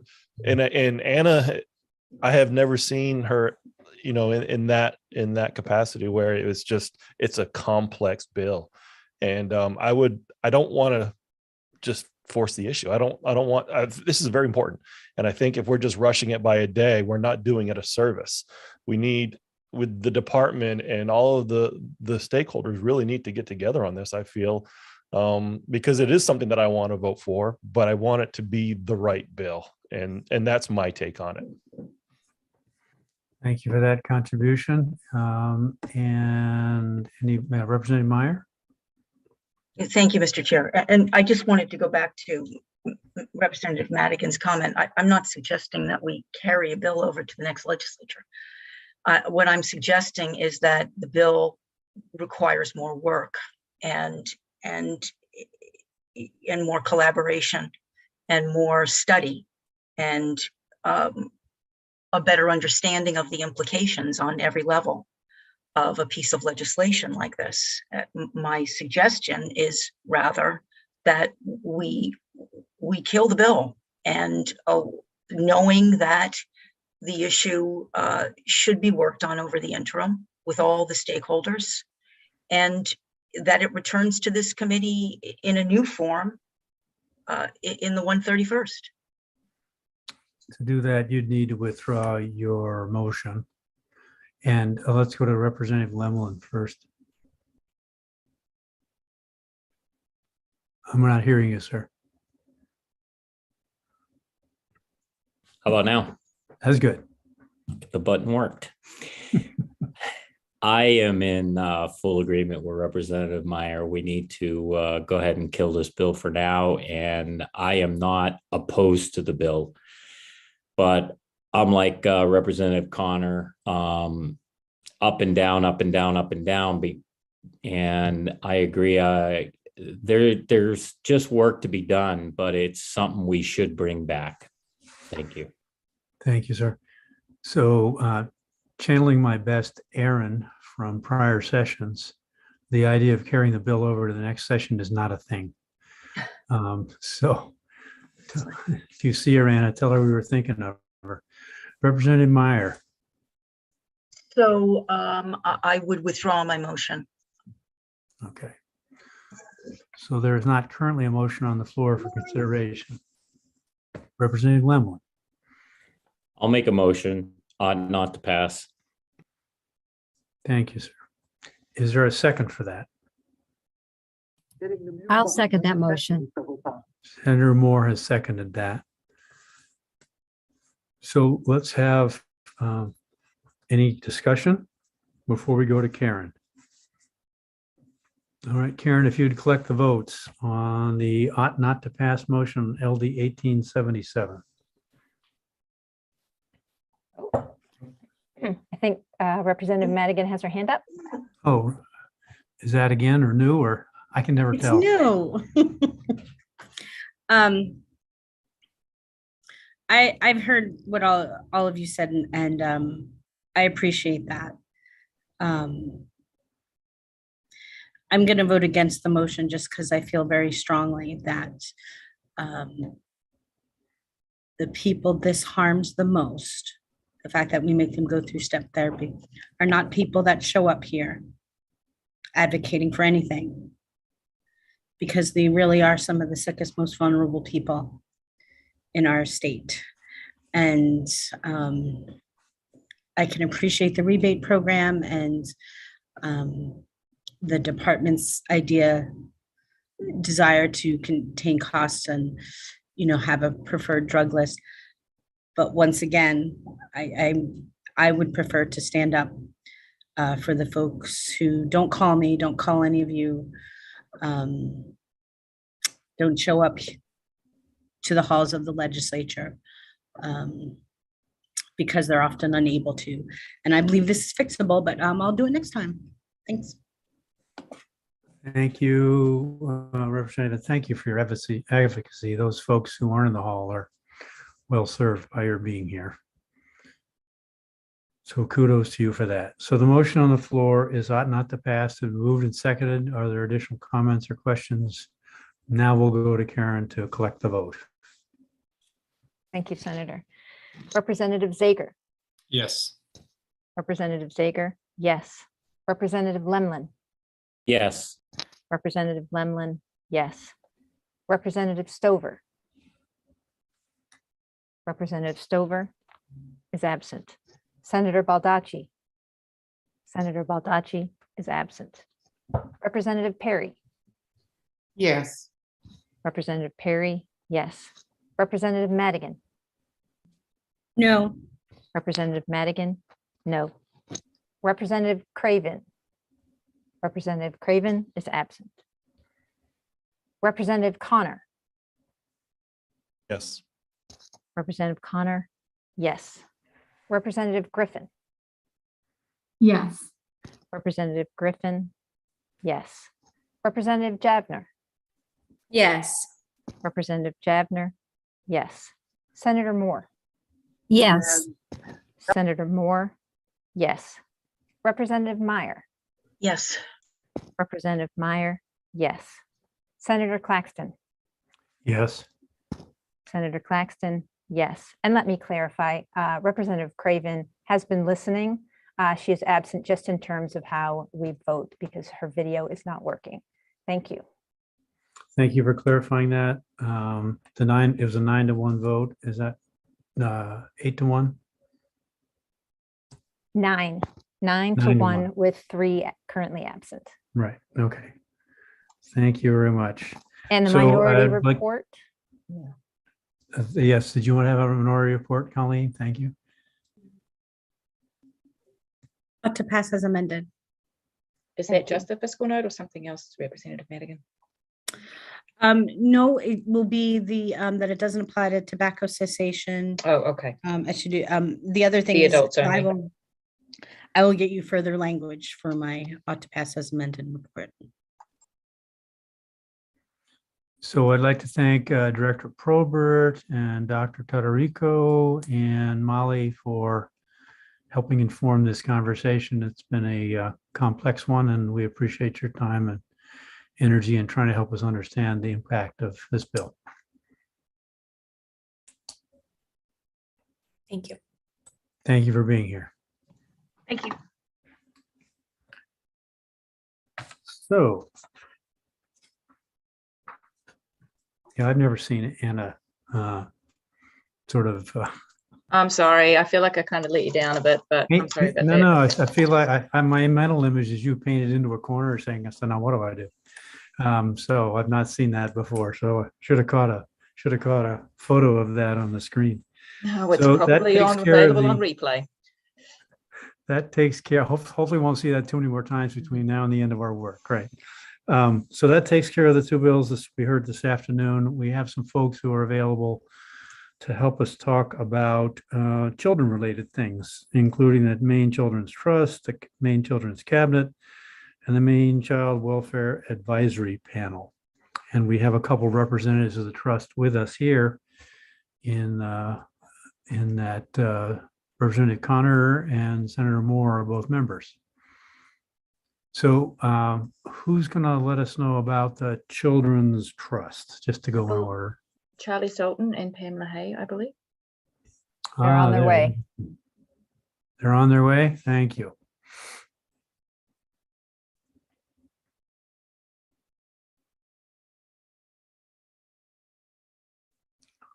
Welcome, Charlie Sultan. Hi. If you could let in Heidi Acker too, that would be helpful. We can do this. She's on the way as well. Thank you. Welcome to you and to Pam LaHaye and to Heidi Acker. Welcome. Well, thank you all, and we really appreciate being here. I am Charlie Sultan. I am an attorney in Augusta, and I am the volunteer co-chair this year of the Maine Children's Trust. I have brought along Ben Gilman, who many of you know, to be my co-chair to hopefully replace me as chair next year. But we want to thank you for the time to hear about the trust. We have an annual duty to report to you.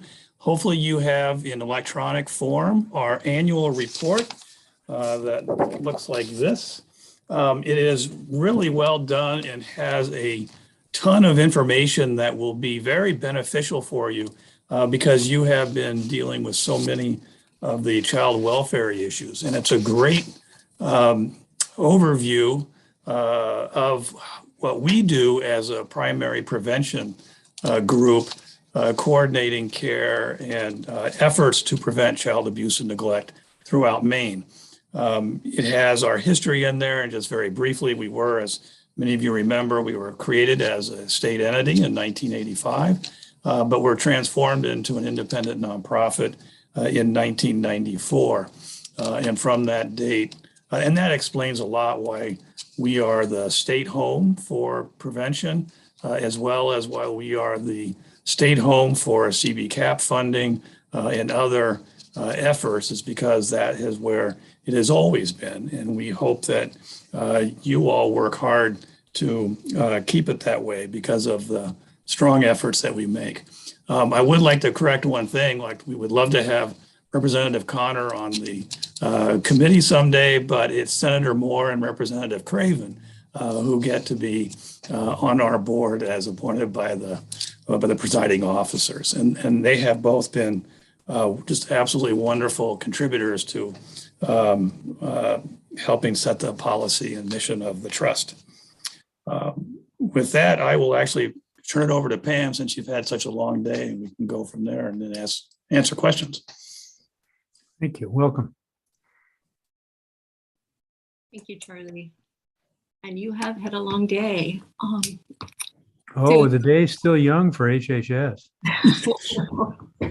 We'll try to be relatively quick. So good afternoon, and thank you for inviting us today. While the Trust does not do any direct service work, it does provide central coordination for 2 statewide prevention programs, the Maine Families Home Visiting Program and the prevention councils that are located in every county in the state. Through contracts with the Department of Health and Human Services, we're responsible for providing the oversight of and the system supports for both of these programs. That includes technical assistance, training, quality assurance and improvement, data collection, and reporting. The Trust also convenes the statewide Infant Safe Sleep and Shaken Baby Prevention Coalition and supports some of the material costs related to that work. Much of the Children's Trust's work is funded by the CBCAP program, the Community-Based Child Abuse Prevention Grant. Annually since the mid-90s, the governor has designated the Trust to be the direct recipient of these federal funds that are intended to focus on community-based child abuse prevention efforts. The CBCAP funded prevention work is woven into everything that we do and is the Trust's primary source of funding outside the state contracts. CBCAP supports our granting to local agencies for prevention programming, our Cribs for Kids efforts, the Period of Purple Crying apps for parents of every new baby in Maine to help prevent abusive head trauma, the Front Porch Project community trainings, parenting education curricula and materials for the prevention councils, translation and interpreting for their parenting education classes and support groups, professional development for the prevention workforce, this year focused on diversity, equity, and inclusion, and the public awareness prevention messaging through our social norms campaign and the Child Abuse Prevention Month activities every April. The funding also supports staff time to carry out all of these activities. We strive to operate efficiently, and our audit identified that less than 1.5% of our annual budget is spent on management and general costs. I'm going to pass it over to Heidi to share some of the information about the projects that she oversees. Thank you, Pam. I'll just launch in since you've had a long day. In the midst of the pandemic, we launched a statewide messaging campaign called In It Together Maine to provide supports to help parents navigate parenting during this difficult time by connecting them with the local parenting resources such as the prevention councils provide, as well as to foster social connections. Beyond the span of the pandemic, the campaign hopes to make a lasting effect in the way that Maine families consider the resources available to them, and to cultivate communities of parents that stay in touch and support each other long after the retreat of the virus.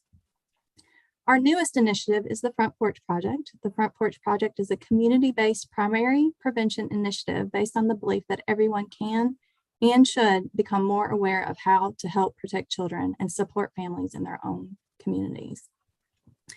After the tragic child deaths that occurred 4 years ago, we heard many people ask what they could have done.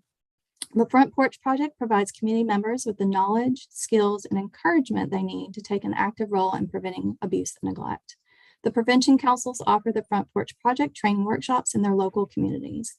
The startup of the Front Porch Project was actually funded in part from the funds that were donated in Marissa Kennedy's memory. We'd be happy to share more information about Maine families and the prevention councils if there is time, and would be glad to answer any questions. Thank you. Can you just tell us what your role is with the trust? I apologize. My name is Heidi Akira. I'm the Assistant Director and Prevention Coordinator at Maine Children's Trust. I appreciate your wanting to jump right in, but it helps us with context. Thank you. Sure. So any questions or comments? This is an opportunity for members of the board to jump in here and brag about the work you're doing. Hint, hint, Senator Moore and Representative Craven. They may be indisposed right now. All right. Do I have audio? Yes, you have audio and you have the floor.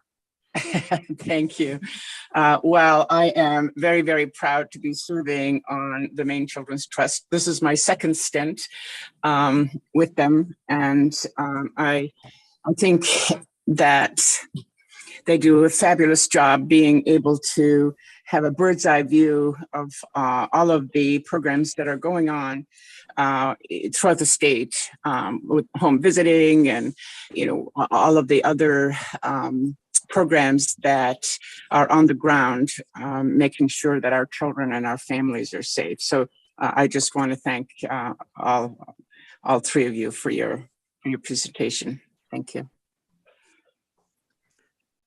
So I don't see any questions, but let me ask then. We've been increasingly talking about primary, secondary, and tertiary prevention. We spent a lot of time with the Ombudsman's office, which is in the tertiary prevention category. What I just heard described was essentially all primary prevention. Is that an accurate assumption, or did I miss some of the work that you're doing with families that identified risk? We are focused on primary prevention. That's our statutory charge. We do some secondary prevention and this year in Maine Families, we are just undertaking expansion of home visiting to serve families through the Family First Prevention Services Act. So we have I'm excited to share, we just had our first referral yesterday for a child welfare enrolled family that home visiting will be working with.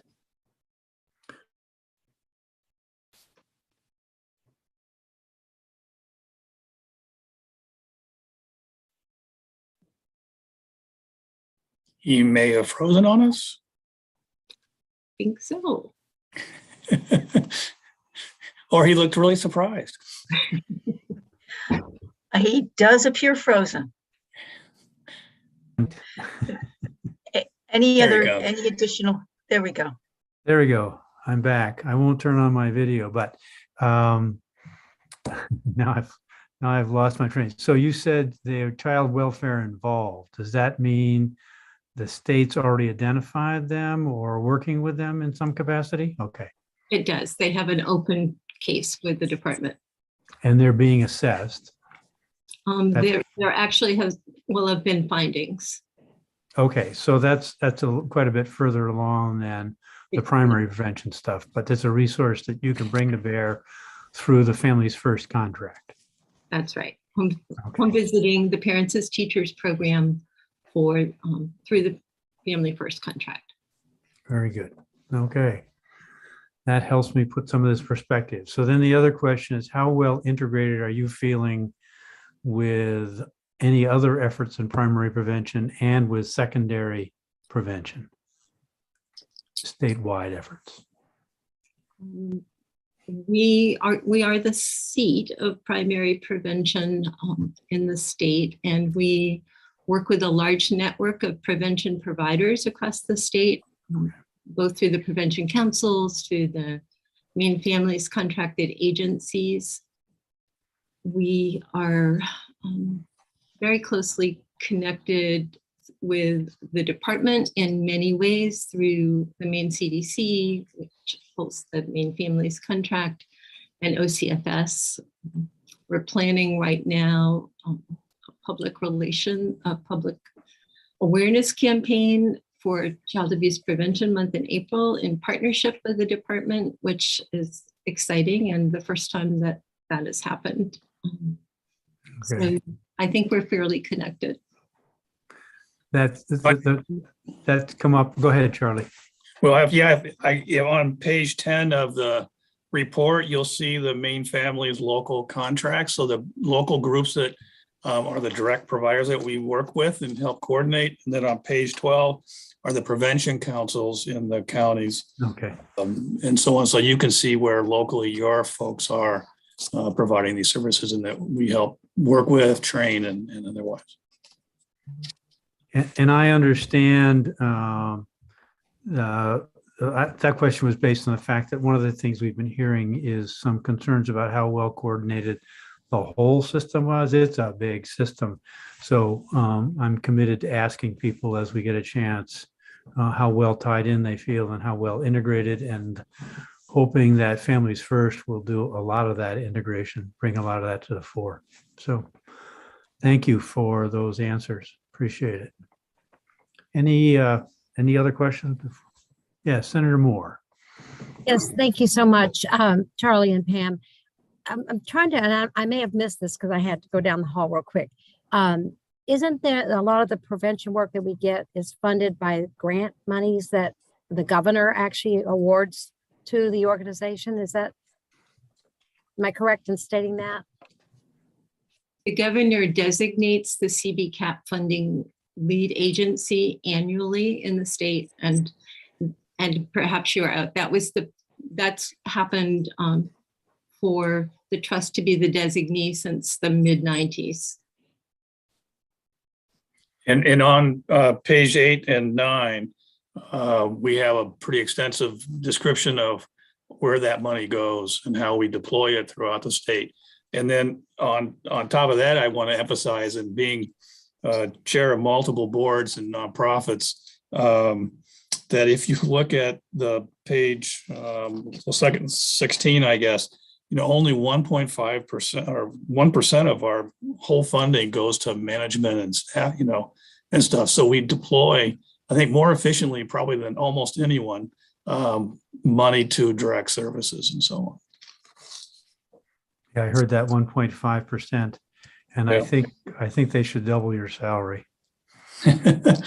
Oh, now you're going to get me in trouble with Pam and Heidi. Any other comments or questions? I'll try the video again. There we go, and we'll see if it lasts.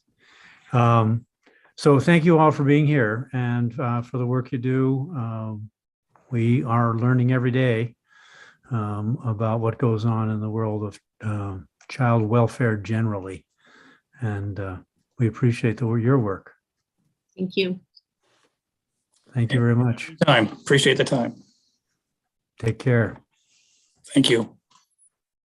So is somebody here? Oh, I see Anna Hicks has joined us, and we'll invite her in. And so we'll give her the floor for right now, and then we'll invite Deborah Dunlap in shortly. Welcome, Anna Hicks.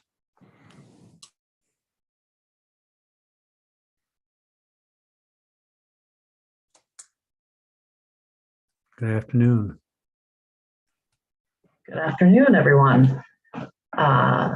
Should I jump in, Senator Claxton? If you'll just introduce yourself and jump right in. Yes, that'd be great. Okay, great. And I know you guys have had a long afternoon. Hello, everyone. I am Anna Hicks. I am the Children's Cabinet Coordinator, and I sit in the Governor's Office of Policy Innovation in the Future. I was asked here today after I shared the Children's Cabinet report, our 2021 report with everyone. And if folks don't mind, I'm going to pull up a quick slideshow. It's actually not quick, but my hope is that I can run through some of these slides fairly quickly. Some of this information is actually information that you have seen as a committee before. So just to remind everyone, the Governor Mills's Children's Cabinet, which was reestablished in 2019, Governor Mills announced in her inaugural address that she'd be reestablishing the Children's Cabinet after an 8-year hiatus. The Children's Cabinet is made up of commissioners who oversee programming and policies for children. So that's the Commissioner of Education, the Commissioner of Corrections, the Department of Corrections, the Commissioner of Department of Labor, Commissioner of Health and Human Services, and the Commissioner of Public Safety. And Commissioner Jean Lambro serves as the chair, currently as the chair for the Children's Cabinet.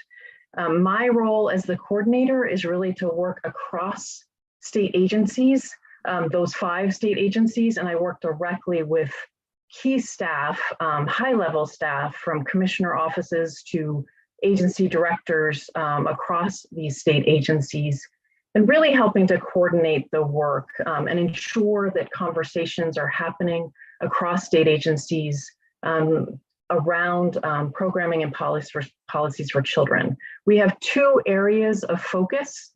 One is ensuring that all Maine children enter kindergarten prepared to succeed, with a focus on access to programming, to ensuring that we have quality programming in our early care and education systems, and we're supporting families to access quality programming, and to support our workforce to recruit, prepare, and retain a diverse and early childhood education workforce.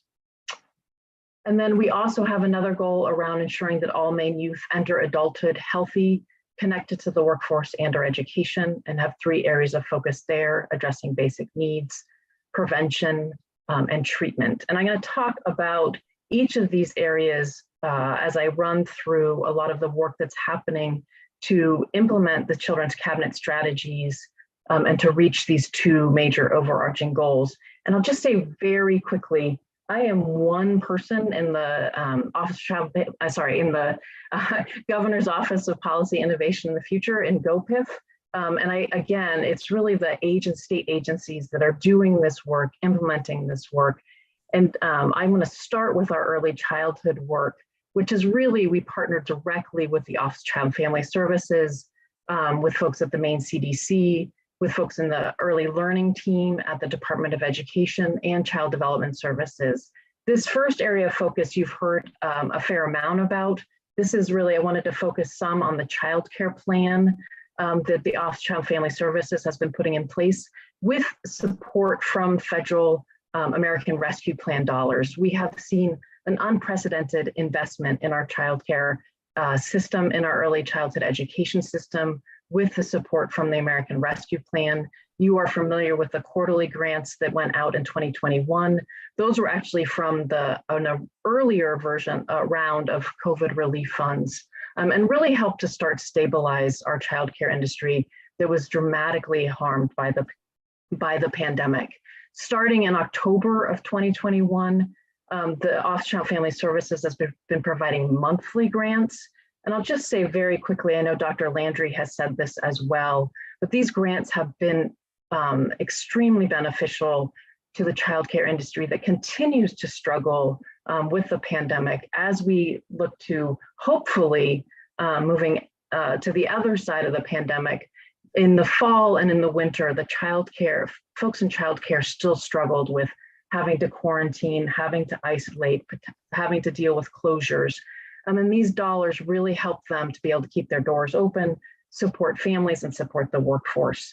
In addition, I'll talk a little bit more about the $200 monthly stipend that's been provided to folks in the field who are working in childcare and working directly with children when I talk in a few minutes about the early childhood education workforce.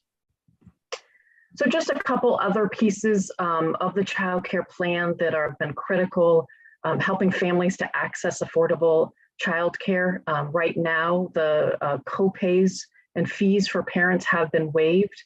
We know that through a survey that the Office of Child and Family Services conducted over the summer, we know that this has allowed families to meet their basic needs and continue to have childcare, re-enter the workforce, participate in training.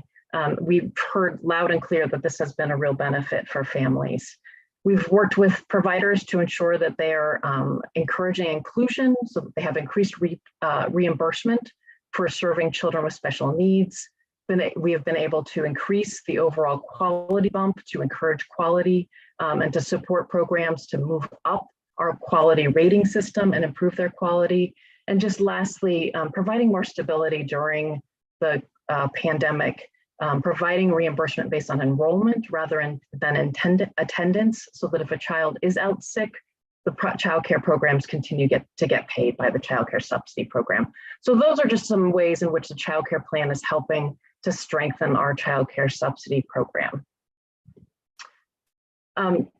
As I mentioned, one of the key goals of the Children's Cabinet is to support our early childhood education workforce. I'm sure many of you have heard from child care programs in near communities that they struggle to recruit and retain staff. The Office of Child and Family Services is taking a number of steps to support our workforce.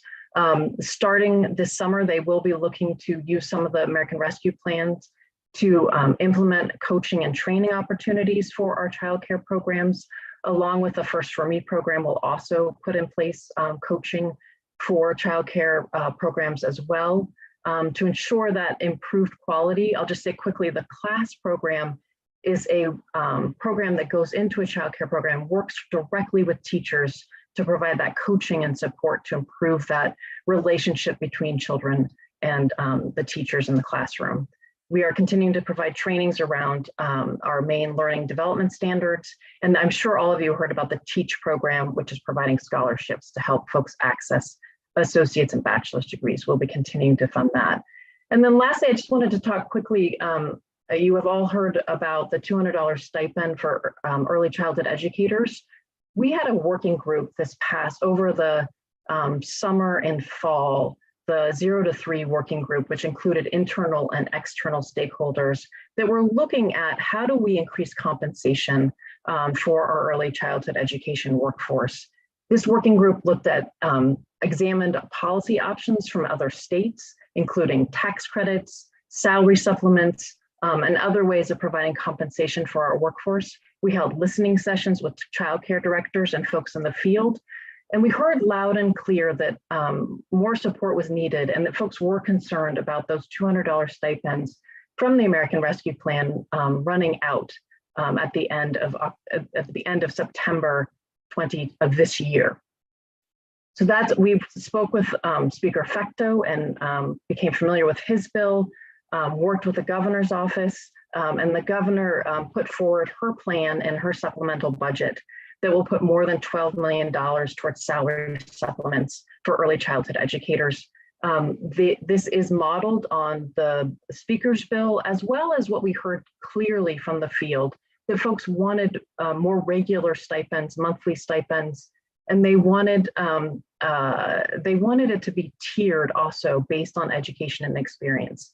So moving forward, I think you heard this on Monday from Ben Mann, but the idea is to continue the monthly stipends, use general fund dollars to continue the monthly stipends when those federal dollars go away. But by July 1st, 2023, the Office of Child and Family Services will establish a program with tiered supplements based on experience in education with those general fund dollars. So we are very excited about this initiative and are hopeful that this will pass in the supplemental budget. Many of you are aware of the work we're doing around expanding childcare infrastructure in the main jobs and recovery plan. There is $10 million to support the expansion, to provide grants to support the expansion of existing and new childcare facilities. This map just shows where the work that was done, that the Office of Child and Family Services did with the Bipartisan Policy Center to show and highlight where the gaps in childcare exist in Maine. So we will be providing a priority to rural areas because we know those are, you can see the red there are some of the greatest gaps in our childcare and access to available childcare. And then we will also be providing priority for infant and toddler care, recognizing that that is a huge need for families. In addition to the $10 million that was in LD 1733, the supplemental budget includes $5 million more dollars. We have heard loud and clear from the field that there is a tremendous need for this funding. So we are hopeful that that $5 million will be included in the supplemental that the governor has recommended. The main jobs and recovery plan also includes public pre-K expansion grants to expand high quality pre-K programming in our schools for 4-year-olds with an emphasis on full day, full week programming. We know that that is, studies have shown that that is best for outcomes for 4-year-olds. And in addition, we know that it's better for meeting the needs of working parents. We are encouraging partnerships between community organizations such as childcare programs, Head Starts, and schools to ensure that we're supporting our existing infrastructure as we look at expanding pre-K. The Department of Education awarded 14 grants to school administrative units and is currently working with those schools to develop contracts so that they can start programming in the fall of this fall of 2022, and then we'll be doing another round of grants for the fall of 2023. So I wanted to talk a little bit about the work that we are doing across agencies. The Children's Cabinet has an early intervention work group that works across DHHS state agencies and across and working in partnership with our partners at Department of Education at the Early Learning Team and the Child Development Services. This cross-agency work has been going on for the last year and a half, and it's been an opportunity to communicate about programs and policies for children under the age of 5.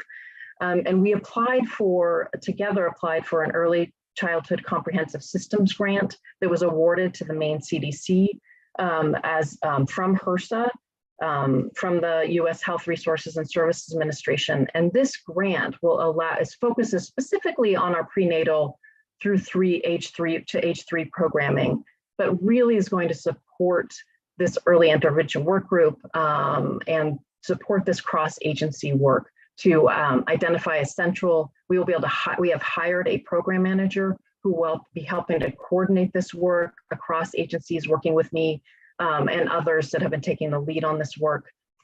We will be working to continue to develop strategic plans and strengthening the perinatal system work that we're doing.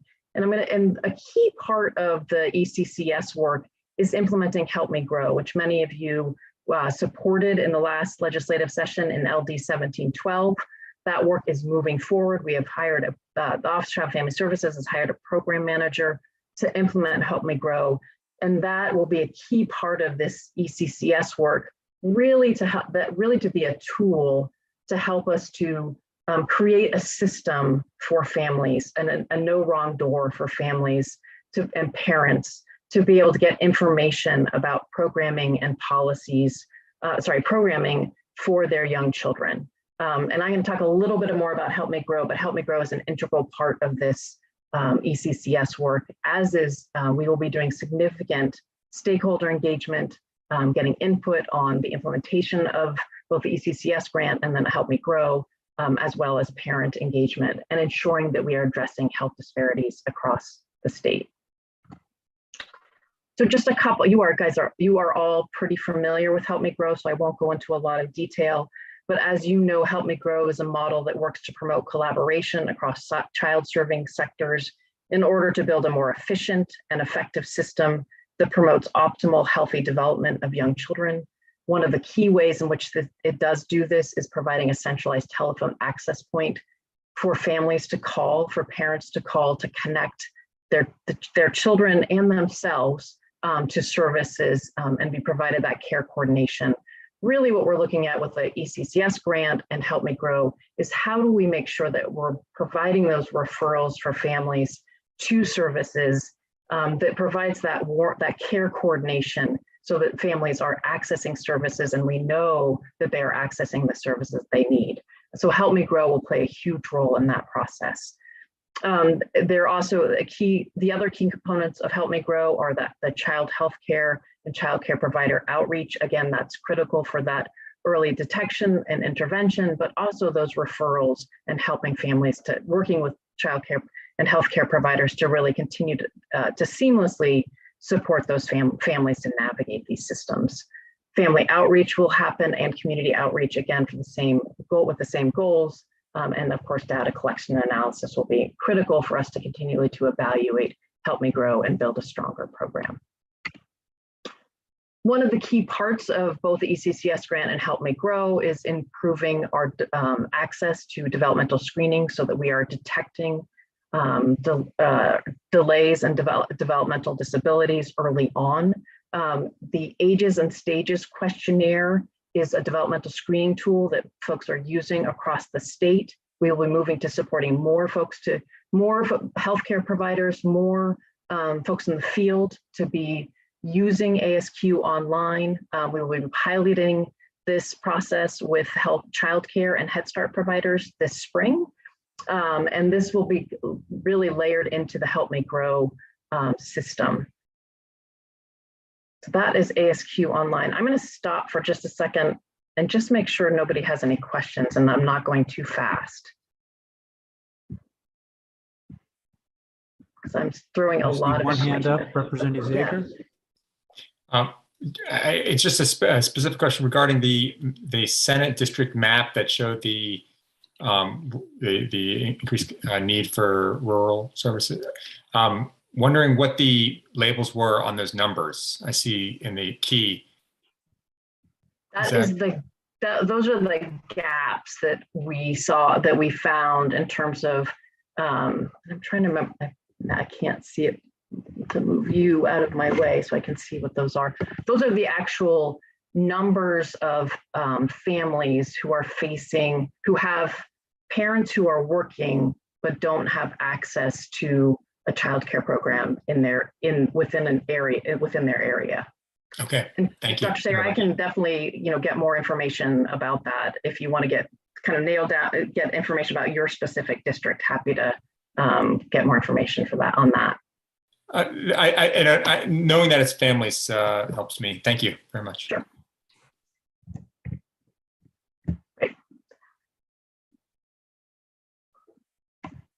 I will keep us going. Just one last piece on the kind of system integration that we're doing. The childcare plan, the American Rescue Dollars, are helping us to fund planning for an early childhood integrated data system.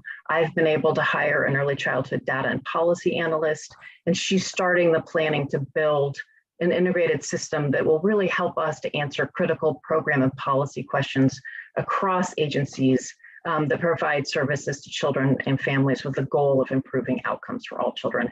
I love this rainbow and this map. It just shows you how many programs, and this is not an exhaustive list, but how many data systems, how many data programs, or how many programs are collecting data about children and providing services. As I mentioned, we work very closely with the early learning team at the Department of Education. They pulled together a team to pull together a series of professional development modules for school administrators and teachers to help with those transitions for children entering public school. This was a great cross-agency work. Both DHHS and folks at DOE were involved. We did some focus groups with parents, focus groups with early childhood educators to get their perspectives on the transition that's happening for young children so that we could better inform our folks at our school administrators and teachers about how to really help children and families and their parents through those transitions.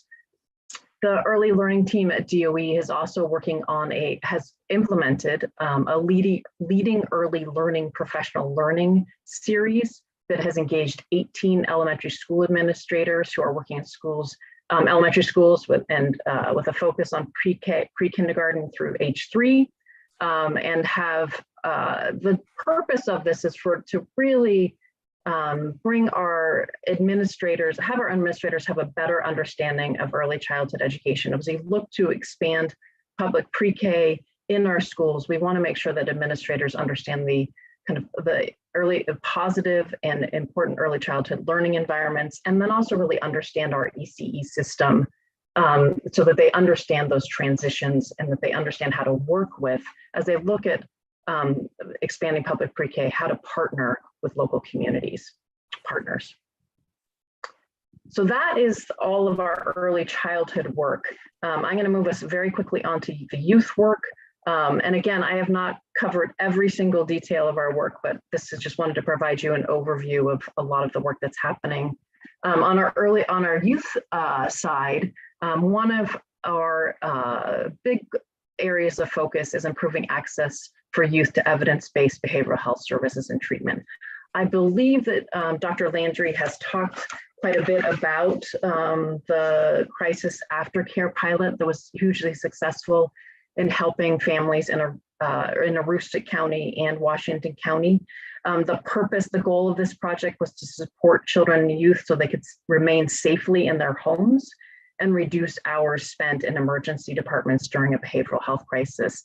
And you will see from these figures that the pilot was extremely successful in ensuring that families were not having to go to the emergency room for a crisis and were getting the supports that they needed.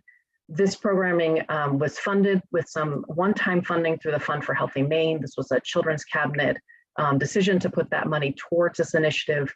The nice thing is that that Office of Child and Family Services was able to show how the impact of this program, and now it is operating statewide with federal funds. I think Dr. Landry also talked to you about some of the funding that has also provided training around evidence-based services for youth, training 120 clinicians on trauma-focused cognitive behavioral therapy, and also providing no-cost training to 80 practitioners in triple P positive parenting programs, which are effective evidence-based parenting programs that provide parents with simple and practical strategies to help them build strong and healthy relationships with their children.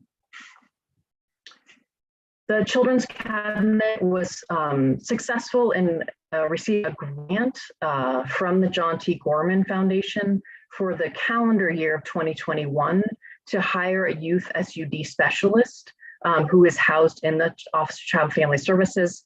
This increased capacity with a focus on youth SUD resulted in the ability to document our existing continuum of care and supports that exist, review evidence-based practices and opportunities, apply for federal grants, and improve greater and make greater stakeholder engagement in this area. There has been some initiatives that have just started and have been identified as needed. The co-occurring mental health SUD trainings are happening right now, or will be happening, I apologize, in June. So those are upcoming to ensure that we are training folks in the field on ACRA, which is a evidence-based training program. It's called Adolescent Community Reinforcement Approach. And then also they are working on right now at the Office of Child and Family Services on providing training to existing clinicians on treatment of adolescents needing medically supervised withdrawal. That was identified as a significant need in the field to ensure that we are supporting youth on medically supervised withdrawal. Just a couple more things to highlight. The main CDC worked on a handful of initiatives over 2021 to strengthen restorative practices in our schools, and also to increase training and technical assistance for our behavioral health organizations on effective screening and identification of suicide prevention and youth living with a substance use disorder. One of the big initiatives that we've been working on at the Children's Cabinet is ensuring that we are supporting more youth to understand career opportunities, career pathways, to connect to work experience. And one of the, working very closely, we work very closely in this initiative with the folks at the Department of Labor, and they recently just are wrapping up a 5-year grant from the US DOL that has allowed them to work with students with disabilities to get the paid work experience. They are in the process of coming up, they will be putting out their evaluation soon, and we will be using that to inform our work as we move forward. And I'm actually going to skip slides because related to that is the work that we're doing around the main jobs and recovery plan to expand opportunities for meaningful paid work experience for youth. We're working closely with our partners at the DECD, as well as across DOL, DHHS, and DOE to coordinate an expansion of career exploration and meaningful paid work programming. We, at the Children's Cabinet, we will be releasing sometime this spring a grant opportunity for community groups to help youth gain valuable 21st century and foundational skills, connect to employers, and better understand career opportunities. These grants will be specifically geared towards connecting youth to meaningful paid work experience, and will be geared towards young people with disabilities, those connected to juvenile justice system or the foster care system, those experiencing homelessness, youth who are low income, of color, and from Indigenous communities. So I just wanted to jump over the last slide because I wanted to make the connection between the work that's been happening at the Department of Labor, where they've been working with youth with disabilities to connect them to paid work experience. And we really are learning from their experiences and their successes in doing that work. And also they are expanding their pre-apprenticeship programming as well, targeting youth to gain those foundational skills and soft skills to prepare them for apprenticeship programming. I believe this is my last slide. Our partners at the Department of Education have been working with folks at the Department of Health and Human Services to build out a social and emotional learning curriculum for pre-K all the way through grade 12. They now have 450 online modules, and they are all trauma informed. In 2021, they had about 70,000 curriculum engagements, which means they had 70,000 uses of their curriculum and over 8,700 registered students. These modules have been extremely helpful to provide tools to our teachers to create positive, supportive environments, meet the needs, the social emotional needs of our students, which has been particularly important during the pandemic, as we know that students are really struggling with the ongoing impacts on their health and well-being. And I believe that is it. That was a lot of information, and a lot of this is all in the Children's Cabinet report, and happy to answer any questions.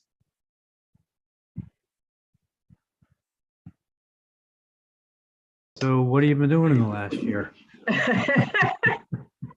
Well, I just want to give a call out to Senator Moore, who sits on the Children's Cabinet Early Childhood Advisory Council and is a very active member of that council, and probably knows already a lot about all this work, but she's been really helpful in her work on the council. The council was established to provide ongoing feedback to the Children's Cabinet, and that is our stakeholder group.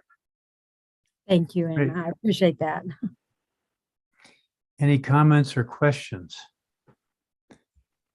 So it sounds to me like you're trying to set up a 211 equivalent for Help Me Grow, where there is a designated access point or points that are, and depending on what the media is, for folks to begin to access information about their needs and what's available.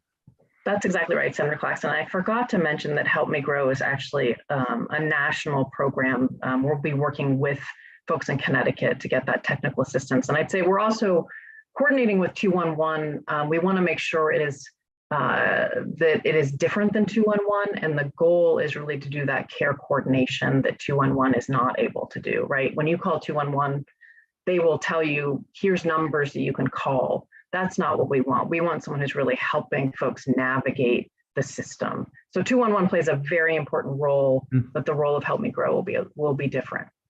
Okay. And then the other question was the issue of high quality daycare versus the numbers. How do we expand the numbers available and maintain high quality?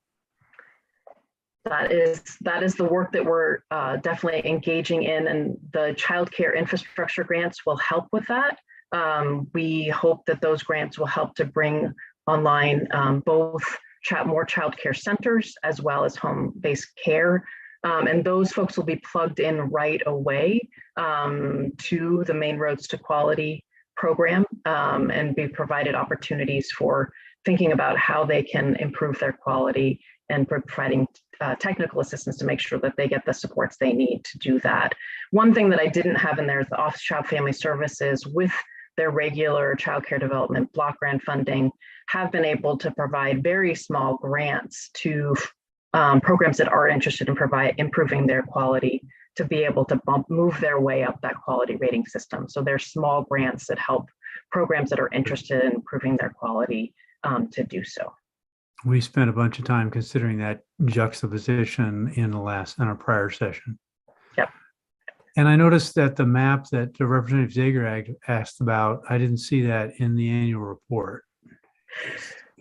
That is an old map. I just wanted folks to see why we're going to be giving priority for rural areas. I'm happy that is actually in a separate report and was part of some national work that was done in 2020. So it was not in our 2021 report for that reason. It's actually older data. It was actually pre-pandemic data. Okay. Because I'm a data geek, and that's a great way to display the need. So, all right. Any other questions or concerns? We have plenty of rural folks on our committee who help us keep that top of mind. So, I don't see any questions. So again, thank you for a lot of information, obviously a lot of work. it's nice to know more tangibly what the cabinet does. Definitely, definitely. And don't hesitate to, reach out if you have any more questions as you're looking through the report. We also shared with you the early childhood education workforce compensation report too. So if anyone has any questions about that, please feel free to reach out to me directly. Thank you for that offer. Thanks. Thanks for being here. Great. Thanks for the time. So I see Deborah Dunlap, and I suspect that she's here related to Maine Children Welfare Advisory Panel. So we'll get her It's on through the the way. we'll get her through the wormhole and give her a chance to update us. Welcome. Thank you. Thank you. I missed what you were saying, but I think I you were just just said waiting that for me to I- come through the wormhole.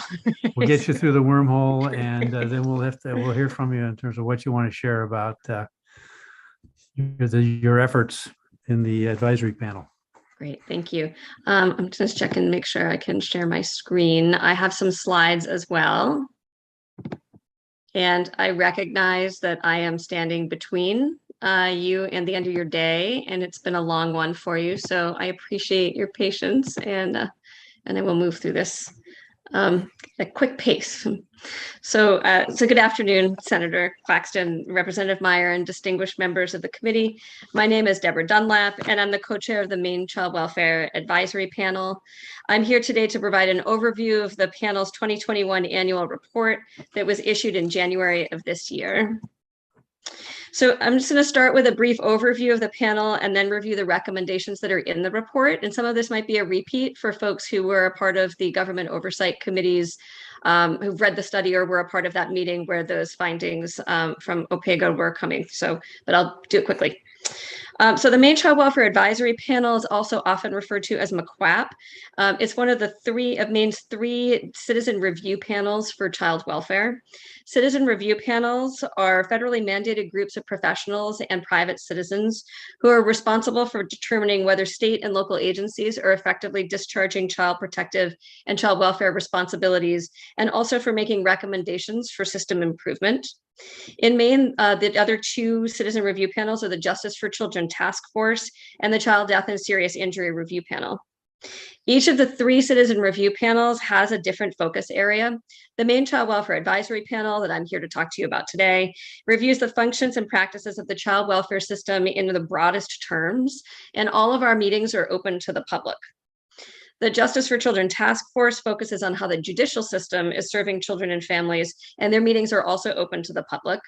And the Child Death and Serious Injury Review Panel reviews individual cases of child maltreatment, and as a result has the highest standards of confidentiality. In contrast, the Maine Child Welfare Advisory Panel, all of our minutes are available on the website, and anyone can attend one of our meetings by contacting the panel coordinator for a meeting link. So members, MCWAP members are volunteers, private citizens and professionals who have experience in the prevention and treatment of child abuse and neglect, or who have personal experience with the child welfare system.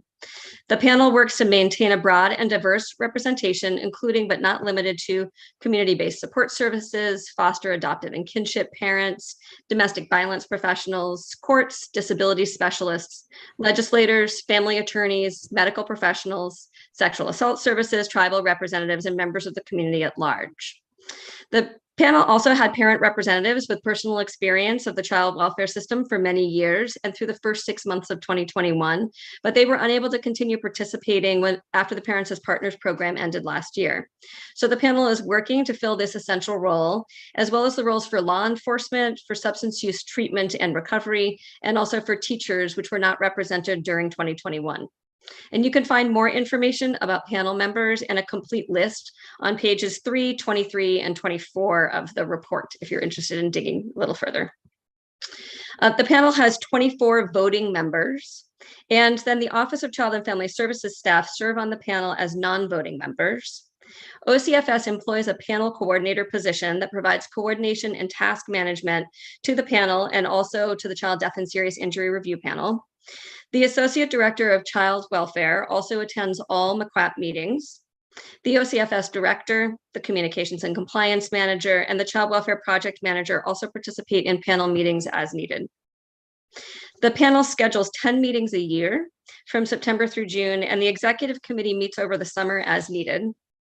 In 2021, the panel held all 10 meetings over a virtual platform, and including a full-day planning retreat in September. All MCQAP meetings are now chaired and facilitated by 2 citizen members of the panel. And this is actually a change that was made this year as part of ongoing efforts to ensure the independence of the panel. In prior years, there was a citizen co-chair, and the associate director of child welfare was the other co-chair. We made that change this year. So these are, I mentioned that citizen review panels are federally mandated. These are the mandates for the panel to examine the policies, procedures, and practices of the state and local child protective agencies and evaluate the extent to which they're effectively discharging their responsibilities, to provide for public outreach and comment, to assess the impact of current procedures and practices on children and families in the community, to review and evaluate state investigative, administrative, and civil and criminal judicial handling of cases of child abuse and neglect. And we do this in close partnership with the Justice for Children Task Force, whose members also sit on our panel. And we make policy and training recommendations, and to prepare an annual report complete with a summary of activities and also recommendations for improving the child welfare system. So you can read more about the activities in the report, but I'm just going to give you just a brief overview, since this is one of our federal mandates, to talk about what we did in the last year. So the panel's primary focus area in 2021 was really that continued clarification of the panel as a separate entity from the Office of Child and Family Services, and also improving our processes to receive citizen engagement and feedback. So on panel development, we continue to work with get technical assistance from the Capacity Building Center for States. They provide technical support for all citizen review panels nationally, and we've been working with them for the last 2 years as we've been looking at ways to strengthen the panel. This past year, they helped us to inform the restructure of the panel's executive committee to establish the 2 citizen co-chairs, and to have the associate director of child welfare assume a liaison role that was more consistent with the non-voting status. They also helped us to clarify the panel's process in response to legislative and media requests, including working with the Government Oversight Committee and OPEGA. And then the panel also established, MCQAP also established quarterly collaboration meetings among the chairs of the 3 citizen review panels. And this is in order to coordinate some high-level focus areas and recommendations for systems improvements. And that happened in the fall of last year. So around citizen engagement, this was at the focus of the panel's annual full-day retreat in September. And the panel members, I had identified this need to elevate this priority after we lost all of the parent and family representatives on the panel. Parent experience, we have issued for the last, we started in 2018, we started with surveying parents, and we do that every 3 years. So 2021 was the second round of surveying parents. The surveys were distributed and analyzed in the fall, and a summary of those results will actually be available on the panel website within this week, if it's not already there. I know it's going up at some point this week, and we can share that link when that's live. The panel has also been assessing the department's ability to effectively engage fathers of children who are involved in child welfare. This work started in 2020, and over this past year, the panel developed a process for holding father listening sessions, which are getting ready to be launched this year, and the results of that will also be in our next annual report, and likely used to advise some recommendations for this year. For communication and coordination, this is a subcommittee that's been focused for a few years on identifying gaps and strategies to improve the ways that health, developmental, and education for children and youth in care are shared between providers and caregivers. The group has focused this last year on the implementation of the new child welfare information system, and they've been exploring the functions in that system that could serve as a healthcare portal and provide updated information for caregivers, providers, parents, and even for older youth who might be navigating their own healthcare providers. We did a lot of policy review and made some changes in 2021 as well. In January, the panel met with the OCFS policy and training leaders and developed a process for panel members to review proposed child welfare policies and to provide feedback to the department prior to implementation. In past years, the panel would often receive policies or be briefed on policies that had already been passed. And so we weren't necessarily actively involved in before they had gone through the whole process. So we now have a process in place where the panel or some of the folks that review the policies before they actually are through. And you can find a list of the policies that the panel members had the opportunity to review and provide feedback on page 7 of the report. And so then finally, there were some training activities that the panel conducted in 2021. So this was in response to gaps that were identified through previous panel reviews. The subcommittee started to provide training to all professionals who were connected to the child welfare system about the dynamics that are present in cases where that involve domestic abuse and violence, and the challenges that are involved when a protective custody case intersects with or is resolved through a family matters case. This was something that was identified and through provider surveys and feedback as a need, and the training series had great.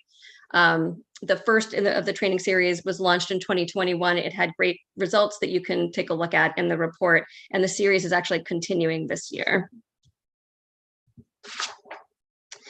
So I'll move now into the recommendations that are in the 2021 report for the improvement of the child welfare system.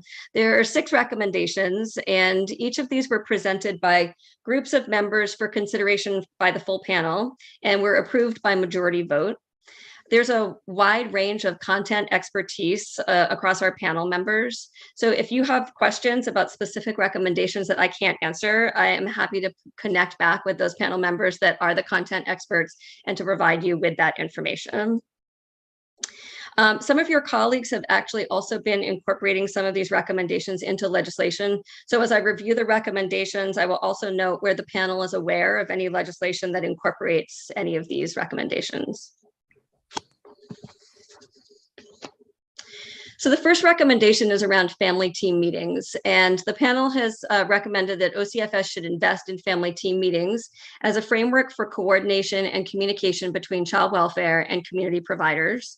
This should include designated staff to provide skilled meeting facilitation, investing in ongoing training and coaching for all OCFS workers and supervisors, and providing training to educate and engage community providers in the family team meeting model and to promote best practices in team decision making.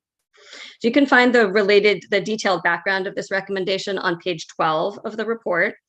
This recommendation was made in response to many evaluations that have emphasized the need to continue to improve communication and coordination between child welfare caseworkers and the community providers that serve the same families. These evaluations included the OPEGA brief in 2018, MCWAP provider survey results in 2019 and 2021, and the 2021 report by Casey Family Programs. Family team meetings actually are a model that was introduced in Maine during the previous child welfare system reforms, and they're a nationally recognized framework to support communication and coordination practices around individual families. Parent and provider feedback have continued to indicate a need to improve the uniformity and the consistency in family team meetings across cases and across regions.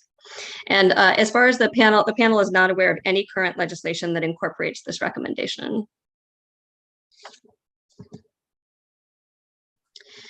The second recommendation is around parent and youth engagement. OCFS should identify and invest in programs that support parent and youth engagement in the child welfare process and in quality improvement efforts, including membership on citizen review panels by June of 2022, and provide the panel with status updates at least every 6 months. So this recommendation was made in response to the state ending investment in the Parent Partner Program at the end of June, and reflects panel members' concerns that this was evidence of a decreased commitment to including individuals with lived experience in service delivery and system improvements. OCFS has provided support and partnership to the Youth Leadership Advisory Team, or YLAT, since 1998. I know folks on this committee are familiar with them. and had also developed and invested in the Parents as Partners program since 2007. The parent partners supported parents to engage with the child welfare system, trained all new child protective caseworkers, and served on numerous state advisory panels, including this panel and the Justice for Children Task Force. While state investment in YLAT has continued from July until the present, OCFS has not been investing in any initiatives to engage parents with lived experience in child welfare service delivery or improvement. The panel is not aware of any legislation that is related to this recommendation. OCFS has reported working with the Cutler Institute and the Muskie team to establish 2 new parent positions in the child welfare policy and training team. Panel members remain concerned that there are no immediate plans for these positions to provide direct support to engage families who are navigating the child welfare system. The original timeline that was reported for implementation of these positions has passed. The governor's budget for child welfare includes these positions, and you can find detailed background on this recommendation on page 13 of the report.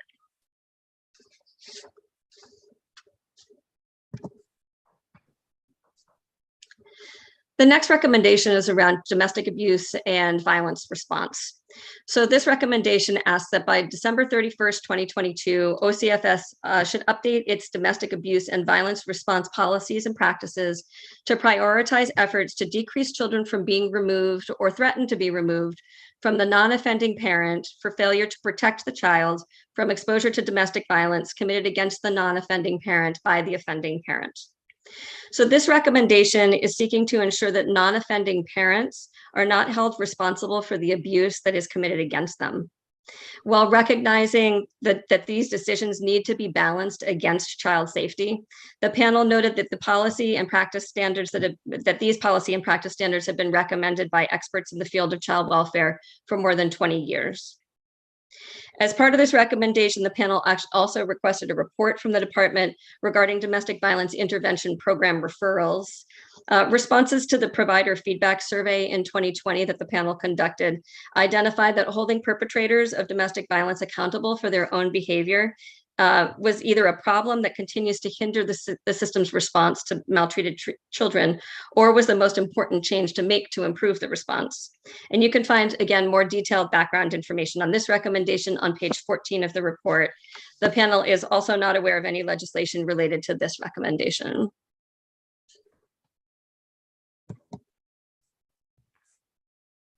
The next recommendation is about discretionary funds.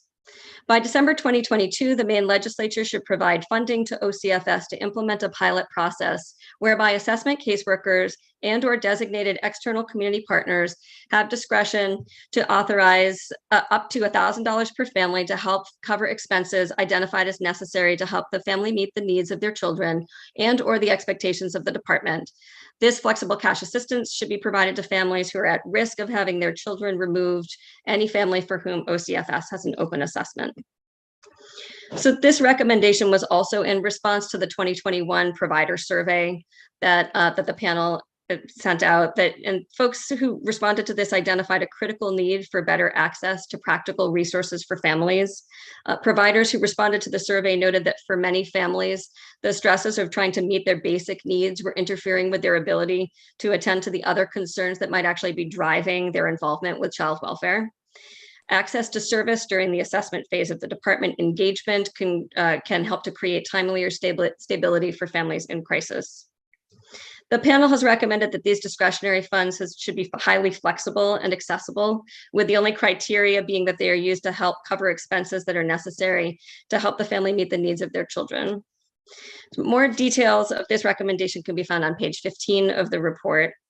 The LD 393 includes a response to this recommendation or something connected to it. And while LD 1850 is still taking shape, discretionary funds were included in the former Wraparound Maine initiative.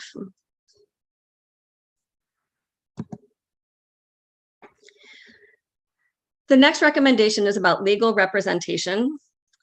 This recommendation is by December 2022, Maine should provide adequate funding to the Maine Commission on Indigent Legal Services to create a pilot program in a selected region to provide legal advice and representation to all families as soon as the Office of Child and Family Services opens an assessment. So under the current system, a low-income family is only provided with counsel after a child has been removed from their care.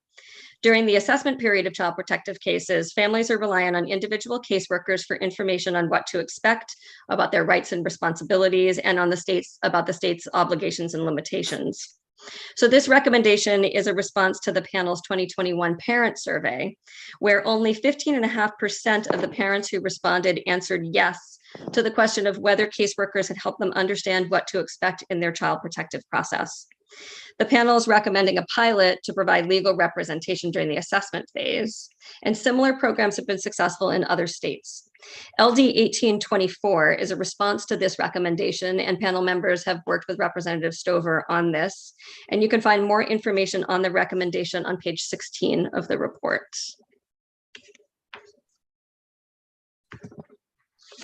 Almost there. This last recommendation is about guardians ad litem.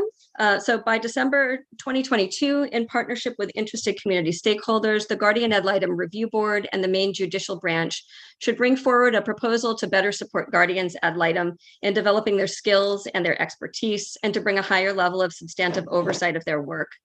This process should include recommended mechanisms and metrics for identifying appropriate mentors within Maine's guardian ad litem community, opportunities for case consultation by guardians ad litem with their peers, and a process for periodic case review.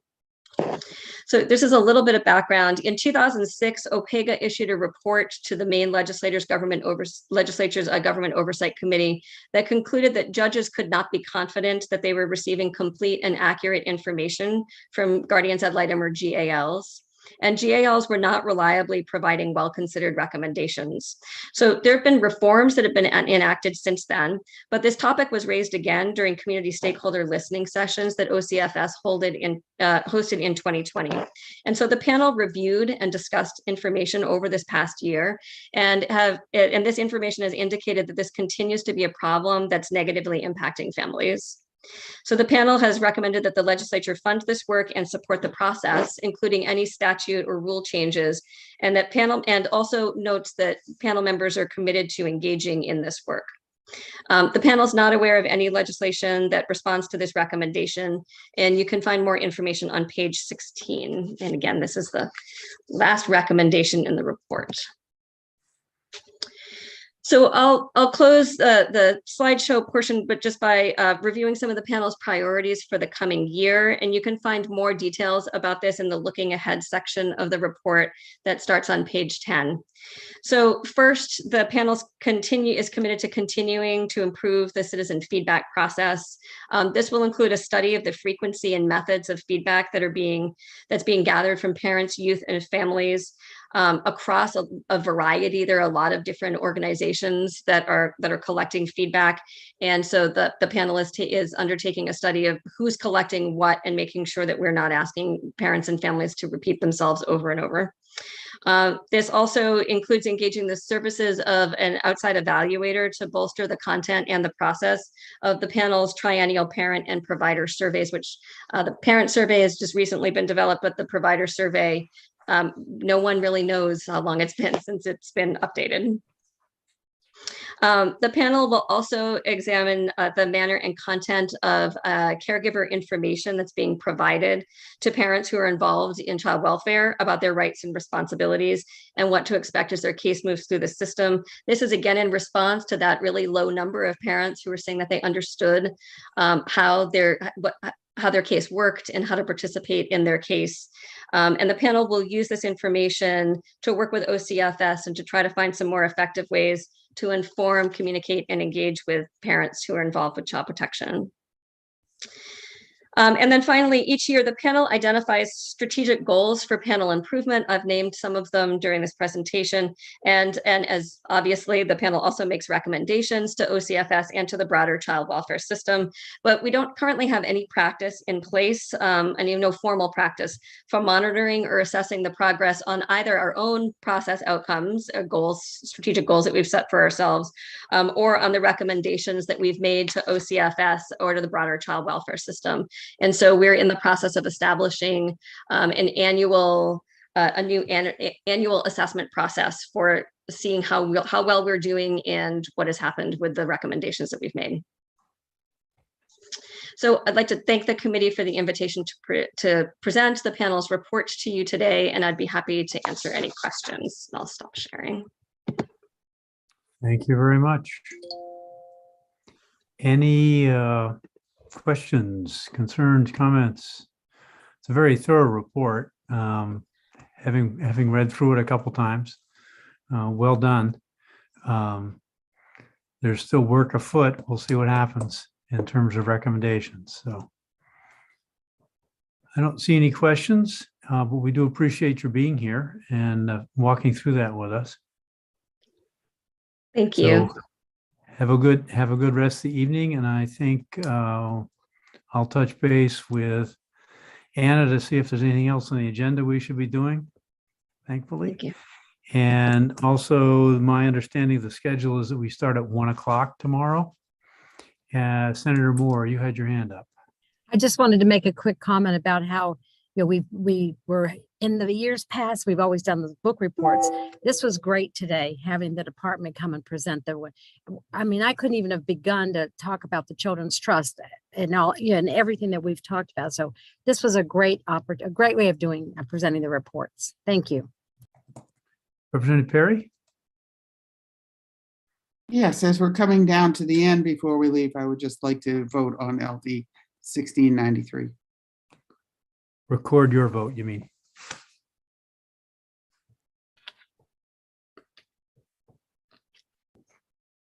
So Karen, you let us know when you're ready. And I am ready. Would you like me to? If you would. Okay. The motion was ought to pass as amended, motioned by Representative Meyer and seconded by Representative Madigan. And I would like to register my vote as yes. Okay, Representative Perry, yes. Thank you. Thank you for that. Oh, Representative Stover, are you in for LD 1877? Yes. Okay, the motion was ought not to pass. The motion was made by Representative Lemlin, seconded by Senator Moore. Wait a minute. 1877? Yes. Before she votes. Yes. Ought not to pass. Thank you. Sure. Sorry about that. Go ahead. And I guess, what was the vote count? Can you just tell me? Sure. It's currently 9 yeses, 1 no, and 3 absent. So I want to vote yes on the ought not to pass motion. Okay, Representative Feels Stover. like a double negative, but Votes yes. Thank you. thank you. Representative Zager. Thank you, Mr. Chair. Just real quickly while we're on screen, can you please confirm, Karen, that I don't have any outstanding votes? I was in back and forth between committees today. You are all set, Okay, Representative thank Zager. All right, people. 1 o'clock tomorrow afternoon. We'll enjoy tomorrow morning. We'll see everybody at 1. Thank you all.